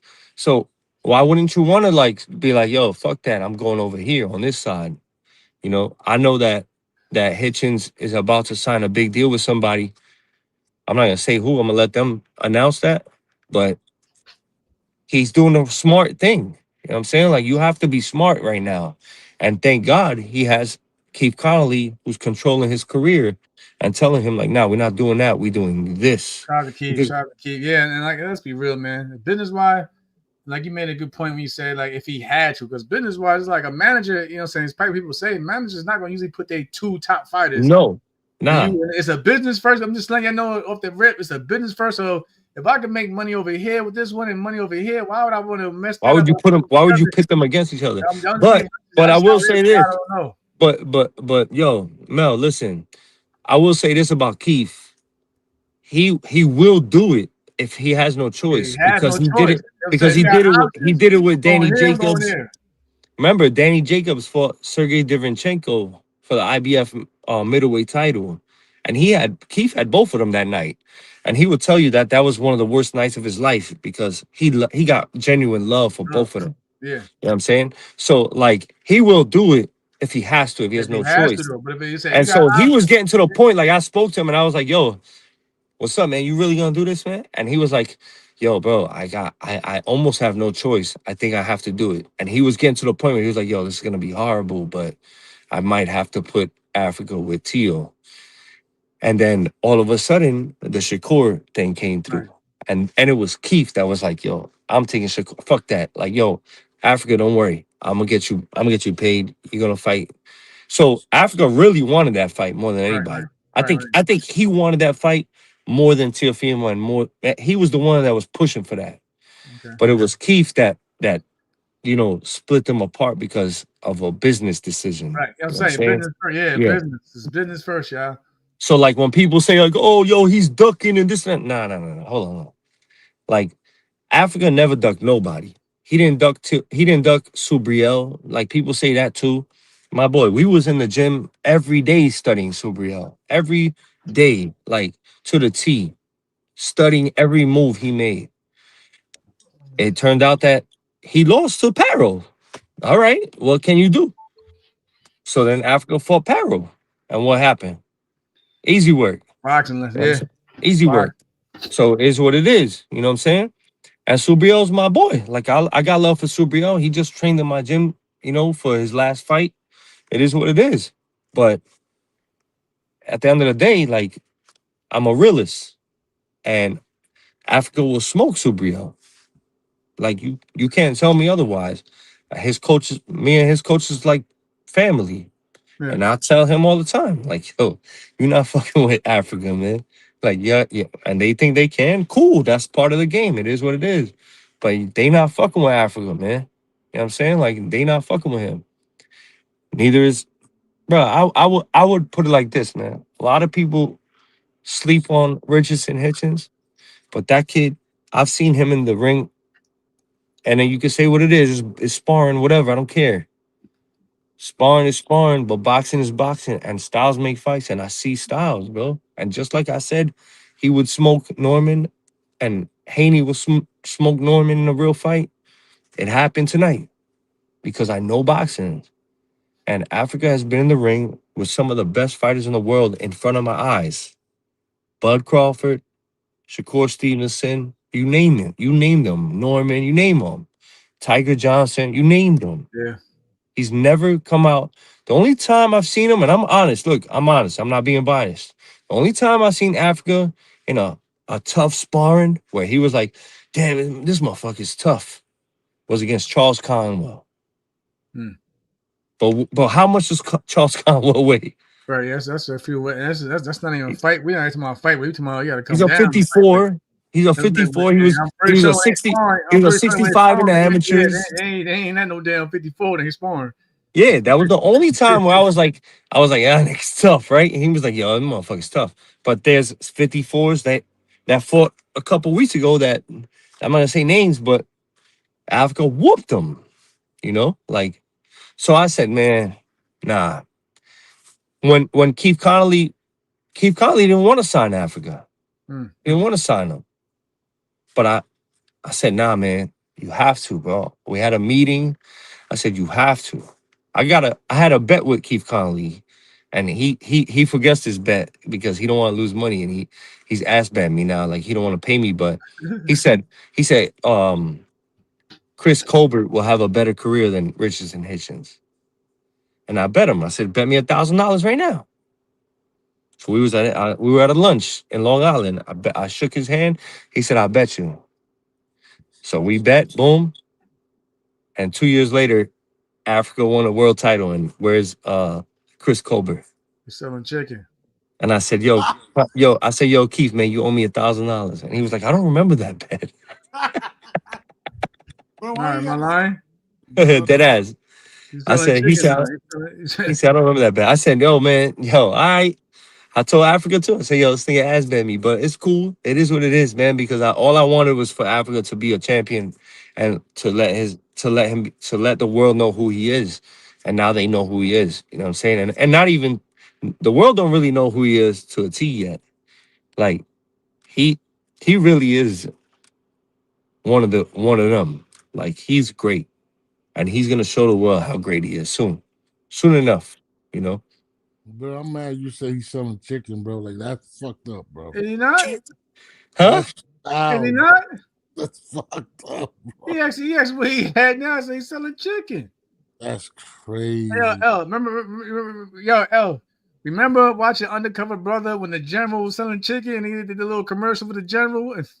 Yo, you ain't shit, dog. Like, my man say he's selling chicken is crazy. Yo, L know what I'm talking about. Yo, They had Billy D. Williams up there selling chicken, yo. Coach, talk to your boy, man. That was Yeah. Hey, we appreciate you having Coach I'm E, not man. fucking with, yeah, he got it. Yeah, I'm nah. just saying, though, we He appreciate got, you having Coach E. I like the storytelling, man. But we gotta link up though, Coach. Man, we gotta link no up. doubt, man. Yo, when you coming to my gym? Yo, whenever, man. Like I said, the Come through, man. last time you hit me on social media, I was leaving that exact day on that Saturday when you had the clip Ah, where everybody okay. sparring. All right. Well, come through when you can, man. You know what I'm I saying? got Just you. link up with me. All You know, right. I'm here. So, you know, and I get my boy over here, Norbs, if he could come out too, Hey, man. You know? yeah, matter man, of fact, we gotta do something. We gotta catch up, and do something live too, man, for sure, though. Yeah, no doubt, no doubt. Yo, we could do a little podcast in the gym, man. Come through, man. You know, we All right, have that's what fun. I'm saying. We set that up. Then we'll set that up. Well, I'm gonna what have day? I'm doing a tomorrow we doing turkey giveaway up at Neil giveaway, you know, the Puerto Ricans we got doing Bushwick. Me and Edgar, we're gonna be in Bushwick giving away turkeys tomorrow. That's what's So up. 2 p.m. I, I, If y'all know if anybody out here knows Maria Hernandez Park in Bushwick on Knickerbocker and Sedan, come out. We're gonna be there. Me and Edgar gonna be out giving out turkeys and panitas and all that, man. We're gonna have fun tomorrow, That's what's up. 2 p.m. You know what I'm saying? And whenever y'all come in town, man, come through, man. We got Where can they Edgar find? being, And where can they find you at E? man, you already know, man. I'm on on Instagram at Coach ER, Hellgate Boxing. You know, we out in Astoria in Queens. We just opened a gym a few months ago. It's popping now. Like we already like blew up. So like it's a beautiful thing. And you know, I'm just trying to give back to the community, man. You know what I mean? Like I want the Yeah, we young love that. kids. We love to see it. Yeah, I just want the young kids, man. I made my gym is like super cheap. I did that for a reason. I'm not in this shit for the money, man. I'm in this for like to help kids get off. I'm in a radius in New York. I'm in a radius of 3 project like um you know buildings. I got Astoria projects, I got Ravenswood projects, and I have Queensbridge, you know, where Nas and Mob Deep and all Right. them they from. I got them, they all in a radius of my gym. And nice. I want all those kids to come to the gym and get off the streets and learn a discipline, learn boxing, come listen to us, have fun. You know, we make it like so that it's like a hangout for the kids. You know what I'm saying? Like, remember when we was young and we used to go to like the arcades and just Right. like chill. You know, you get out of school and you just like, yo, I'm going to the arcade or whatever. Yes. That's what I made my gym to be now. Like, yo, just come through. Like, I made, you know, I put like all the graffiti on the wall. Like, I made everybody feel comfortable. Like the young kids to feel like, yo, this is cool, man. Like, I don't need to be out here in the street. I could come here and just chill out and hang out with my friends. And so I do that. Like I don't care. I don't have like no kind of like structure where it's like you will be here at this time till this time. Right. Nah, man. Like, yo, come over here after school, hang out, don't be on the street. My son is there, you know what I'm saying? He's a young kid that fought for years and he's still fighting and he's like he's bro, they they could mesh well, you know what I'm saying? Like Yeah. they all blend in and talk to him and like it's like family almost. Like they all big bros to them little kids, man. So So, it's cool, man. Like I'm grateful, man. I love Astoria. I love being out there in Queens, man. Like I'm a Brooklyn dude, but I realized that there was a hole in New York. Like that place don't got no boxing at all. So I said, you know what? Let's put boxing over there. mhm. Let's bring some. And then all them projects is over there, and they know boxing. Like nah, bro. You can have there's world champions there just roaming the streets. If there was rappers like that, you know what Right. I'm saying? Nah, There's talent over bro. there. There's boxers there. You know what I'm saying? Like yo, we just haven't tapped into it. So you know what? I said, let me tap into it and let's have some fun. I mean, so if anybody wants to bring your kids out there, y'all come out there, man. It's a $15 day pass. It's not expensive. Come through, pay a little day pass, have fun with us, man. It's all love, man. It's family. My So, man Ramirez Boxer said, "Do you have any club shirts for sale? He wants to have one." Yeah, we got club shirts, man. Just we just building the website right now. We since I'm like old school, so I don't know all that how to do all that shit, man. So I got people doing it for me. So I got the website. They just sent it to me actually yesterday, man. Like, yo, how you feel about this? I said, hey, it's cool. It look good to me. Like, I don't know. Right, yeah. So yeah, but we got shirts and everything, man. Yeah, y'all come through. It's gonna be hellgateboxing.com. Just go get on the website and everything will be there. All All right. right, coach. Appreciate you, I'm man. gonna be in New York next month, man. I'm gonna definitely hit you. If you don't come through, man, I'm gonna fuck you up. Yo, I'm coming through. Yo, listen. I'm going to go see my man Jackson Dart. Oh shit, I can't even say I'm My surprised. guy, yes. He a Now we Jeff. talking. We My gonna brother. talk when I get over there, bro. I got Yeah, you. hell yeah, hell yeah, hell yeah. Yes, All sir. right, All right, E. All right, yo, my boys, man. Be easy, all right? You too. guy. Appreciate y'all. You already. That's my guy, Eric, man. I fuck with him heavy. Yeah, I almost blew away. I almost blew up the fucking surprise. My daughter's sleeping right here. She be hearing everything on the low, bro. All kids be just like that. Motherfucker be nosy as shit. We almost got 2,000 people on right now, bro. This is crazy. You know what I'm saying? We be handling business, bro. I appreciate y'all who all tuning in and everybody in the chat. Appreciate y'all, real talk. Even though you ain't helping with the play-by-play. So. Hey, you got it. I got some good shit for you though. Some money shit though for you. I got some shit. I hit you on the side. What you talking about? I did a good job. I be working, bro. Come on, man. Yo, hit me after the show, bro. Yeah, I be working, man. If People be watching. They be trying to invest in shit. I be working, bro. So you think I be quiet all day? I be grinding. You know I be grinding though, because you see people. Matter of fact, hey, matter of fact, like I said, I spoke to Clarissa Shields. Clarissa Shields wants to come on. Ooh, Clarissa, my boy Tiger, you know what I'm saying? Shout out to my man Tiger Johnson. He been hitting me up about coming on too. Shakur still want to come on. I be working. I be networking, bro. Yo, anybody want to come on too? Like, you know, we just love. Yeah, it's all like I say, anybody want to come on. You know what I'm saying? Even upcoming prospects, you know, we show love to everybody. Yeah, we got to bring on Kid Moses on. He hit me up. He want to come on. I don't know Ramirez. I mean, they always talking. Like I just got a call yesterday about fighting somebody, but it was yo, I don't want my man to take shots to the head no more, bro. We trying to get this podcast. I was like, yo, it don't intrigue me. Strap me up. Says he trying to talk to us. That's my guy. Nah, he been on Twitter. That's why I told him to tune in. That's my dude. Shout out, Strap. Yeah. Yeah, now we out here, bro. Yo, I want my man to stop hitting the head.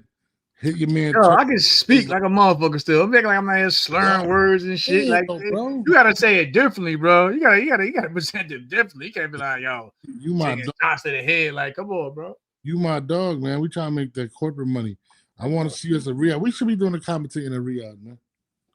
No disrespect. They gonna fire you at the rip because you be talking, you be using those types of you be slang on their asses. They be like,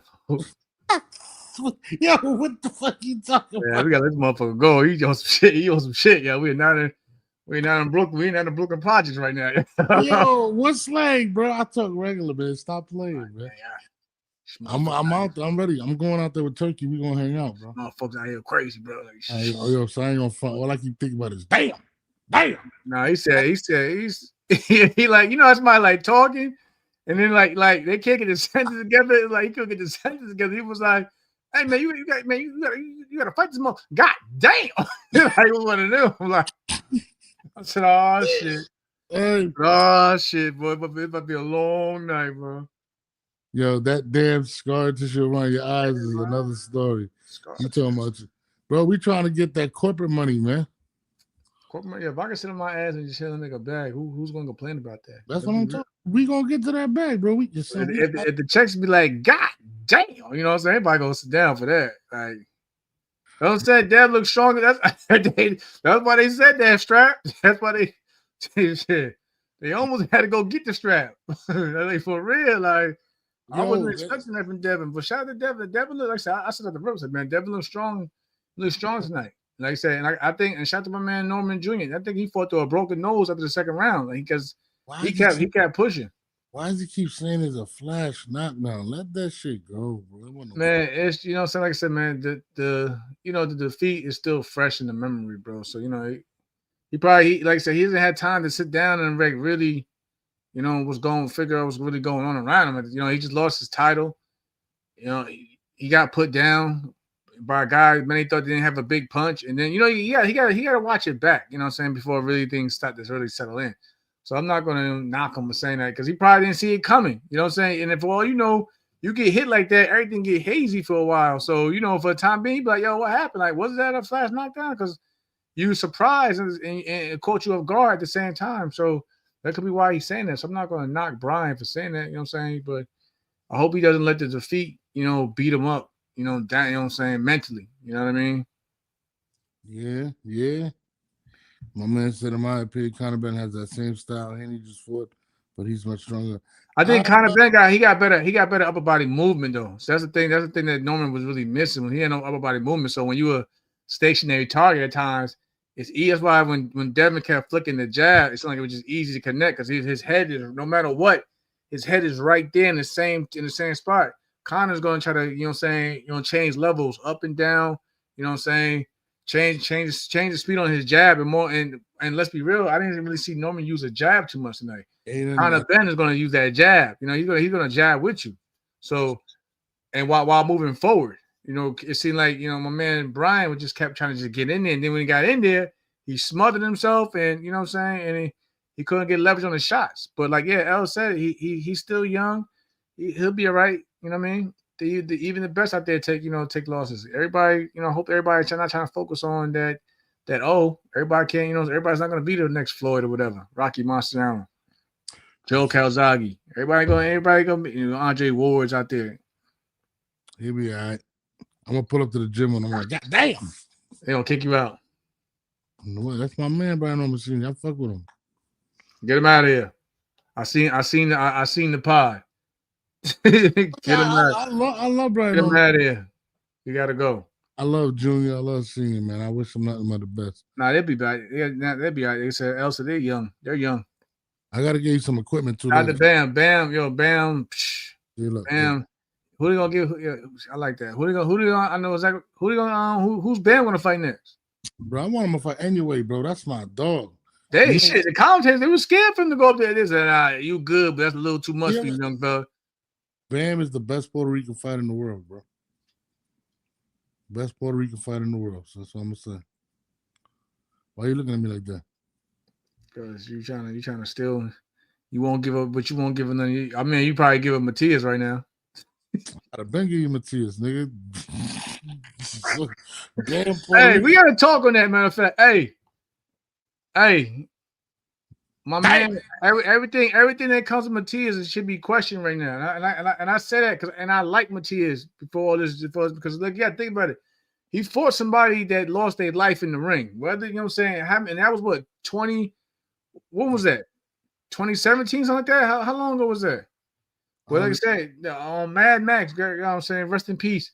You got to question everything. I don't think people who use anything in their body, they just, you know what I'm saying, they just use it that one time when they got caught. Nah, I'm not saying he used oxygen then, but who knows what, he probably uses all types of shit even then to now. It just got caught up for the one thing now. I don't think anybody gets caught. Well, it's rare if anybody get caught using illegal substance in their system on the very first time. So that makes you question. I don't care. Like I said, I like him as a fighter, but I makes you question everything he's done up until this point now. And the fact you got to mention somebody on his resume that lost their life fighting him in that ring, you know what I'm saying? That questions everything. That puts a dark cloud over his career, in my opinion. Absolutely. Let me ask you a question. Do you think it's a coincidence that both him and Ryan both tested for that shit? The specific drug? No, it's not a coincidence. It's something that's floating around in boxing as a period, like camps. Osterman, I'm talking about. I know you're talking about. That's what I'm saying. It's something floating around in boxing for a reason. It's not just, you know what I'm saying? Like a lot of these guys that sell all these illegal substances, they all get them from certain sources of the same thing, and it just be, you know what I'm saying? Like I said, the boxing world is filled with a lot of bullshit. And when you got, especially like I said down in Vegas. I'm not saying all the fighters in Vegas, you know what I'm saying, are using whatever, but like that market is heavy down there in Vegas, you know what I'm saying? So again, and there's people getting caught with the same stuff for a reason, because it pertains to something specific to these fighters in camps. Yeah. I mean, that's unfortunate. When I seen that, I said, damn, so Osterman too again? Like, But yeah, you got to question that man's whole entire career up to this point, regardless how you may feel. Like I said, I was a fan. Like I said, I liked him. I thought, you know what I'm saying, this dude was just cold. Like he was a wrecking machine, you know what I'm saying, before he took his first loss. He was a wrecking machine. And I remember you and I was talking about that. We were talking about in turn, and you were talking about how in Puerto Rico they was embracing him more over Xander. Oh shit. Not the phone call. Not the phone call today. Let him know, dog. He got on. Hold on. What's good, bro? Y'all good? Yeah, hold on. You ain't gonna come on here and not give the intro though, bro. Right. It's the Network, D Block, D Town, DC, DVille, coming at you live from the greatest city of Dallas, Texas. Thanks! Hell yeah, baby! What did I tell y'all? What did I tell you? I told you. Right. You believed in him too much. Which fighter? But Brian Noman's seen it, man. Oh yeah. Yeah, I said, bro, what did D Block get on? I said, man, D Block get on. I said, Norman Senior can't get on. I said, man, he's talking crazy to see on that phone call, but he told him. I told him in his face, or on the ear. I told his ass, you ain't ready for it.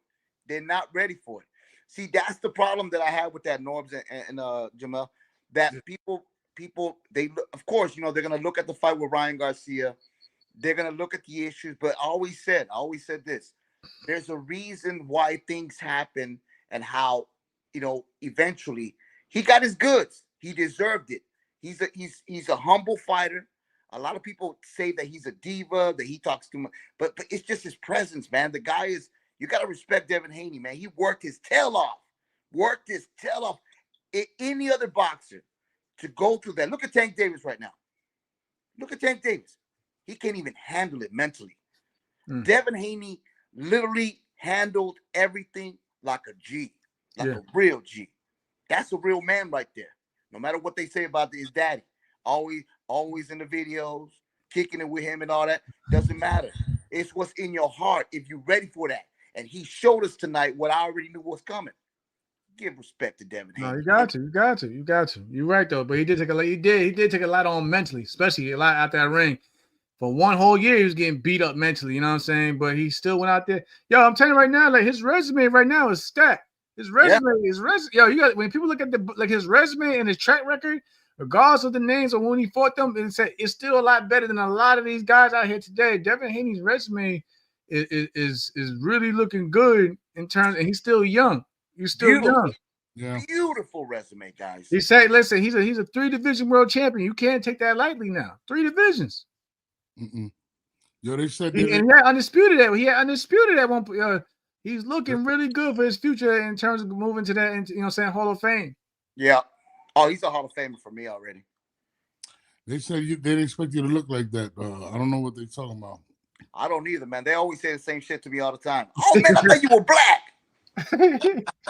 They don't be on Twitter. I'll be like, y'all gotta get on Twitter. Y'all gotta catch y'all gotta get on X, man. I tell everybody, yo, you don't gotta get on it to speak, but I'm telling you, all the like the news and live, it always comes to social media now. You can't forget the articles and like no disrespect to like boxing, but everything come at you first, especially on X. Everything coming at you first on X.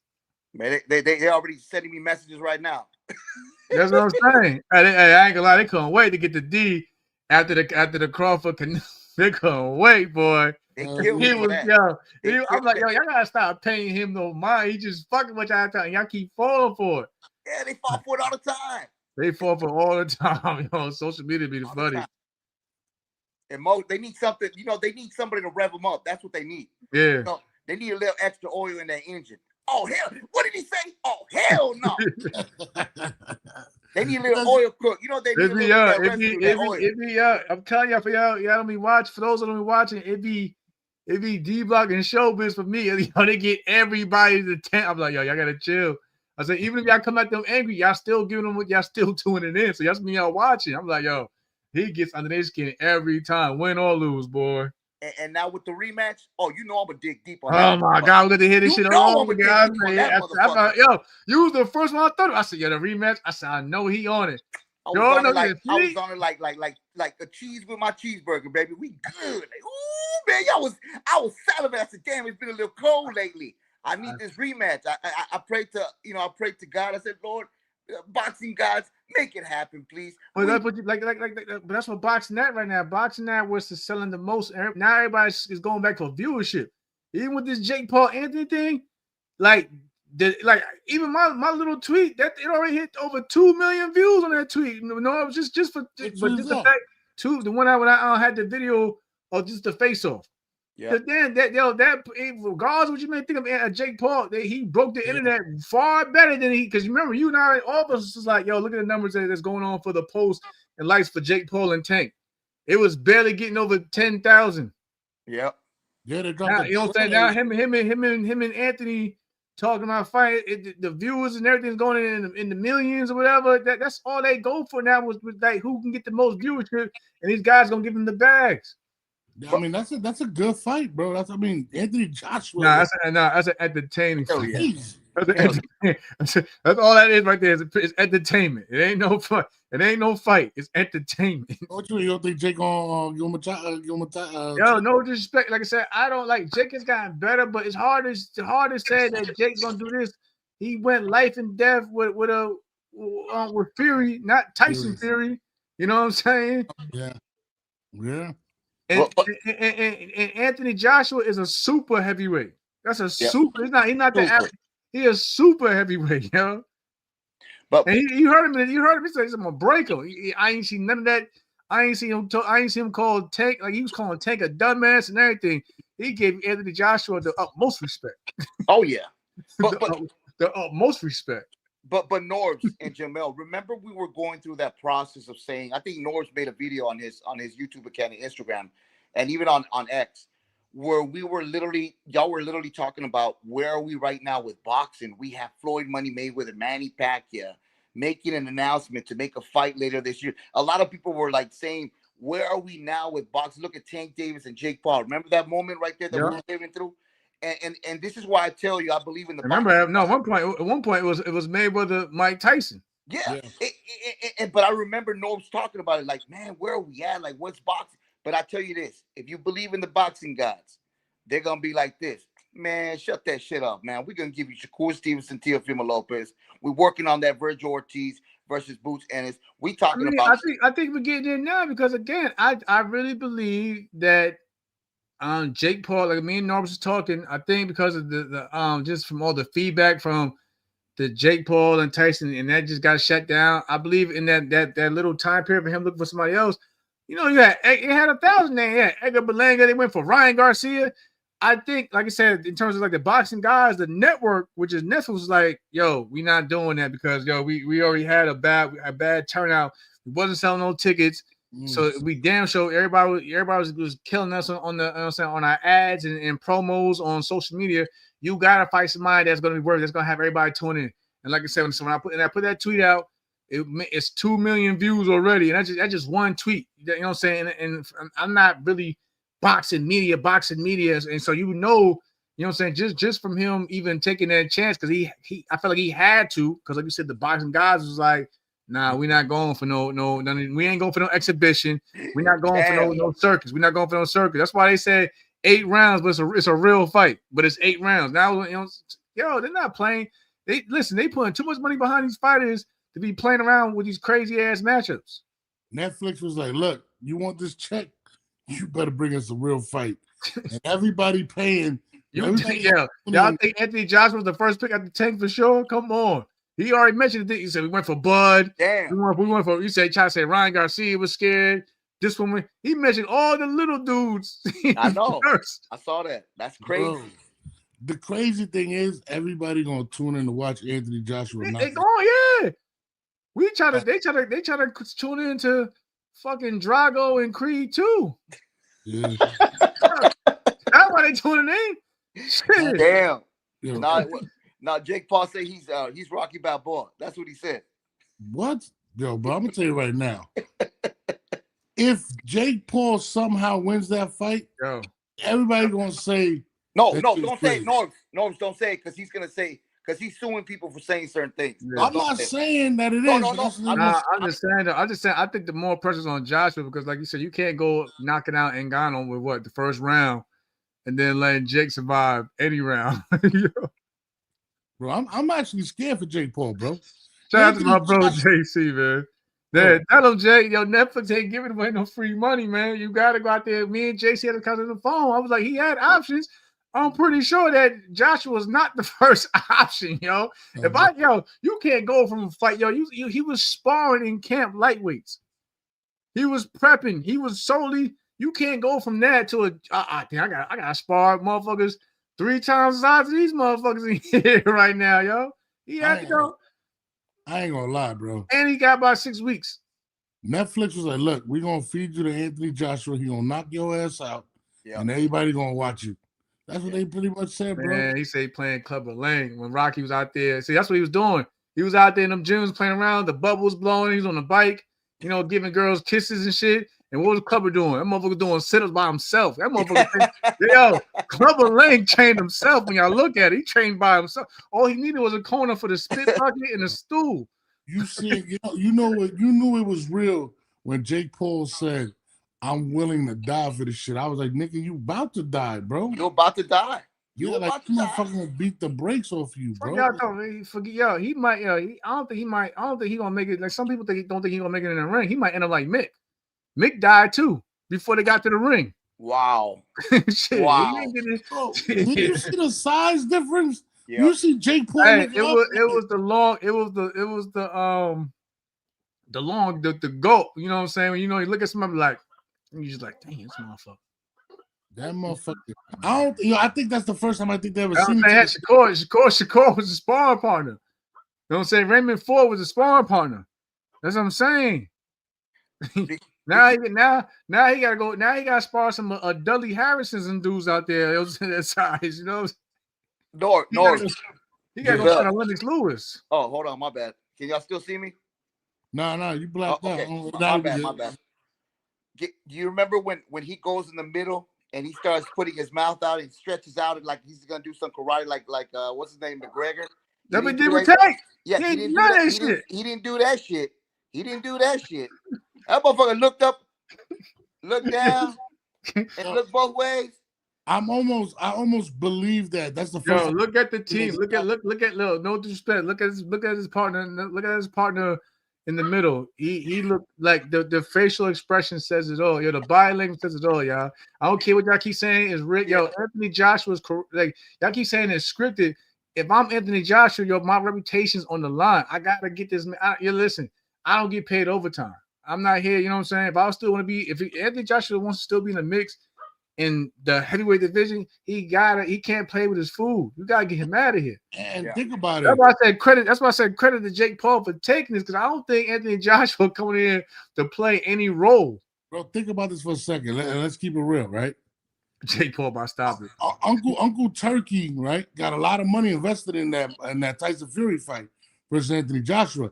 And Uncle Turkey, the one who said he want to see Jake Paul get stopped. Bro, stop. Motherfucker, listen. That nigga gonna throw my extra $50 million just to knock Jake ass out. I'm telling you right now. You gonna throw that motherfucker a palace. Bro. You gonna get him a palace. That's true. You know how much money they gonna pay Anthony Joshua to fight Tyson Fury?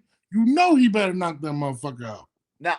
Now, is Jake Paul gonna come back the same person after he gets slaughtered by? Nah, he gonna be promoting. He gonna be promoted. I don't lie, that motherfucker might be in a wheelchair. He going back to the Disney Channel. They say, they say you're now watching Disney Channel. He gonna be. They do, the little one when they be like, y'all got kids and they be like that motherfucker. Hell yeah, got that little take girl a day job, bro. I'm going back, respect to Jake though, because it takes a real man to get up in there in that ring on any weight class. But you went from sparring lightweights, and I'm not saying it's bad light, but I'm talking about just the weight, the size. You sparring lightweights, now you got to go get a whole roster. Nah, bro, fuck all that. The motherfucker went from Nate Robinson to motherfucking Anthony Joshua. The motherfucker is high as shit right now, bro. Damn. What? That motherfucker making his will. He making his will right now. Hey, we're gonna leave Nate alone, man. Will. He stressed my man out. Nick, I was like, Nick's Nation. It was like I know JC can talking about. You ever see the Great White Hype when a little Irish kid in a wheelchair and he was waving the flag and my man got knocked out, and it just the old Danny boy. It was over. Like when it's over, I'm saying when it's over, that's how it was when I seen it. I was like, damn. Bro, I'm gonna tell you, damn. If Jake could get out the first round, bro, that's a win for him, bro. That's a win. We'll take it. A win's a win. A win's a win. Bro, if he could get telling me on social media, he was like Julio Cesar Chavez Jr. never got knocked out. Like, bro, but you ain't nothing like either. I can see. He said, but you did. I'm like, but bro, he's known for also knocking everything out too. Hold on. Julio Cesar Chavez, bro, is a cokehead. Let's keep it real. I'm not saying anything about I'm not saying anything about bro. Julio Cesar Chavez Jr. right now. Didn't he go? I don't know his ties, yo. Listen, I watch enough. But I'm just saying, didn't he go 12 rounds with a UFC fighter, right? Something like that. He went 12 rounds, also depleted against a Canelo Alvarez too. He got a good chin. Nigga, that's what he was actually fighting. He ain't fighting no more, bro. But still, it's Canelo. That's top. Canelo toyed with him. But he could, you know what I'm saying? He still hung in there with Canelo. Canelo didn't even sit on a stool. That's what I'm saying. Jake Paul acting like he went out there and knocked out Chavez. I can see if he did that. That's what I'm saying. And then I can see what his point was that he was like Chavez Jr.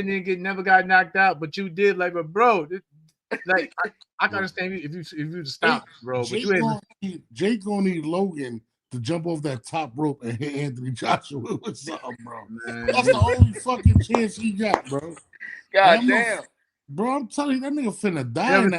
You ever see the episode of Martin when he fought Tommy Hearns when he had the face off? He's like, what are you doing here? I can't get my ass kicked. You say, you know when I said that? I was only saying it because you have always been the hitman. You got called to get hit, man. When Jake was looking at him, you could tell he was like, "Yo, y'all niggas lied to me. You was smaller when y'all showed." The motherfucker, he was already in shape. They thought he was getting Joshua just on the couch. He was already in shape. Yo, he was already in shape. Bro, he had his feet kicked up. He had his feet kicked up with the microphone in his hand. That's how I knew it was a rap. Bro, he was supposed to be a surprise. He was supposed to be a surprise fight, possibly this weekend, bro. That's how crazy. That's what Turkey said. He was supposed to. So that nigga been ready. Yeah. I was looking at. That's what I'm saying. And if you look at box rate, the man walks around, but he usually fights in at 250. I'm pretty sure of a heavyweight. I'm not heavyweight, but I'm pretty sure heavyweights usually just fighting in most of the time the weight they walk around in. And they, of course, when you're in camp, you're gonna trim down a bit. But I'm pretty sure you don't gotta kill. They're not killing themselves to make weight unless it's for a certain fight when they want more speed, whatever. They made the contract at 245. That's only 5 pounds than what he usually, you know what I'm saying, usually fighting in the ring. He gonna hurt it. So you gonna get that man in more shape? Because I think he's gonna just get in more shape to do when he cuts that little 5 pounds. It's gonna be a problem. He looked massive next to Jake Paul. Huge. Yo. Huge. It's 8 rounds for a reason. You can't say I'm gonna do a 12-round fight against Anthony Joshua. It's not going 3 rounds. It's the mental aspect though, bro. It's the mental part. I bet you if they said the fight is a 4-round fight, he would have had mad confidence. You know why? Because I can run for 4 rounds, yo. I can run for 4 rounds. That's true. I'm gonna try my best to get on that bike for 8 rounds, but they would have said 10, 12 rounds. I can't last on that bike for no 10, 12 rounds. You're not lasting when they be like, it's the mental part of the game, bro. It's the mental part. Yeah. Bro, when they say touch gloves or he hits the gloves, they're gonna be like, yo. I bet you if they said an exhibition in his 6 rounds at 2 minutes, he'd have been talking crazy shit up there. But I'm gonna say this, Jamel Norbs. Isn't he Puerto Rican though, Jake Paul? Isn't he certified? He's certified, right? Nah, Bam Rodriguez is Puerto Rican. Yeah, you wish. Bam Rican. Y'all lost one this week. Matias. Now y'all looking for replacement. We gave y'all Matias and Berlanga, and we took y'all looking for a replacement bad. Yeah, no we traded. I got my man Xander though. Shout out to Xander. Stay clean and hold it down, Xander. Please do, bro. Y'all keep on talking about Berlanga. I'm telling you, he's gonna come back. I'm telling you. I hope he comes back. Shout out to my guy Edgar. Edgar coming back. I like Edgar. I hope he does, I man. love But Edgar. I love Edgar. We need him in the boxing scene. Big yeah, time. I mean, All right, guys. I got to go to work in the morning. I appreciate Yeah, y'all, I know. man. Yeah, I know. It's been But 4 hours. I got one thing to say though. What's up? Next time you talk to Brian Norman Sr., oh shit. next time you talk to him, you make sure that he cleans the wax in his ears and he listens. Next time when I get on this live and I tell him you were a bum ass coach, you didn't know how to train your son. Did you see? There were moments there that Brian Norman Jr. didn't even know how to set up the punches. Literally, he was just out there trying to figure the things out. And this is why I tell you, don't fuck with Devin Haney because he knows what he's coming with. It's inevitable. D-Block, D-Town, DC, D-Ville, coming at you live. But the greatest city, you already know, Dallas, Texas, late at night. Have a great night, guys. Thank you so much. Brother. I appreciate y'all. Appreciate you. Hell yeah. I'm not gonna lie, son. Anthony Joshua finna kill that motherfucker. I fuck with Jake Paul. I want Jake to do good, but my nigga, I ain't gonna lie. Like I said, hey, talking box, that's my man JC. Like I said, I don't know if JC was on when I first mentioned him. I was telling Norbs, I said, yeah, man, we working on business. Like we probably got something coming to the pod. You know what I'm saying? My man be working, like we be on it. That's why it's good to have great relationships in this game, brother. Yo, we gonna like I said, he got some things working for me with the Ring magazine. I'm trying to get back where I belong. You know what I'm saying? Where we need to be at. Yo, we gonna get this money. Yo, as soon as I hang up this shit, you call me. I want to know what you talking about.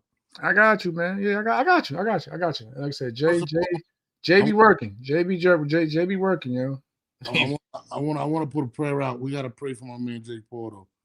I ain't gonna lie to you because leave my man. I've been so hard. Yo, I get like I said, any man stepping in that ring, I give you all respect. Fucks with Jake Paul. But man, like I said, I said it yesterday. I said, listen, motherfucker crazy. If the don't be like Apollo. If the corner wants to throw in the damn towel, let him throw in the damn towel. So let me tell you something real quick, right? You're a professional boxer, right? So I'm gonna end the show like this, right? I watched the tweet between Adrian Broner and Chino Maidana, right? Recently, I should have fucking screenshotted it. Oh man! And it's a text message between the two. And Chico Maidana said, man, when you hit me in the 8th round with that punch, I lost consciousness and didn't even know I won the fight. I had to tell my corner. My corner told me I won the fight. Adrian Broner responded. He said, motherfucker, when you hit me in that 2nd round, you put me through the ropes. He said, nigga, I don't remember shit for the rest of the fight. Right. Now, when Anthony Joshua hits Jake Paul, here we go. Jake Paul gonna think he's back on Disney, son. That motherfucker's not gonna remember what happened. I'm telling you that right now, bro. That nigga is, yo, much respect to Jake. I love Jake Paul. You are now watching the Disney Channel. That nigga will think he's not gonna remember. Yo, if that Japanese dude forgot what happened when he fought Norman, this nigga gonna forget the last. Yo, he said he forgot 2 days. That's crazy. That's 48 hours you forgot. Bro, he's gonna forget. He's gonna forget about 10 years, bro. Yo, boxing rough, yo. Boxing tough, man. Boxing is rough, yo. Boxing rough. Like I said, I tell JC all the time to this day, 2016, July 3rd, that Dennis Shavkov fight for me, boy, that shit hurt. That shit hurt life. That shit. I said, this motherfucker. He said he told him and Abel told me that I hit him with some shit that I said, motherfucker, I don't remember none of that shit, man. Like I hit you with what? It didn't seem like it because you just kept coming. Like I said, yo, boxing is rough, man. You gotta only the most willed survive. No, 100%. And then you gotta think about it too. Like that's a big motherfucker hitting you. Like that's not no. Yo, he crashing downward. He got to crash downward with that. Oh man, he gonna load that right hand up. What, man, bro? I'm not gonna lie, bro. I'm worried for Jake, man. I respect Jake. I respect his business. I love everything. Hey, it's 10-ounce gloves. Listen, I think Tyson caught him with a good punch with 16-ounce gloves at 60 years old. Anthony Joshua, he may not be in his prime, but he's still at a top level in a 10-ounce glove. It's 10-ounce gloves. It's 10-ounce gloves, y'all. My nigga, look, when that motherfucker was looking up, he was thinking to himself, what the fuck did I just get myself into? I don't give a fuck. It's absolutely insane that he's fighting that man. But I'm gonna be watching. I'm tuned in. And on that note, I'm gonna hit you right after this. Like I said that Shavko fight, yo, I was fucked up. I was dehydrated like a mug because like I said, I took that fight like being Superman like a 2.5, 3.5 week notice. So whatever. I ain't really know much about Dennis, which was dumb on my part. So I had to cut the weight. Then I was doing the weight bad. Then I took that damn fight. I got hit on top of the head. That put me down in a second. I was like, man, I said this. I couldn't even use my leg. I had to go toe to toe. And they had to save me from myself from in that fight. That's what I'm saying. Like I'm fully. I tell that story because, like I said, boxing is real. It's real. And I still had to come back. You know what I'm saying? Get everything that I gained after the fact, after all that. You know what I mean? Elle was there and they jerked me. I feel like they jerked me with the in Vegas with the Miller fight. I still had to come back. You know what I mean? Nah, I feel you. Man, on that note, I'm about to call you, man. We out of here. Appreciate y'all for tuning in. If y'all want us to do more of those live commentary things, I have fun doing this shit. I ain't doing it. I might get on it, but I like to be solely like I'm a fan. I'll be tuned in. Like I won't talk to nobody. Yo, that shit was fun for me. But if y'all enjoyed it, I'm gonna join the next. What's the next big card? I'll join the next one. But usually, man, let's do Roach and I might be in Cali like on the stage for that one. Oh damn! I'm trying to hear it because because I fought them. So you know what I'm saying? That's what they looking at. You know what I'm saying? Like I fought. So of course they're gonna ask for my opinion, but whatever. You know what I mean?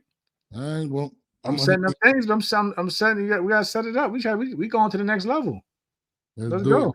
On that note, y'all, Monday, Wednesday, and Friday, 10 p.m. we live. And if something breaks, we're gonna be on. It's your boy Norbs, it's your boy Jamel, 10A Podcast Crew. We are out of here. Ready for Jake Paul.